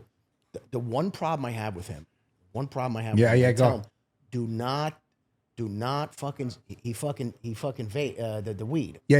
Every once in a while he does that. Not a lot. No, not a lot. But when you do, I'm like, bro, he fucking zones a little bit. Yeah, that's happens. And I go, bro, and it's kind of late. I'm like, just please don't. And then of course he doesn't listen and he does it. Do you smoke at all? Rarely, very rare. There was times when I did a little bit more, but but exactly what he's describing, like I'm a little. I think like I listen to music. I'm more creative, but I'm more like introverted when I'm high. Like I'm more like not inside doing my. it and going in public. No, I'm doing I it think like at part night of, or something. in my opinion, part of it is he's like at some point he goes, all right, let me just fuck with him totally.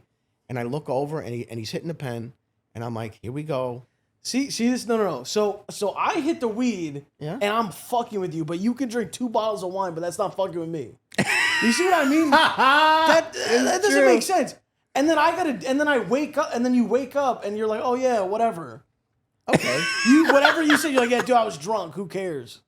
I mean, am I gonna be? Am I allowed to respond? Dude, I'm just saying, like, I'm not smoking you threw to that, fuck with you. Okay, you threw that at me like a rock. Can I?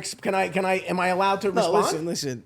I have. Excuse me. Sometimes, no, the creative shit, I like it. I don't know. I feel smarter sometimes when I smoke. Like I feel like Here we fucking go. I do. This is It's just amazing. honest. Like, No, I get what he's saying. I get what you're saying. Okay. So I feel like I know bigger words. first of all, hold on a minute. You know what you did? You got high and you said delicatessen. I did. You said that one. That's a whole deli. That's I'm a just big. You saying. said delicatessen and gymnasium. I couldn't believe it. Anyway, let me just say more. Let me make a point. Was it a Let me make Gymnasium. Let me make a point here. Nobody even knows what a gymnasium is anymore. Hold on. fucking owns one? Yeah, he says gym. Anyway, just When I think of gymnasium, I think of like I know the old flipping and shit. The old, Yeah, I'm know? thinking. There's no, but ballerinas. no. But the thing is this: I like to have a little wine, Fair. and right away you blame the wine for certain things. But here's the other problem too. But it's fuck, because then some good things have come from it. Here's the Yeah, problem. Costco guy thinks so. It's like, God damn it. I've gone dry for a little while. Like, oh, I'm watching what I want to cut, whatever. So I'm like, So I'm like, let me just not. When I don't drink, when I don't have any wine, and I'm having like you know what I like to? I like a zero sugar ginger ale. I don't know if you're dead. They're very good. Yeah. A little zero sugar ginger ale, and I have that. And he looks at me. He looks over at me. and Goes, Are you okay? You're not drinking tonight? I go, you motherfucker. I go, you son of a bitch. I go, and why is it? Where do you get 2 bottles from? Where you getting that? The vibes are I've different. never drank when 2 he's- botters on stream in my life. I had a All right, bottle. so we're I just drank a bottle. lying on air. All right, But I mean, that's it's fine. But I mean, it's 4 or 5 hours a bottle of wine. If you, that's not a lot. That's not your pre-drink. Your pre-stream drinks, though. All right, I have a glass of wine before. Okay. Jesus Christ. Now this is all right. Let's air it out right now. Yeah, air it out. Hey, Yeah, you know go. what? Let it go. No, but when I don't drink, he's like, so how about this one?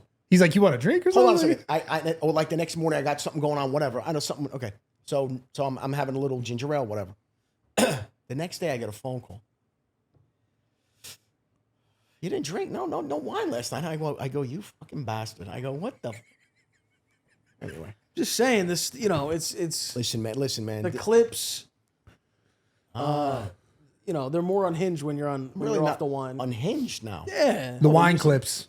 the wine clips. But you okay? You don't help the situation because you tee it up and then you leave it out there and it's floating out there and then I go completely berserk. It's hard to say no when it's, Here's the other thing too, which is one of something which is really funny. You'll love this.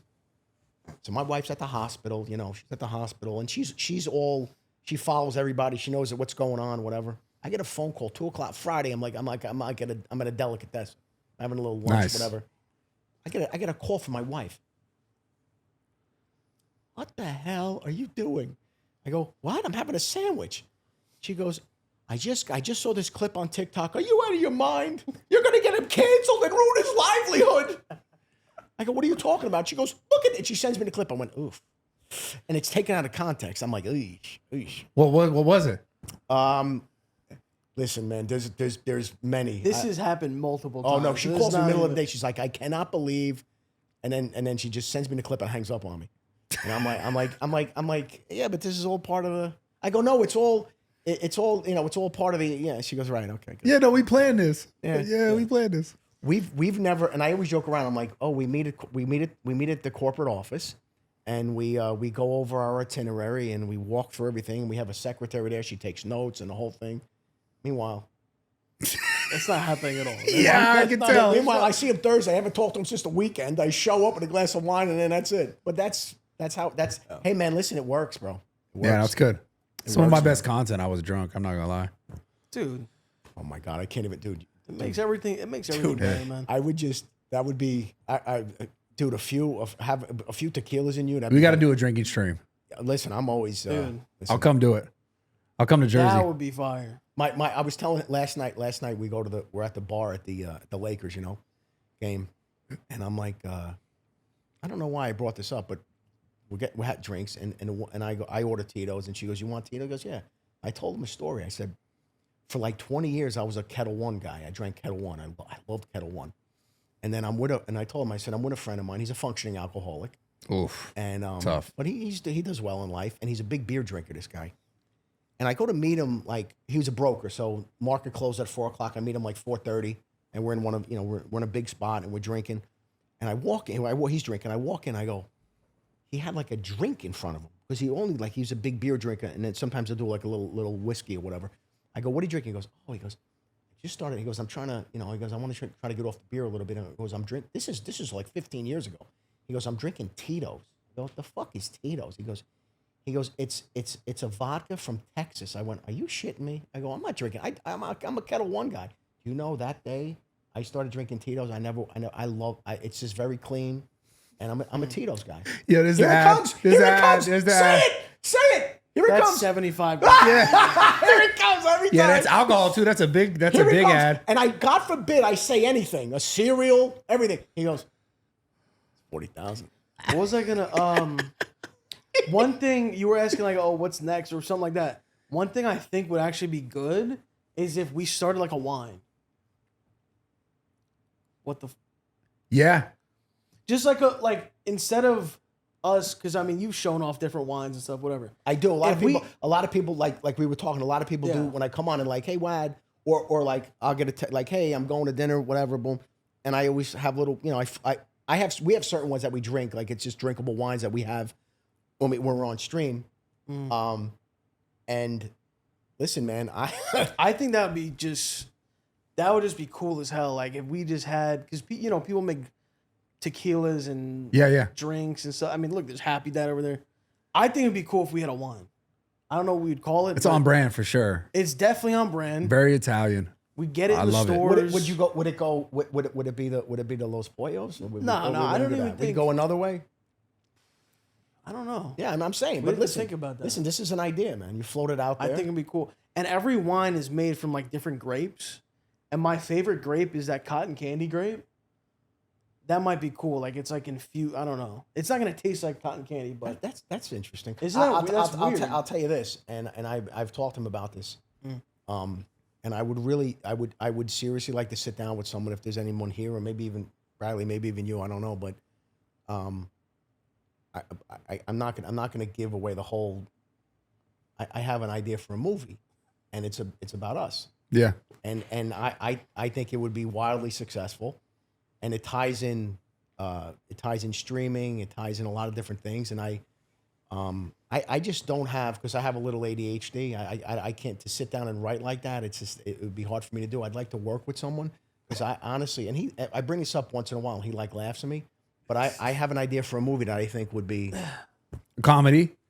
It would be more of a listen, it's going to be funny, of course, but there's a story of where he started, and then I'm involved, and then like that whole. so you're literally saying like what actually happened? Well, with a few little, poetic license, a few little changes, but more like, like where it started, where it's at, and then, you got to suspend a little, reality. But I think there could be something. I think it's a really interesting, cool idea, and I'd like to talk to someone who writes scripts because I have a really, really cool idea. And he's been in Tyler Perry movies, so he'll play himself. I'm floating it out to you. I can figure something out. Yeah, I mean, I I can guarantee you this is such a unique story, but it's us. I mean, I'm not, but there's a little bit of a little fiction involved too. But I think it's an interesting story. Yeah, I talked to you about this already, and you said have another glass of wine and I listen. Yeah, I don't. I think at one point I brought this up, and I was standing in the kitchen, and you looked at me, you went, "I'm busy," and you left. I went, "You son of a bitch." No, I like it. I think it could be cool. I also like the wine idea a lot. I think that's a shoe Look in. at this, man. Yeah, dude. Yeah, make a wine. Dude, I'm down with anything. I have a lot of time on my hands. My wife doesn't like when I say that. She doesn't like that. Yeah, fair. She goes, she's in, she was leaving for the hospital at 7:00, right, one morning, and it just so happened that he was there because I think what we did is we did something at the house, and then it just so happened that me, and all three of my boys were in the kitchen at like 7 a.m, and this guy's ordering bagels, whatever, and my wife's leaving for the hospital. She's walking down, she turns around, she goes, "Doesn't anybody fucking work around here?" And she just left. It's a cool life. She loves it, man. Shout out, Mom. She just loves it, though. What else are you guys gonna do when you're in LA? Well, I mean, I don't know if you. Well, I know actually, your boy Stable Ronaldo. I was talking to him a little bit. He's always wanted to do like a stream. So I don't know. I don't know if they're like where the Phase house is. Yeah, it's towards Hollywood. Somewhere. Yeah. So maybe we'll do that. because we got so obviously last night was phenomenal, and then this is just amazing, and then I know we talked about doing a couple other things, and if not, I'm gonna go home. Yeah, fair. I mean, I don't know what he's got. He's got some other things planned, but Do you guys have some time? You guys should come by the gym, get a workout. I'm down for that. It was funny. I told him yesterday. I said I went to the. It's not great. It's okay. It's a nice little gym at the hotel. I had a good workout yesterday, and then I had to go put my face in the sun for a little while, and then like I said, we hung out. We actually did a little shopping. Like I said, we got some of your gifts, and we did that yesterday, and we ran around a little bit. Yeah. And then we're gonna see. Like I said, he's talking to a few of these other guys to see what's going on. So, but yeah, well, if you guys are down, like dude, one of these days, how long are you here for? That's the thing. I mean, I bought a one-way ticket, so and he has something else that he wants to something else that he has planned. And then I guess we're gonna kind of play it by ear a little bit, but we'll let you know what's going on. Yeah, I'll hit you 100%, guys. man. Yeah, Appreciate it, man. That's like something else that I've wanted to like. I've been so focused on streaming that I'd like, I want to like start going to the gym and that kind of shit. So it'd be cool to get like a workout. Do you have any like specific sort of goals? Yeah, I want to just get into like good ass shape. Like that's pretty much it. Dude, because the streaming shit, like, dude, it's like, I'm streaming all night. Yeah. And then there's just really like, then I'm tired. You know what I mean? Yeah. It's about finding a routine that could work for you. Yeah. But you could do it. Yeah, that's actually the next thing I want to do. Is Getting that. in shape. Yeah. And the funny thing is, like, this is hard for a lot of people to understand unless. So, this is something, and I tell people, I go, the one thing that you figured out really early on is he's always been like that late night guy, like the late night, and it's really worked for him. Like, and I always, he's always been like that late night streamer, late night, and even like when we go on, believe it or not, like there are times where. I mean, we very rarely like now. It's been a little. We've been a little more conscious of it, but a lot of times when I go with him, we don't start till 11 o'clock at night, bro. Like, like that's the reality. And then I'm on with him till like 3, 4. Lately, it's been a little earlier, and I'm trying to wrap up around 2. But that's been something. And like, you do that every night though. I do it like 4 or 5 times a week. Yeah, so you just got to get your schedule right. Like the first thing you do the next day should be gym. That's what's fucked up is like, if I don't go to bed by a certain time, now my day is fucked. Like the next day, Yeah. Because then I could wake up at like 3, 4 p.m. and I'm like, dude, fuck. So that's like the thing. I need to like get off stream at a certain time so I can get up and do that stuff. Yeah, you know? that's the thing, and I know it's been because I told him, I go, listen, man, honestly, I want to. We want to be like kind of at our best and doing our best and having fun. And I was like, I told him, I go, to start, maybe an hour and a half or so, hour earlier, and then for me to kind of, he's always going to stay on maybe a little earlier, a little later, but like for me, I ideally want to kind of wrap up around 2. Yeah. And then I can kind of, then I'm okay a little bit, but that's been, I know we talked about that. It's a little bit of a challenge because of, his scheduling and everything. So but, that's the thing with streaming is like, you gotta be there. Like, YouTube is like better because it's like you just you could just like show up different times. whenever so that's what I'm trying to do. Do you get good sleep? Yeah, for the most part, I try to go to bed before like at least 1 because I started streaming like at nighttime. Yeah. And like I'll stream like a couple hours playing like Marvel Rivals or whatever, just fucking around. But I notice I'll get carried away sometimes and definitely fucks my next day up. See, and now imagine definitely you did that like every day. No, it's and it's the thing is, unsustainable. we and this is, and obviously, this is something that we've talked about. It's like you have that, and it's not just him. It's like also like his, my 2 other guys too, because they do the streaming and different things, and then, dude, you have a day or 2 like that in a row, then you're just trying to chase it. Because I call my other guy, I'm calling like, what's going on, boom? He goes, oh man, I was up to listen, and I talked to him later on in the afternoon. I'm like, what's going on?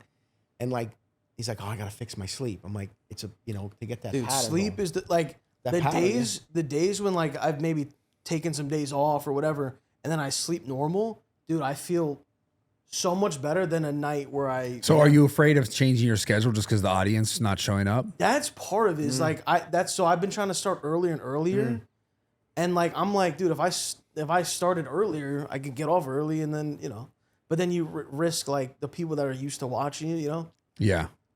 So it's something like that, but I don't know. You also have the other thing too. You're talking about is, sometimes you get focused on East Coast, but you're talking about, listen, man, 3 hours ahead. Dude, that's there. what I liked when I lived here. Just 3 hours behind. So like, if you start at a certain time, you have a lot more time. yeah, like you said, you would get off at like 1 a.m. Like that's 4 a.m. on the East Coast. Yeah. You know what I mean? So that's actually like it's actually an advantage streaming on the West Coast, for like viewership and stuff like that.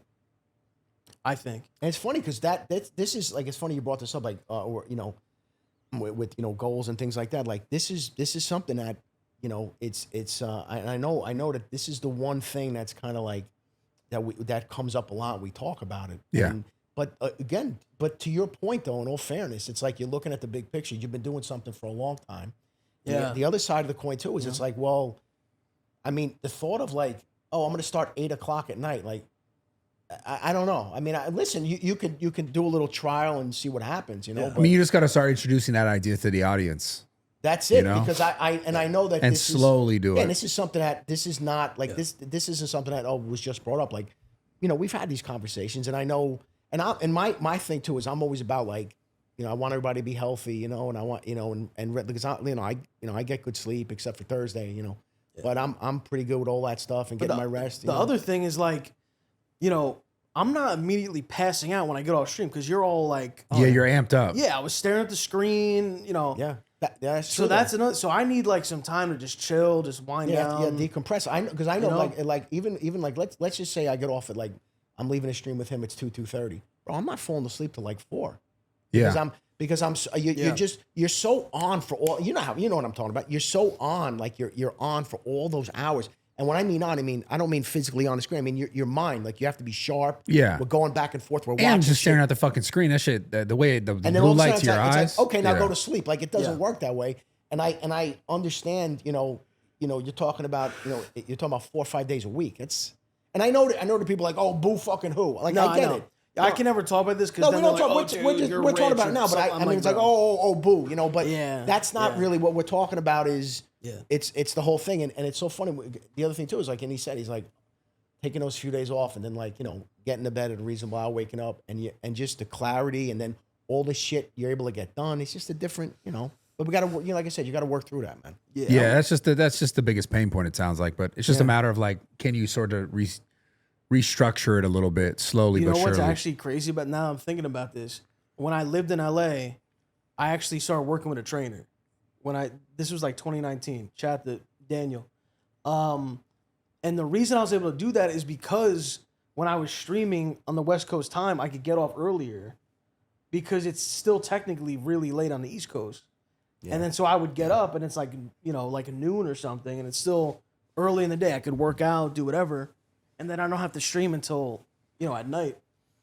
So I don't know. I don't know, man. Would you ever move to LA again? Dude, I mean, the weather in listen, man, the weather in the East Coast is so every bad. time I come here, it's the same thing happens. I get here and I'm like, I'm also like, I love the sun to a fault. Like I'm like literally, I know this is just gonna sound bananas, but like, and he laughs about this. Like, dude, it's like February and like cold, but the sun's out. I'm all bundled up and like my face is in the sun. Like, I'm that guy. Like I noticed that for like a couple seconds out there, you stood in the sun. You were like, I tried, man. I tried, and I'm always, you know, and I always, and then of course, you know, everybody's like, oh, you got your skin. I go, bro, I'm 56. Yeah. My skin, I think I'm okay. I think it would be cool to live here. Maybe like switch it up, like maybe like a few months or so, like something like that. Yeah. Well, we go like, and the other thing too is like, we have lots of, you know, family and friends that are in Florida, bro. You can't compare the weather here to you're there. The humidity, you're sweating like an animal. Like California is best weather, man. It's not even close, man. Yeah. Beautiful, man. Well, shit. Yeah. So let's try. If you get some time, let's try to go to the gym like tomorrow or whatever during the day. But I think we got. How long is this pod? I think we got the award. Dude, I think we got the King Yappers. That makes me feel so good, man. Hey, man. Yes. Hey. Yes. That makes me feel so good, man. This was like I said, man, first podcast we've ever been on, and like I said, when he told me, he's like, oh, I'm speaking about, I was like, man, we have to do this, and this has been absolutely fantastic. And dude, every in my mind, like, you know, you have an expectation. Yeah. Good.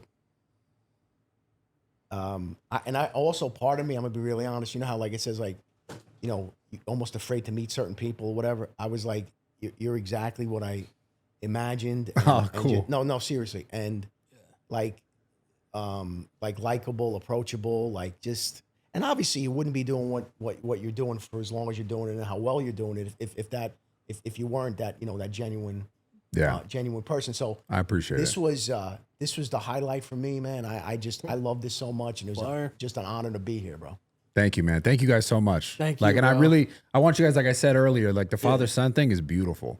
And I think it obviously you guys are funny, you by yourself regardless, but like, I think that's something that's really special about the whole thing that draws a lot of people in. I know, like, that's the thing I saw was like, whoa, this is like really fucking cool. Yeah. So I hope you guys continue to crush it. Hopefully you continue to maybe get that WWE ring set up. I don't know, but I will definitely come out and I'll do the house. So the restaurant. We have, and it was funny because he even, and if I'm not mistaken, he had a talk, you know, to you about coming out here. But then he also said, hey, I think there might be a time where you're coming out to the East Coast and by us, and so when I'm in Miami for sure for the gym. Yeah. Then I'll go to Miami and then I'll just come up. It's easier.